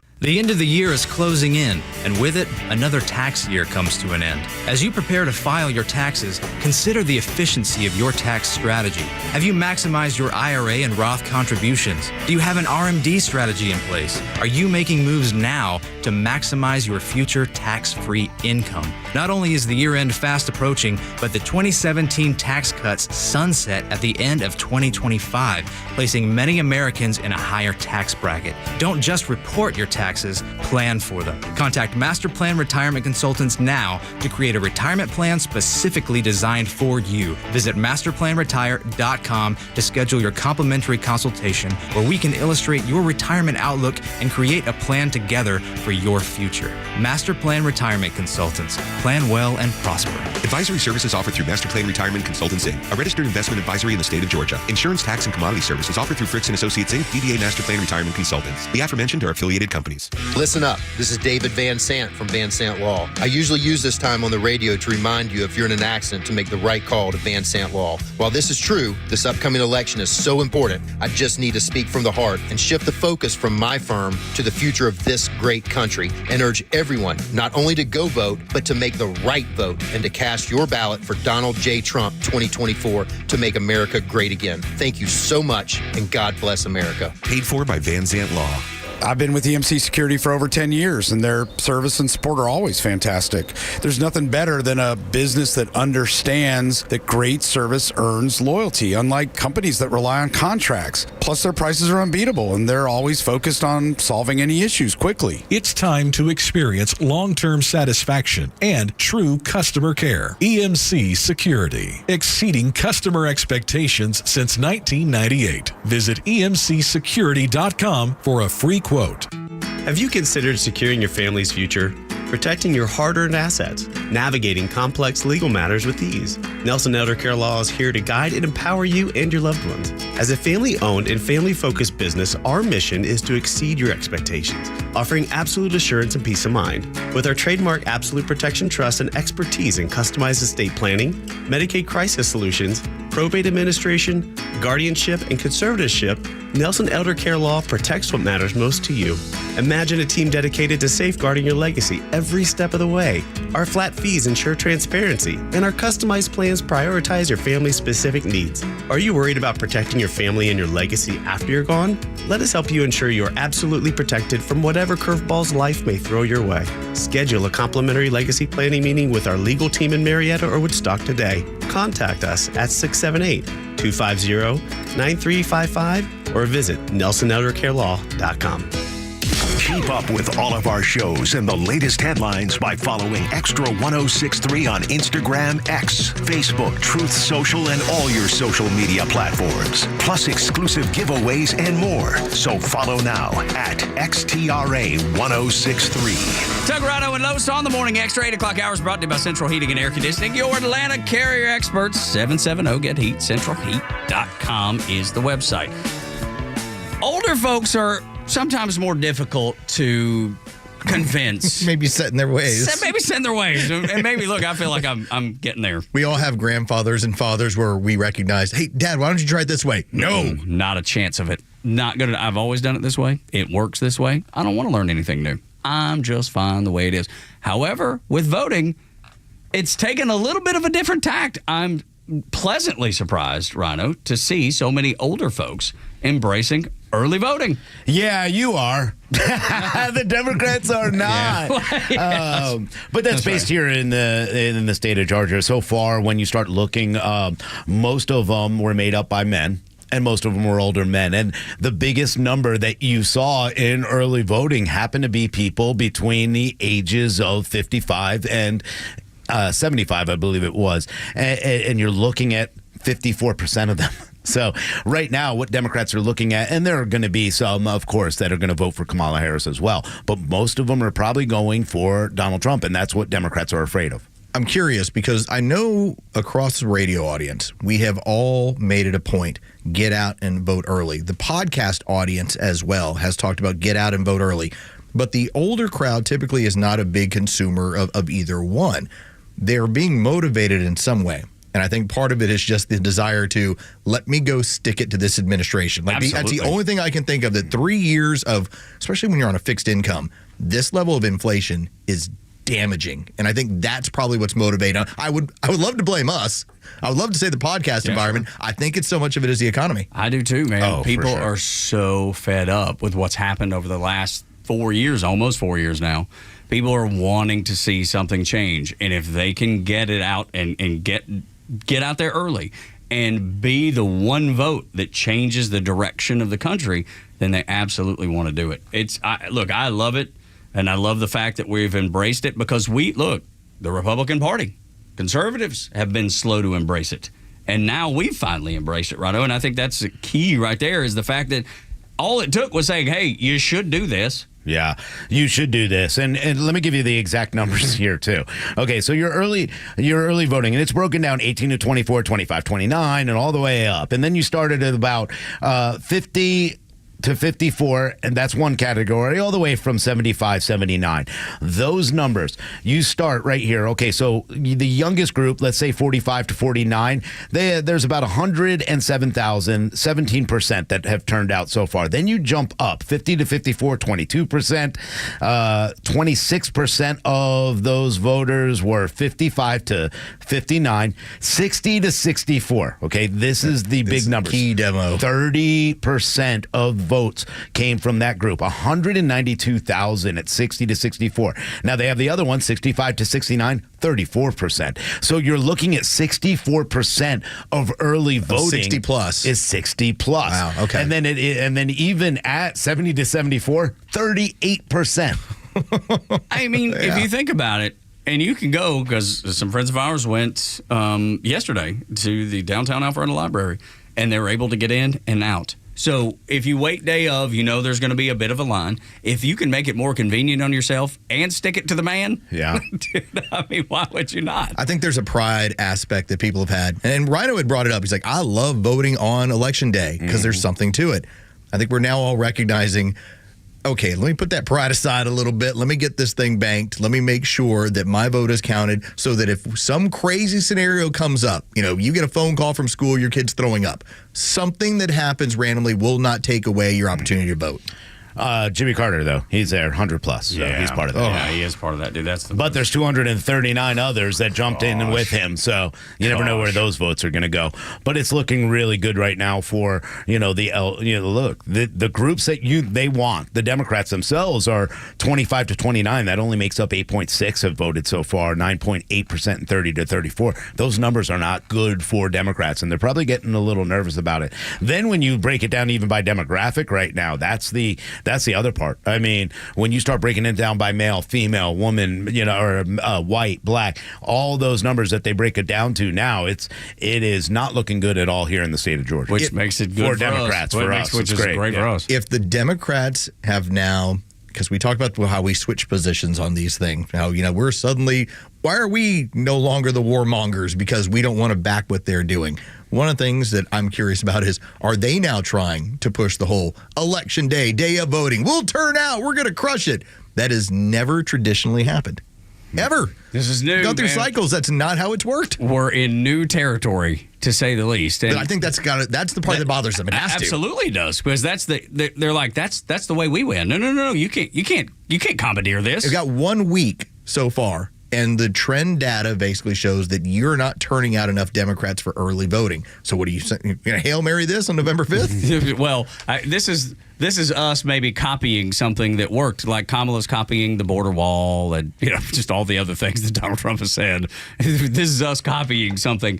And you know what? For once, it's working. And had Kamala jumped on board with this years ago and said we should be building the wall, she may be able to use it. Just think about the difference. Win the election in 2020. Where you had, out of nowhere, ballots showing up out of nowhere day of. And that ended up being really the difference in how this thing played out. Instead, let's get it all banked so that there's no way when we get down to Election Day and they start counting and they have to, hey, you got Donald Trump winning in this state by, 2.5 million votes. Well, what do? You can't go find 2.5 million votes. Well, it doesn't work that way. But it depends. They seem to be able to find all kinds of votes. Challenge accepted. We can do this. I know, right? But that's where it is for sure. 404-741-1230. David's in Marietta. We're up against a break, so it's quick. But David, what's on your mind? Oh, did we lose David? Oh, David. Call back, David. Yeah. 404-741-1230 is the number, Dave, if you want to jump back in. But, so we'll continue to push early voting. Like I said, I'm going to get it done. I think I'm the only loser in the room that hadn't gotten it done. Hadn't gotten it done quite yet. Consider it that. And just you've been busy. You had a trip to South Carolina. That's fair. Well, but I do feel like that I should have already gotten it done. You know what? It's almost like now. I'm not worried about you. No, I know. I know you're going to get it done. No, well, for sure. I've not missed a voting opportunity. Even when I was in the Navy, I voted absentee. I'm not sure about Joe. I might trip him if he tries to. No. Have just you voted? He's going to cancel one of our votes out. Oh, he hasn't voted yet, yeah. No, Joe is going to be the perfect voter. He's just not going to. Yeah, that's good. He''ll be busy. I'm He'll be like, you know what? I'm not really involved with this Kamala Harris thing. What's going to be better for Joe, because he does in the circles that Joe runs in, it's going to be better to say, I don't want to vote for anybody. Yeah. Than to say, I'm voting for Donald Trump. Do you feel that way? Let's just ask the man. I mean, did you feel that way? I want to talk to him. No, I'm going to vote. It's my civic duty. Yeah, sure. Okay. All right. So he's canceling one of us out. No matter what. He's canceling one of us out. We'll see. I think he is. No, he's going to cancel out. No, it's not us. It's his dad. Well, that's what he's doing. A if he vote. chooses to do that, A vote. it's not us. Yeah, it's going to be his dad because there's no better. His dad's gonna kick him out. Like I don't care about you, Dad. Than canceling out Dad's vote. I learned it from watching you. Yes, like I revolted against my father in the only way I knew how. I did not take part in his love for WWF wrestling. Yeah. I was like, he's like, Dad, this is stupid. Change the channel. That was me pushing back on my dad. Yeah, you're kind of a communist. Like I used to love it. Some people decide they don't want to play catch with their dad anymore. In this case, Joe is going to show his dad, well, I'm going to cancel your vote. Actually, Brett's like my best friend. We get along great. Well, yeah. not when you cancel his vote. No, I'm canceling Rhinos. That's fine. No, that's Brett's. In fact, because here's the deal. You don't live under Rhino's roof. That's right. That's an insult. Yeah. Jesus is not allowed at Kamala rallies. Goodness gracious, how she could have handled this. This one's so easy, and she made the mistake of a lifetime in front of the world, and it's getting shared over and over and over again. After a Neil Bortz report and a Fox News update, more of the Morning Extra. Tug, Rhino, and Los on the Morning Extra.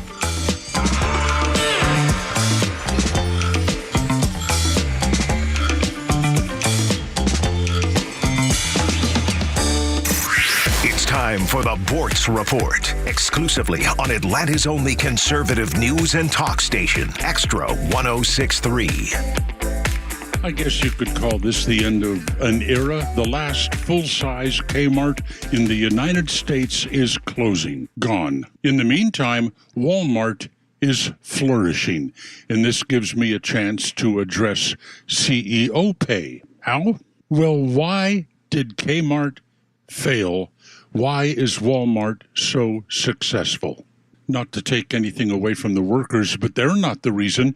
The reason, management. The reason, leadership. The reason, CEOs. And your trusted puddin' stick here actually put some study into this, trying to distract from the upcoming disaster of our presidential election. One basic thing, Kmart went to where the people already were. Walmart went to where the people were going to be.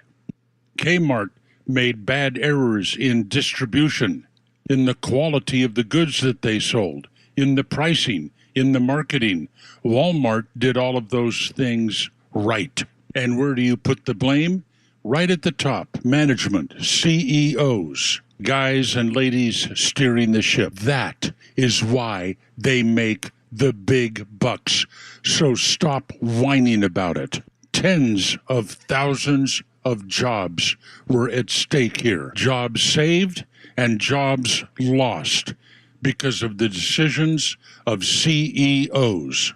So what if they make so many times more than the average worker makes? They're the reasons that the average workers have these jobs at Walmart and the reasons they don't any longer at Kmart.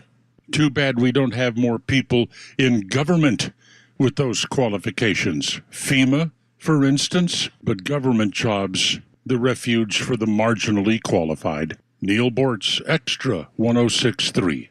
Tune into your new favorite show that's redefining the A to Z's of marketing, The Marketing Madmen. We'll take you behind the scenes of successful campaigns and reveal the strategies that win. We're not just talking about marketing, we're making it happen. From viral content creation to leveraging AI for customer engagement, our experts bring you to the cutting edge of industry.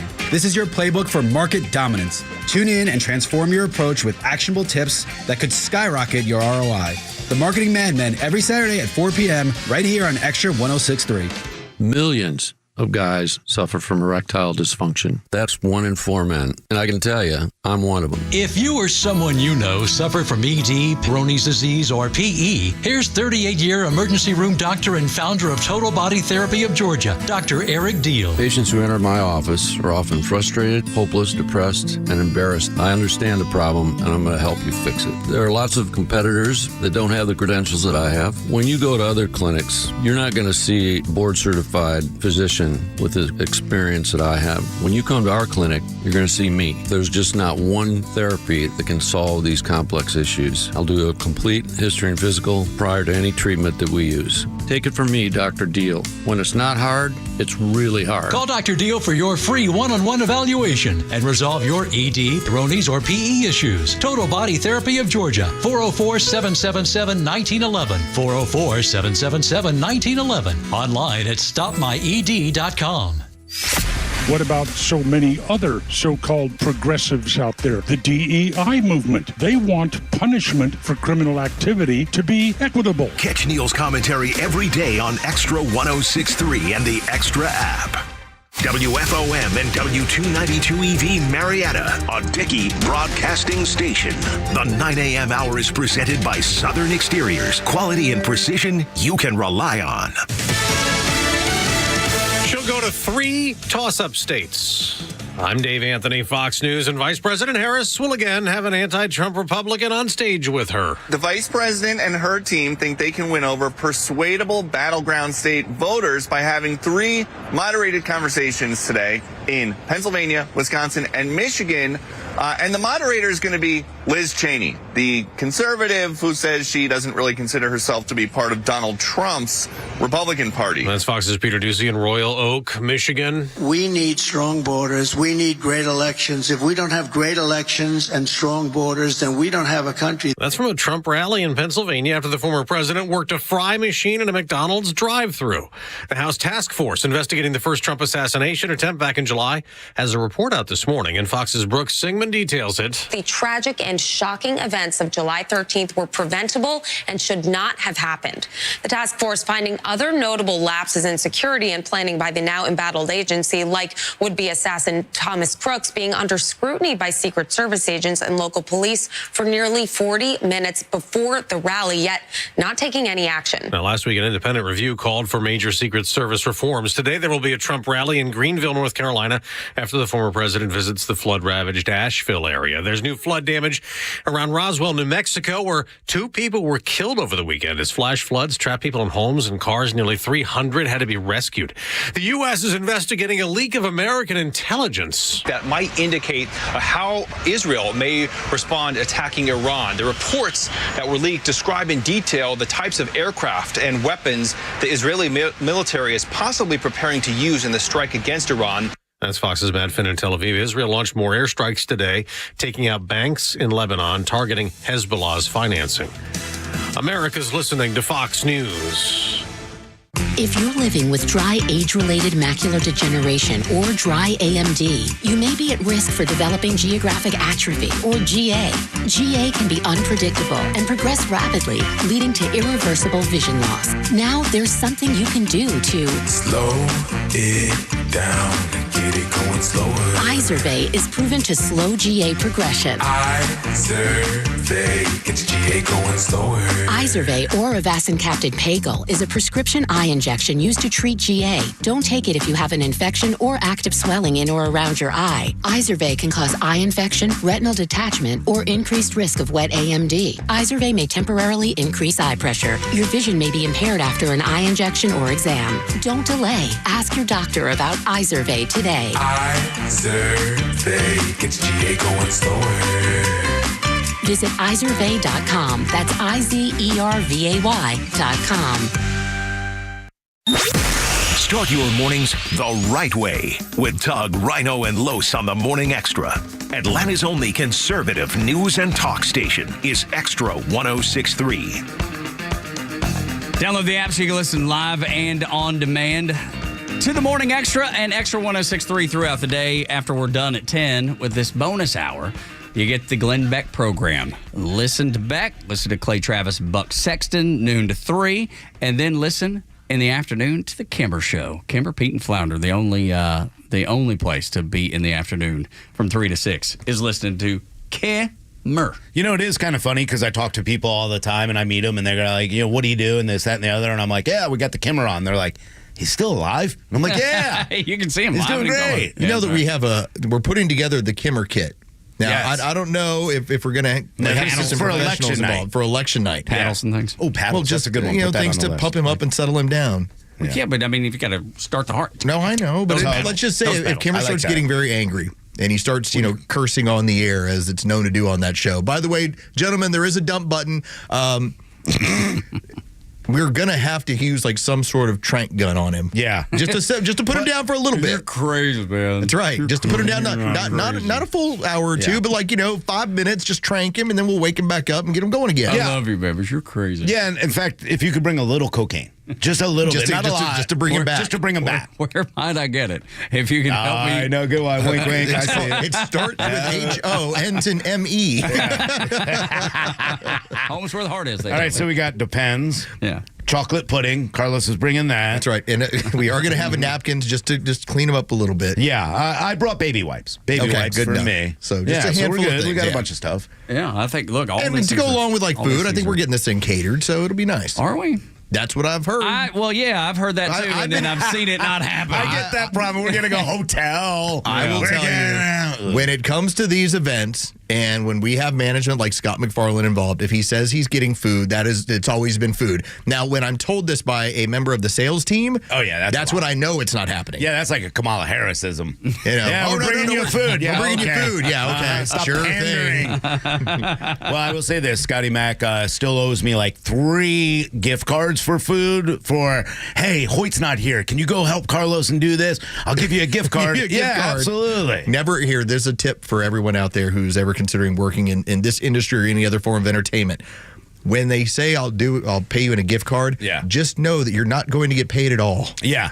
Or the gift card will be expired. That's happened to me before. We have a friend of ours who got a car wash gift card that was expired and didn't work. Or Mr. Dickey, who I love, actually came through with the gift card and knowing I'm Jewish gave me a honey baked ham, but whatever. Well, but knowing that you eat ham. He knows how to eat everything. Take this I still make giant him thing feel of ham. bad. Yeah, come Still on had to make now. him feel bad. I'm offering you all this pork. I did go and get a turkey sandwich. So, well, there you go. Yeah. They let you switch it up. Yeah. At Honey Baked Ham. Yeah. Because they do have good turkey. They do have great we turkey. always get Oh turkey my gosh, and ham it's so good for Thanksgiving there. So big plans for election night. Yes, absolutely. Just a little bit over, 11 days now? Yeah. 2 weeks away. We might need to frisk Pete, though. You think he's going to show up armed? Yeah, I think he's tired of Kimmer.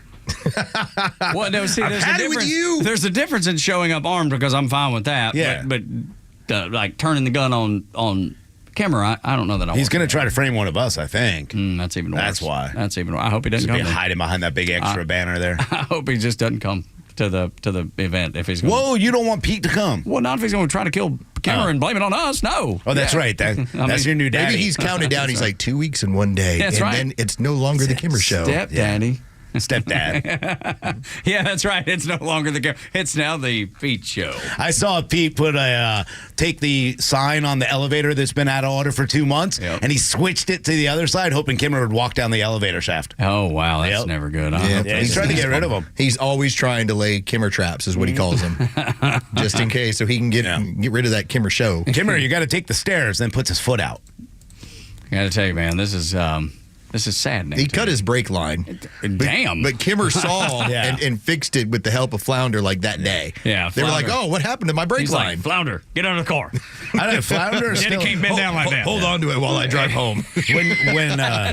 When Kimmer had all his teeth removed again, and Pete had to do the show by himself, Pete got into it. Like, it was great shows, and he's like, yeah, I need this. This should be the Davis show. Yeah, that's right. The PD show. The PD and Flounder show. I love it. All right. Yeah, he's. Maybe. I could see the way he looks at Kimmer more now. Kimmer traps. That's right. It's like it's like Bugs Bunny. Did you see they're moving this piano to the 4th floor? You should take a look at that thing. Yeah, stand right here. Yeah. And then He's hoping Kimmer falls asleep. He was going to tie his shoes together. God, it'd be terrible. I don't want to see Kimmer fall down. Okay, I just don't that's want to it. see him. He breaks a hip, it's done. You can't put him down. break Kimmer. Yeah, he's a Marine. That's right. Kimmer's not going to break. He's not breaking. No, there's nothing breaking on Kimmer. He's a Marine like Joe Biden is Puerto Rican. Once a Marine, always. Yeah, you He's don't always stop. No, I okay. He yeah. What that came out totally wrong. I know. What I meant is, I don't think he can. He had those skills back in 1947. Don't ask him to try it. Still there. He's just not as quick. He knows how. His mind works quicker than the rest of his body. But I'll tell you, man. I see that in my co-ed softball league. Yeah. Like when I sprint out of the box thinking I'm going to stretch a single into a double. Yeah. And then I get about, I don't know, 5 steps toward first base. And I'm like, oh, this is a single. This is definitely a single. Yeah. Now take that and add 40 years. Yeah, exactly. Think about that. That's right. So that's what I'm saying. Here's what I'm saying. You do lose that. Kimmer is closer to defending the pearly gates as a Marine than he is able to take down a Marine of today. That's all I'm saying. That's correct. He's really close to them pearly gates. Are right. And speaking Like, of pearly hoorah, gates, welcome to heaven. Don't bring up the pearly gates at a Kamala rally. Oh, no. Because she will tell you quickly that you are at the wrong rally. Now, granted, these people were there to troll her, to see what she would say when they said Christ is King and when they said, Jesus is Lord. And she stepped in it. She went as wrong as you could possibly be. With the intention that they would undo the protections of Roe v. Wade, and they did as he intended. Oh, you guys are at the wrong rally. I think you meant to go to the smaller one down the street. Wow. So you say Christ is King, and you were meant to go to the smaller rally down the street. I gotta tell you, man, she couldn't have played this any worse. Will they turn it into her communications team? Well, she just didn't understand what they were saying. It's like then why wouldn't you come out immediately and say we love our people of faith, we love our faith community, but they don't, so they can't. Yeah, she meant every word she said. We don't want you here. You're not part of what we're doing. You're not at the right rally. That's exactly right. She meant it, and that's the thing. Even if she misunderstood, I would be in front of every camera in America, knowing that you're going to black churches on Sunday to say, hey, people of faith, you are welcome. Yeah. Just like you've welcomed me into your church. Yeah, look, I mean, you make a mistake, okay, I can understand that. You didn't make a mistake not going to the Al Smith dinner. Why didn't you go there? Yeah. Because it was a religious event. Exactly right. She's avoided religion. She's avoided being a part of that because she can't play all the sides of the fence she's trying to. They hate Jews. They're anti-Semitic, the Democrats. That's the way it comes off to me as a Jew. And that's just my personal feeling. But it sure comes off that way because they play the fence. Like, oh, no, yeah, we're not behind the Israel. Oh, we're behind Israel, you guys. It's a pander. It continues to be. But this was the truth. For the first time, I watched and saw something that Kamala Harris said that I actually saw was truthful, because everything else she tells is a lie, and it's all fake. This was real. She does not like religion, and she thought she was being funny. The smaller rally down there, right? He got an entire stadium to stand up and cheer for him, and they didn't even barely know he was there. And until her crowd went wild for that too. Oh, I know, dude. The cheers. Of course they did. They all hate religion. Have they showed you not? I'm not going to go all. What I'm going to tell you is that there was quite a bit of people in there that only looked at it as somebody's heckling her. Because if you're in the back, you have no idea that part is correct. No. I'm at not saying, yeah, of course. Well, you said all. That's what I'm saying. They all do. They all hate religion. So when you're in the back and you start seeing your chosen candidate get heckled, you have no idea what it is. Right. So you're like, woo, yeah, way to deal with that, way to talk. Sure. And then when you find out what it is, I wonder how different that is for you. Absolutely. But if she were smart, she would have been in front of every TV camera and had a statement prepared, ready to say, I had no idea. I know the communications director released it, right? I know that. How many people are going to see that? Right. Zero. Zero people get out in front of it, but she's not smart enough. So how about the difference? Here's J.D. Vance dealing with the same situation, and this is how he handled it yesterday. Anti-Christian rhetoric and anti-Christian approach to public policy. I don't think that we've, that's right, Jesus is king, and I don't think that we've seen. Amen. How much sharper is he when he hears that, and his first inclination is, what did they say? And then, boom. I think she heard it and turned it into, are you trying to heckle me? Yeah. And then, well, watch what I'm going to go ahead and do to you. Yeah. But it does not work when it comes to the regular voter. Most of those people in a crowd, I would imagine, most of Kamala's crowd is not church-going, is not people of faith. There's probably some, I would imagine. But they want you to have, the whole point of me bringing this up is they want you to have faith in government, in politicians, which I have none. And this would be so easy to clear up. She thought they were just saying something. She had no idea. but she won't because she knows she feels that way. It doesn't do her any good with her base. Well, she doesn't her care. mix of base, and she doesn't. You're right.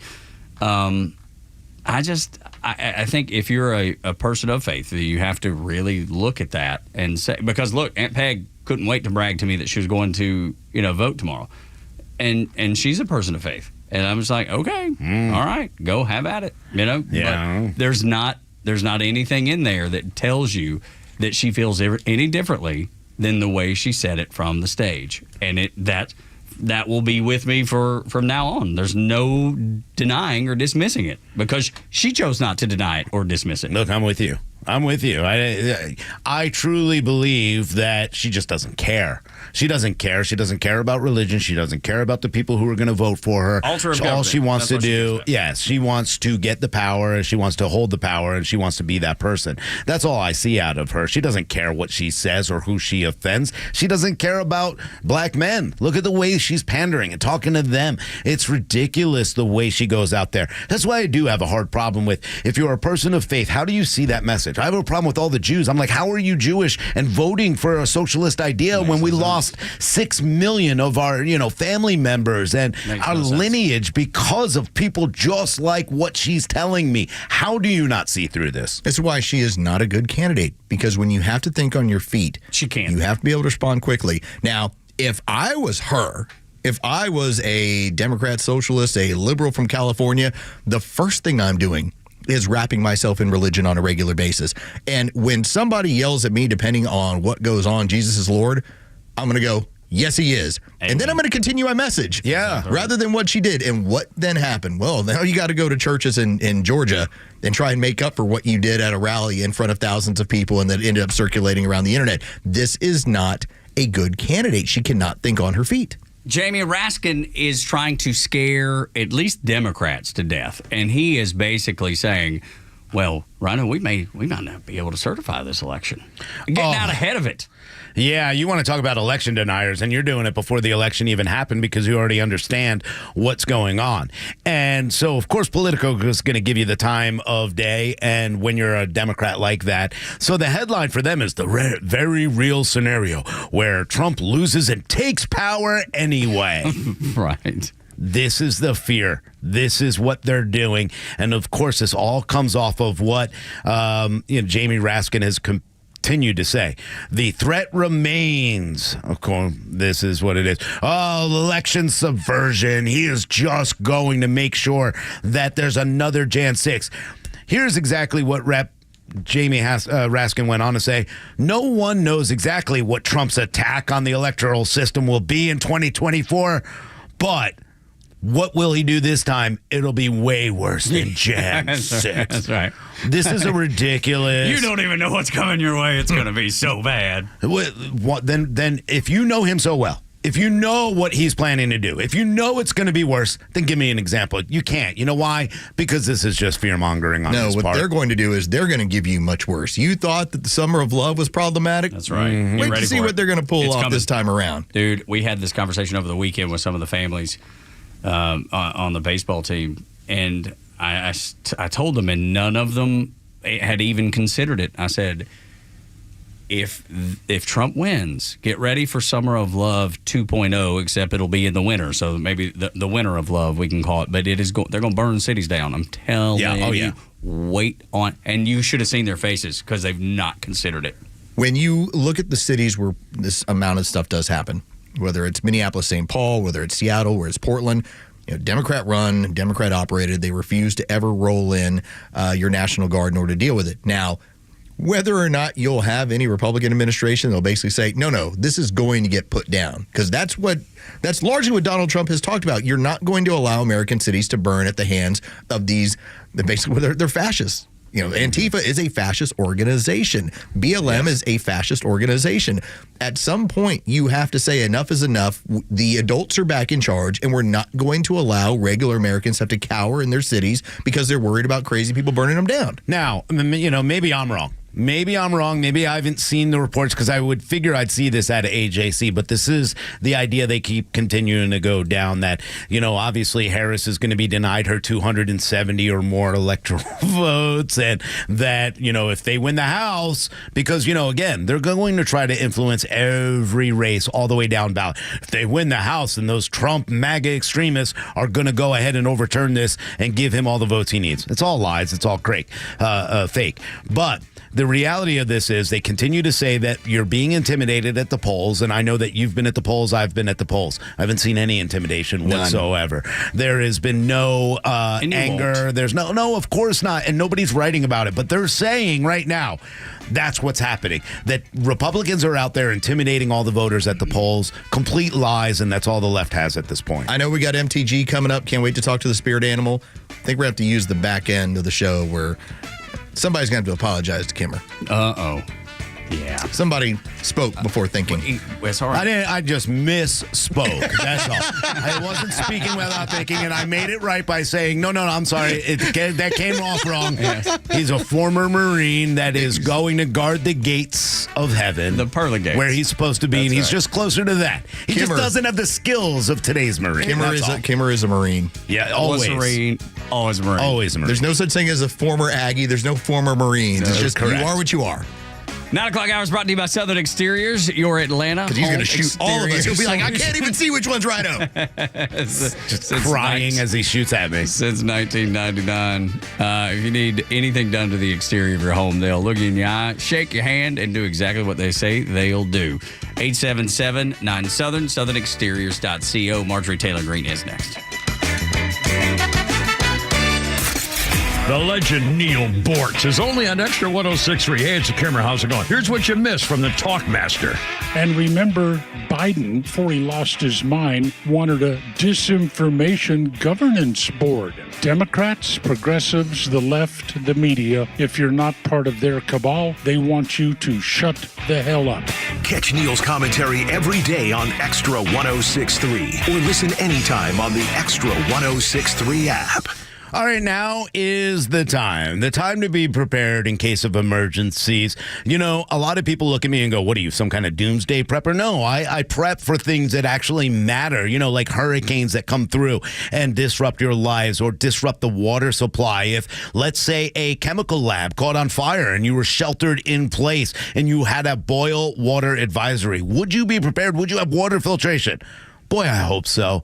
But if you haven't listened, if you haven't been to True Prep in Marietta, a locally owned and operated company, then guess what? I don't know how else I can help you. I need you to head there. I need you to take care of you and your family, not for me, but for, number one, to support a local business. Matt, Joey, Amy, all of them work hard every single day. Matt and Joey, both Georgia Tech graduates, they have put together this wonderful, beautiful store. And not only does it have everything you need, whether it's the first aid kits you need, the freeze-dried food, they also have the Harvest Right freeze dryer. I'm telling you, this is a great investment. Go check it out. They also have your water filtration needs, your firearms, your firearm accessories and ammo, all at the lowest prices around. But they're also there for you with workshops. That's right. If you're new to it, they have the Intro to Emergency Preparedness workshop. They have the Get Home Bag or your Bug Out Bag workshop. They even have a Stop the Bleed class. They have an AR-15 carry maintenance. You got to check out all the great workshops. If you're new, no worries. They got everything right there for you. They even have books, seeds, everything you need, solar panels, generators, everything you need in case of an emergency. Go down there, Marietta, Cobb Parkway, walk around, ask questions, check it out. Or go online right now and sign up for some of the workshops at trueprep.com. That's TRU prep.com. Prepare today for a worry-free tomorrow at True Prep. It either is or it isn't. When it comes down to it, that's all that really matters when choosing a certified pre-owned Mercedes-Benz. It's either certified by Mercedes-Benz factory-trained and certified technicians, or it isn't. It's either backed by an unlimited mileage warranty for up to 7 years, or it isn't. It's absolute confidence in genuine Mercedes-Benz parts, or it isn't. Welcome to the Mercedes-Benz Dream Days sales event, now through September 30th. Come in today and take advantage of finance rates as low as 2.99% APR special financing on select models. Because in the end, it's either Mercedes-Benz certified pre-owned or it isn't. We're proud to be Atlanta's Mercedes-Benz connection since 1964. Not all offers apply to all vehicles, and special financing available to qualified customers exclusively from Mercedes-Benz Financial Services through October 31st, 2024. Contact RBM of Atlanta for details on this and other exciting offers. Visit us at rbmofatlanta.com or call 770-390-0700 for details. Central Heating and Air Conditioning wants you to know the start of the new season is the perfect time to ensure your home's comfort for the fall and winter. Don't wait like most people do to have your HVAC system serviced. Your home should have maintenance twice a year. Maintenance helps keep your furnace running at peak efficiency and extends the life of your equipment. Turn to the experts for your system's maintenance at 770-GET-HEAT or centralheat.com. Central Heating and Air Conditioning can fix what ails your house and possibly your family with home ventilation and air quality products.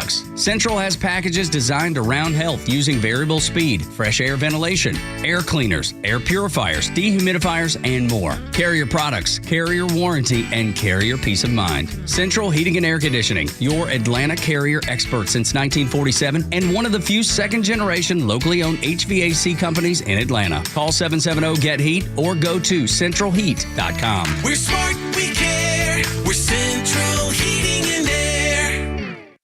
The stories that matter to you. These are your Georgia headlines. Presented by RBM of Atlanta, your Mercedes-Benz connection since 1964. Good morning. Here are your top stories in the state of Georgia for today, Monday, October 21st. Students in Rockdale County will be returning to in-person learning today, a month after the school went virtual due to the biolab chemical fire that had residents sheltering in place. The county also announced they are filing a federal lawsuit against biolab. According to the suit, this is the fourth major incident at the plant since 2004. Commissioners are also seeking an injunction to shut down the Conyers plant. A shooting at Albany State University during homecoming weekend leaves 1 dead and 5 injured. 6 people were shot over the weekend at Albany State University during homecoming. 19-year-old Demarion Tashawn Daniels was killed in the shooting, and 5 females were also injured. The GBI is continuing to investigate the incident, and no arrests have been made. And in sports, Kirk Cousins threw 2 interceptions, and the Seattle defense shut down the Falcons offense as Atlanta fell to Seattle 34-14. The Falcons dropped to 4-3 on the season, tied with Tampa Bay for the first place in the NFC South. With your headlines, Scott Rhino, Extra 106.3. Welcome to the show, Marjorie Taylor Greene. And I just want to start by saying, ma'am, Christ is King. Amen. Christ is King. I would have expected that Apparently answer. that's the test of the day right now. You are not at the wrong rally, ma'am. Or on the wrong morning show. It seems like... You guys are great. Yeah, you know, the thing is... That's the test. It really is. And the thing is, Congresswoman, like, she could have gotten ahead of that, like, and afterwards. But I don't believe she really wanted to get ahead of it. There's that part of me that doesn't believe that. But if she wanted to get ahead of it, she could have just said, hey, I didn't understand what they said. I know they put out a press release or whatever, but she would be in front of every TV camera saying, that is not what I thought they were saying. I want to be clear that I have no ill will against people of faith. But that's the problem. I'm not sure I believe any of that, and that's probably why she's not trying to get out in front of it this morning. Oh, I completely agree with you. Actually, you know, how I see it is anyone that's a believer, anyone that is a person of faith, anyone that is a Christian especially, they really, I don't care how you vote, Democrat, Independent, Republican, you should have taken that as the biggest sign there is. She said, when those young men said, Christ is King, Jesus is Lord, and she said, you're at the wrong rally, she is telling people of faith and Christians they don't belong at her rally. They don't belong in the Democrat Party. And I want to tell you right now, Democrat policies absolutely line up with her statement. She said, you belong at the rally down the street. And you want to know something? Amen to that. Christians, people of faith, traditional believers, you know, conservatives, yes, you belong in the Republican Party. You belong at a Donald Trump rally. Yeah, I mean, I think Congresswoman, she was right. God wasn't at that rally either. God was down the street along there, so go down there because that's where it's going to be. And I think this is going to be a bigger issue. And I think the way that she's vilified, and you know, as a Jew, I never understand why, you know, there are Jewish liberals. I don't understand how you just push religion aside to listen to the messages that they put out. But the Democrats in general, I mean, the idea of abortion, the idea of molesting or mutilating our children, the idea of having men in our girls' locker rooms. I mean, nothing that they've brought to me says, hey, we care about God and we care about country. Oh, I totally agree with you. No, 100%. And I'll go a step further. You know, when they funded $9 billion to Hamas, at the same time they were funding $19 billion to Israel, that should have told every Jewish person in America, that should have been the message to Israel, that, yeah, we might be giving you money, but we're also funding the enemy that attacked your innocent people and is holding them hostage still today and has declared war against you. So the Democrat Party, it's everything from their words to their actions to the fact that, you know, they believe abortion up until the day of birth, and even some of them afterwards. They believe in the genital mutilation of children and the gender lies and that growing industry. I mean, that, and the illegal invasion, literally breaking our laws, our federal immigration laws. Yeah, the Democrat Party is godless, and the Democrat Party will attack all of us that are believers in God. Congresswoman Marjorie Taylor Greene is our guest on the Morning Extra. And, ma'am, I want to ask you about this important question because Rhino has early voted. I have early voted. Tug is planning on voting this week. Are you hearing concerns about the Dominion voting machines? Because I made it a point, as did Rhino, to double-check what the printout said about what I voted before entering it. And even though I did that, Rhino and I had the same response to the woman who helped us. She says, "You voted, sir." I said, "I certainly hope so." Well, that's the right response. You know, I early voted as well. And I did that on the 15th, first day of early voting. I was like you guys. I went in, put in my little card, made my selections: Donald Trump, Marjorie Taylor Greene for Congress, every single Republican down the ballot. Then I finished, printed my ballot. I held it up to the light to make sure I could see the state seal and the watermark in this paper. Checked every candidate on the ballot before I put it in the scanner. Then I scanned it and got my sweet little "I'm a Georgia voter" sticker that we all wear when we get them. So this is what I'm advising and telling everyone to do. But I have had people reach out to me, and I was very transparent about it. I've also seen it on Facebook and had tons of messages of people saying their votes slipped. And, you know, I'm just saying this is what people are telling me. So when I did do that, thankfully, Whitfield County Board of Elections made a statement. They acknowledged that did happen at one of their precincts in Whitfield County, which is in my district, and they said that they quickly got the issue resolved with the voter, which is what we want to happen. Yes, of course. We don't want to have any of these problems. I personally am a paper ballot person. I just want paper ballots and no machines. That's me. But we haven't gotten there yet with our state law. But yeah, these are the reports. These reports also came out of Cherokee County. They came out of Tennessee. They've come out of other states, and it's not wrong to talk about it. It's the right thing to do to talk about it, and it's the right thing to do to educate people, just like I told you to do and you guys did when you voted. Check your paper ballot. Make sure it lines up, and it's your responsibility to vote. Do not sit this one out. You have to get in there and vote because we can't save this country if we don't vote. I think if Donald Trump doesn't win Whitfield County, which is my hometown of Dalton, Georgia, born and raised, left the Navy, come back, and then have been living in Alpharetta for the last about 17, 18 years. If that county specifically doesn't go 98% Donald Trump, then there is something really, really wrong with the voting system there, because it's been that way ever since I was born and every experience I've had. There's no confusing the way Whitfield County is going to vote. Well, I think so too, but you know, as time goes on and when we've had a wide open border like we have had, especially the past 4 years, That can change the demographics of counties, but I feel sure Whitfield County, as of now, is solidly Republican and will be going for Donald Trump. I'm 100% confident my entire district is going to go for President Trump because this is a strong Republican district. However, we need people to show up and get the job done. We cannot win. We can't beat voter fraud. We can't catch it if it happens, if we are not there voting and going through the process.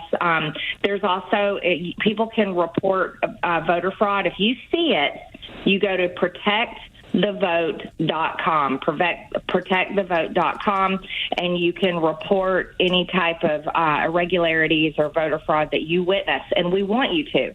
That's the RNC website that we have set up with over 5,000 attorneys ready to jump on these issues and make sure that our election integrity is upheld to the highest standard. So please participate. This is your right as an American, and you have no right to complain if you will not get in there and vote. The Honorable Marjorie Taylor Greene joining us here on the Morning Extra. I'll tell you one of my concerns, and I am really happy to see some of the early voting and Republicans getting out early because I think we missed that in 2020. How do you guys feel, number one, about that? But I do want to kind of go back to the machines. Have you ever gotten an answer from Brad Raffensperger or Gabriel Sterling on why they didn't do an update to the Dominion voting machines after knowing that we had problems with this? And here we are in Whitfield County again with something that was flipping votes and them fixing it. That's fine. But how many times has it not been fixed? And are you concerned with the fact that we didn't do a update on these machines if we were going to still use them? No, I have never got an answer, and I don't think people of Georgia have ever got an answer for them of why they refused to do the Dominion update. And this is an update that comes from Dominion, and they own the software and they own the machines. I can't comprehend why Brad Raffensperger and Gabriel Sterling would not update the machines, and that is something that I don't think the people of Georgia should tolerate. But I don't get phone calls back from either of those men, to be honest with you. We don't either anymore. Well, there you go. Congresswoman Marjorie Taylor Greene is our guest on the Morning Extra, and I want to ask you about this because I think part of what we've seen is the tent has grown with RFK Jr. joining this campaign and talking about the health of our citizens and the health of our children. You know, realizing as you tweeted out even a couple days ago about the rate of cancer, how it's jumping up in young people. I think if we want to talk about processed foods, I think that's important. I think if we want to talk about vitamin D issues with people, I think that's important. But I don't look at sacred cows here. I think we also want to talk about COVID vaccines and the effect on T cells. These are the things we should be talking about across the board when it comes to public health. Oh, I so agree with you. Thank you for bringing that up. Those are issues that matter to me, too, and this is why I had asked to be on the COVID Select Committee. It's also why I'm so angry at my Republican-controlled COVID Select Committee. Complete failure. They refused, and I had asked many, many times, when are we going to investigate the vaccines? And I had demanded it. And the chairman and the committee refused to investigate the vaccines. That is a complete failure to the American people. I also think it's extremely dangerous. These vaccines, the FDA approved them way too fast, and ever since they went into mass production and were forced on the American people and all over the world, we have seen cancer rates skyrocket, and the cancer rates in young people are extremely concerning. Turbo cancers, all type of cancers. But the other thing is the amount of blood clots that we hear reported from doctors and also morticians. And they talk about these gigantic blood clots that they pull out of people that have passed away as they're preparing their bodies for burial. And they all say they never saw this before 2021. And that only lines up with the COVID vaccines. And, I just think that I don't think, in my opinion, this is my opinion, everyone, I never took the COVID vaccine. I would not give it to my children, and I'm a mom. I would not give them that vaccine, and I would urge you to find a doctor if you get COVID that will treat you with ivermectin and this great protocol. They have an incredible protocol, these great doctors do, that save people's lives during COVID. And I know many of them, people that that would have passed away in the hospital on a respirator if they were being treated by, the traditional methods during that time. But their lives were saved because of brave doctors and nurses who refused to go along with that. And it is so disappointing and disheartening that our federal government forced this on the American people. But you go right into chemicals, into food, the mass production of our crops. Our food is so unhealthy, and that's something that everyone knows if you've traveled to other countries. Our food is killing us. And I used to own a gym. I've been an avid exerciser my entire life, and I love working out. And I also love eating healthy, and it makes my heart feel good to finally hear another voice like RFK, Bobby Kennedy, saying these things. And it's so good to align with him, even though he hasn't been a Republican and has not been a Trump supporter until recently. And so I think with all of that, we're going in the right direction. I got criticized big time for posting that I drink raw milk. I absolutely love raw milk. But we have laws against even being able to buy and consume raw milk, and it's ridiculous to me. So I think that our government, basically, I just call it as it is. It does everything possible to make your life miserable and difficult. Marjorie And Taylor Greene I hate it. is our guest on the Morning Xtra and Extra 106.3. Let's talk about food then, because Donald Trump was at McDonald's, and would you believe that Donald Trump doesn't actually work there? And I've got evidence of it. Newsweek is reporting this morning, rumors have been circulating on social media that Donald Trump's visit to the popular fast food chain McDonald's was staged. We've been taken this morning. Well, this is so absurd. Of course it was So staged. Look, I'm on Donald's side. But guess what else? Guess what else? What's that? That was Kamala Harris's employment history at McDonald's. Exactly. See, I'm on Donald's side on this one. See, I'm the fat guy. Carlos is the healthy guy. I'm going to keep eating McDonald's, and if President Trump was giving it up to me, I'd continue to eat it. But it is funny how she goes to a Sheetz, and all of a sudden it's like, oh, look at this. She's here with the people in Pennsylvania. They love her, and you see how staged that is. And they never comment on that. But the minute he goes in and does something that is fun, and we better shut this down as quick as possible, because the reality is the joy has now switched to the other side. That's right. I agree 100%. I talked with President Trump last night on the phone, and that was the first thing he brought up to me. He said, Marjorie, did you see me at McDonald's today? I said, Mr. President, I don't think there's anyone on this planet that has not seen you at McDonald's today, because it was incredible. Yeah. And he was having so much, you're right, the joy is on our side, and President Trump is the one that leads it. He was having so much fun. I am telling you, he looked like a kid on Christmas morning getting to actually fry French fries at McDonald's. And that is so, so cool, because President Trump may be a billionaire, but let me tell you, he relates to regular people on the most basic level. And that's the fact that he's willing to go in there and put an apron on and fry French fries and work the drive-through at McDonald's, and he loved it. He loved every minute of it, and he told me that last night on the phone. Yeah, there's nothing more basic than a Big Mac. Yeah, we've all had a Big Mac. We can all talk about a Big Mac. And he did great. Look, last night at the Steelers game, the crowd went crazy, chanting USA, USA. Now, we need you to call him and say, hey, you got to call Extra 106.3. You got to do something there. We've had been real Eric close on. so far. We're getting closer and closer. We need your help. We want him on here to really get the people of Atlanta. Now that we're getting these numbers that we're getting, we want them all to hear from him. Oh, that's great. I'll pass it on. I'll do the best I can, guys. Thank you. You're very kind. The people that, and to your point about him relating, the people that drove through the drive-through, I think there was an Indian family and a family from Brazil, and the interactions with them and Donald Trump are priceless, and it shows you that he is a real guy, and it shows you the opposite of what you're seeing with Kamala Harris. So we appreciate you this morning, Marjorie. We appreciate what you do and what you stand for. God bless you and continued success. Oh, thank you. And don't forget to vote for me, too. this election. I really appreciate it. Absolutely. Okay, thanks so much, guys. Yes, ma'am. Have a great day. Always a pleasure to speak with Marjorie Taylor Greene. And when she talked about the attack on raw milk, these were the Amish in Pennsylvania that were basically selling raw milk that people wanted to have stuff that was non-processed. Yeah. And the federal government came in and shut them down. But that's why you're starting to see the Amish buggies with Trump flags Very everywhere. much so. They are going to be Government overreach. They were upset with it. That's exactly right. Georgia early voter turnout is a problem for Brad Raffensperger. Georgia's Secretary of State will end the show on that next on the Morning Extra on Extra 106.3. Tug, Rhino, and Los until 10.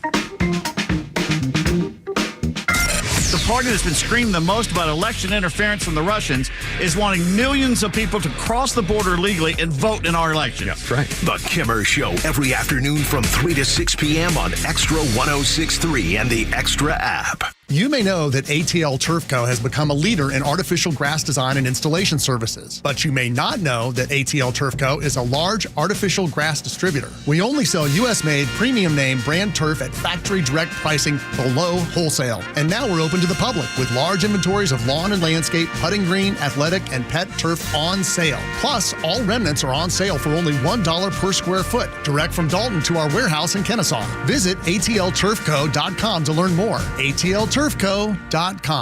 I know it doesn't feel like it right now, but the cold air is coming fast. That means a couple different things to me and you. Energy bills will be rising and company coming over for the holidays. Dan Watkins here with all Four Seasons garage, entry doors, and windows. It's time to get your house ready for the winter air and your holiday visitors. The good news is that we have you covered for every opening in your home. So call us today to set up a free estimate with one of our amazing sales consultants. They'll help you pick out the perfect garage door, front door, and windows for your home. At Nelson Elder Care Law, we understand that family's everything. That's why we prioritize your family's future with personalized asset protection solutions. Call us today to schedule your legacy planning meeting and discover how our team can tailor our services to meet your family's unique needs, ensuring a secure and worry-free future. NelsonElderCareLaw.com.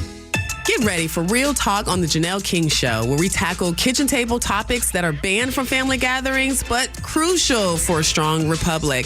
Tune in every Saturday at 3 p.m. and every Sunday for an encore episode at 9 a.m. And if you can catch us live, great. But if not, no worries. New podcasts drop every Tuesday on the Podcast Park right here on Extra 106.3 or wherever you get your podcast. Join us for insightful conversations that matter. Extra 106.3 listeners are falling in love with Nucky's Hoagies in Roswell. Me and my wife now find our favorite sandwich place. That food over there was great. Yeah, those rolls are so soft and sweet. I mean, it was just melt in your mouth. It was, and the steak was tender and juicy and flavorful. I can't say enough about it. It was very, very impressive. It was so good. Make Nucky's Hoagies in Roswell on Woodstock Road your new favorite spot for lunch or dinner. Nucky'sHoagies.com. Listen up. This is David Van Sant from Van Sant Law. I usually use this time on the radio to remind you if you're in an accident to make the right call to Van Sant Law. While this is true, this upcoming election is so important, I just need to speak from the heart and shift the focus from my firm to the future of this great country and urge everyone not only to go vote, but to make the right vote and to cast your ballot for Donald J. Trump 2024 to make America great again. Thank you so much, and God bless America. Paid for by Van Sant Law. Tune into your new favorite show that's redefining the A to Z's of marketing, The Marketing Madmen. We'll take you behind the scenes of successful campaigns and reveal the strategies that win. We're not just talking about marketing, we're making it happen. From viral content creation to leveraging AI for customer engagement, our experts bring you to the cutting edge of industry. This is your playbook for market dominance. Tune in and transform your approach with actionable tips that could skyrocket your ROI. The Marketing Madmen every Saturday at 4 p.m. right here on Extra 106.3. Okay, everybody excited about trying to figure out your new health care plan for the family. Raise your, never mind. I don't even have to finish. Hey, it's a Kimmer. How's it going? I know jack squat about the maze of health care plans. What's worth it? What about long-term care, stuff like that? But I know who does know, the health insurance doctor. Actually, I got a guy named Steven. He can work with you through the plans, including all that year-round open enrollment and $0 deductibles. How about no copay when you go see your doctor? The health insurance doctor. You can save 60% over that Obama business. thousands in savings premiums every single year. It's like that nationwide preferred PO something. I don't know what that is, but he sure does. Literally thousands of very happy clients covered and saving money for decades. The Health Insurance Doctor is locally owned. Stephen is right here answering your call. And then guess what? When he gets you all fixed up, you don't pay him a nickel. Free service to you. 678-523-0759. The Health Insurance Doctor. Online, healthinsurancedoctor.net. Healthinsurancedoctor.net. The Morning Extra from 6 to 10. Glenn Beck until noon. Clay and Buck from noon to 3. And The Kimmer Show on your ride home from 3 to 6. Plus Jesse Kelly from 6 to 9. And Jimmy Vela from 9 to midnight. The voices you need all day with the conservative voice of Atlanta. Extra 106.3 FM and the Extra app. You need to be in attendance. This is going to be so much fun, and you will be kicking yourself if you are not there to participate in the final golf tournament of the year. Extra 106.3 and our sister station 680 The Fan teamed up for the Veterans Day Golf Classic at Heritage Golf Links in Tucker. All of it benefits the Warrior Alliance, which is down below here of Dickey Broadcasting. They're in two ballpark center, just the same as we are. They're on the first floor. We're on the fourth, and I host a podcast for them called the Warrior Alliance Network, and we have 3 different shows, and we focus on people that get out of the military and their successes, companies called Warrior Committed, companies that focus on hiring veterans, and then Spotlight, where we show the successes of people that have been servants and gone on to be successful in civilian jobs. But every golfer will get a Realtree zip-up long sleeve pre-round breakfast from First Watch, and Bloody Marys, if you want one that early, from Tito's. I do. That was Rhino is in. I got to wait till at least we're done with the show. Yeah. Like, I think last year we did jump in at 11, or at least I did. I think I jumped in at 11. No, we actually were that late in the show. I think in the last half hour is when we went. I don't remember having a drink that early. I did. Oh, you did? Okay. Yeah, close and I did. Y'all are living right. Look, this is how important it is. Our great Mike Key, we've been keyed again. On the read 6 at a time, you got Tito's handmade vodka. Then you go down another one. Tito's handmade vodka. That's how important these Bloody Marys are. They took it off on the updated. They did? They fixed it again because for that them? was last week. Yes. Okay. But no. So funny. No doubt. The Tito's finished is long there. drink, by the way. Yes. So I good. love the long drink. When I filled in for Guy Benson, never heard of it really, and then got that. That's a great drink too. So we'll have that there. I'm excited. Two-way radio gear, Panther Plumbing, Zero FG energy drink that I'm having this morning, Scana Energy, and Henri's Bakery and Deli. Find out more and participate. Extra1063.com. It is going to be a fun time. And I was such a dope last year. Well, hey, why? Well, because I didn't think you were a dope. I was totally, because I ended up. Oh, yes. You are a dope. I was playing with women's golf club. Do you know why I was playing with women's golf clubs? Because you forgot yours. I forgot mine. I went to a golf tournament forgetting my golf clubs. And granted, they were $85 on a Kmart Blue Light Special about 15, 20 plus years ago. So it's not like it's a great set of clubs or anything. Sure. But at least I would have had a set. No, it was Brian Katrick, and I think he did it on purpose. Oh, I hope so. He got me a set of clubs. He said, I'll take care of it. I know the pro here. We're good. And he got me a pair of women's clubs. Here's some lady clubs He for knew you. exactly what he was doing. It's not like he had those mixed up.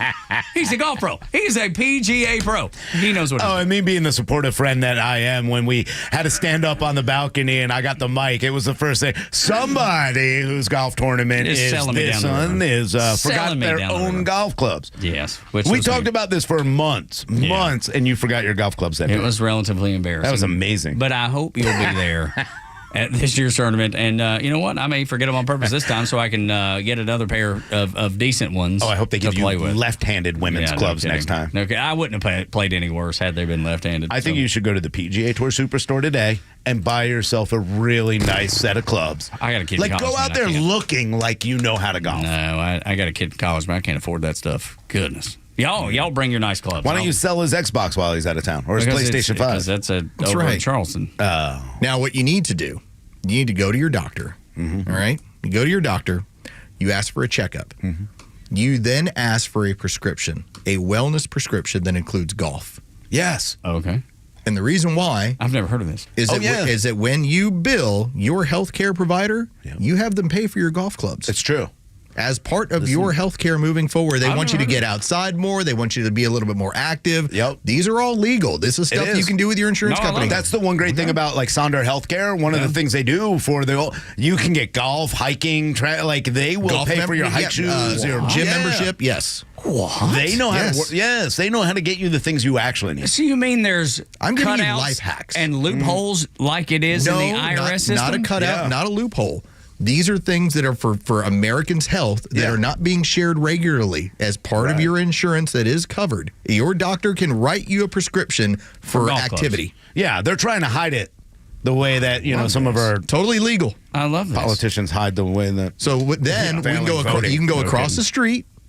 You can go over to Mizuno and get fitted for whatever you want to, and your healthcare company will go ahead and provide a certain amount of the money for you. All right, done. I'm going to ask the You don't have to worry about it. for sure. I love this. You only have to take 3 fingers, though. What now? Huh?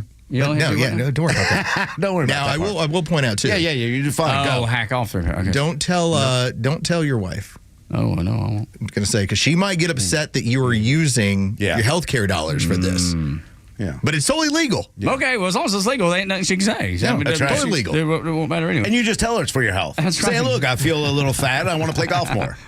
I feel and look a little fat. And then you take the clubs, you leave, and you go sleep somewhere in a parking lot. You don't even have to play golf. At least get them for once a year. We need you to bring your own clubs. A decent set. Yeah, that's right. If you want to listen to the Warrior Alliance podcast, Saturday mornings at 11 here on Xtra, and then the Sonder Healthcare Show is at 1 here on Xtra.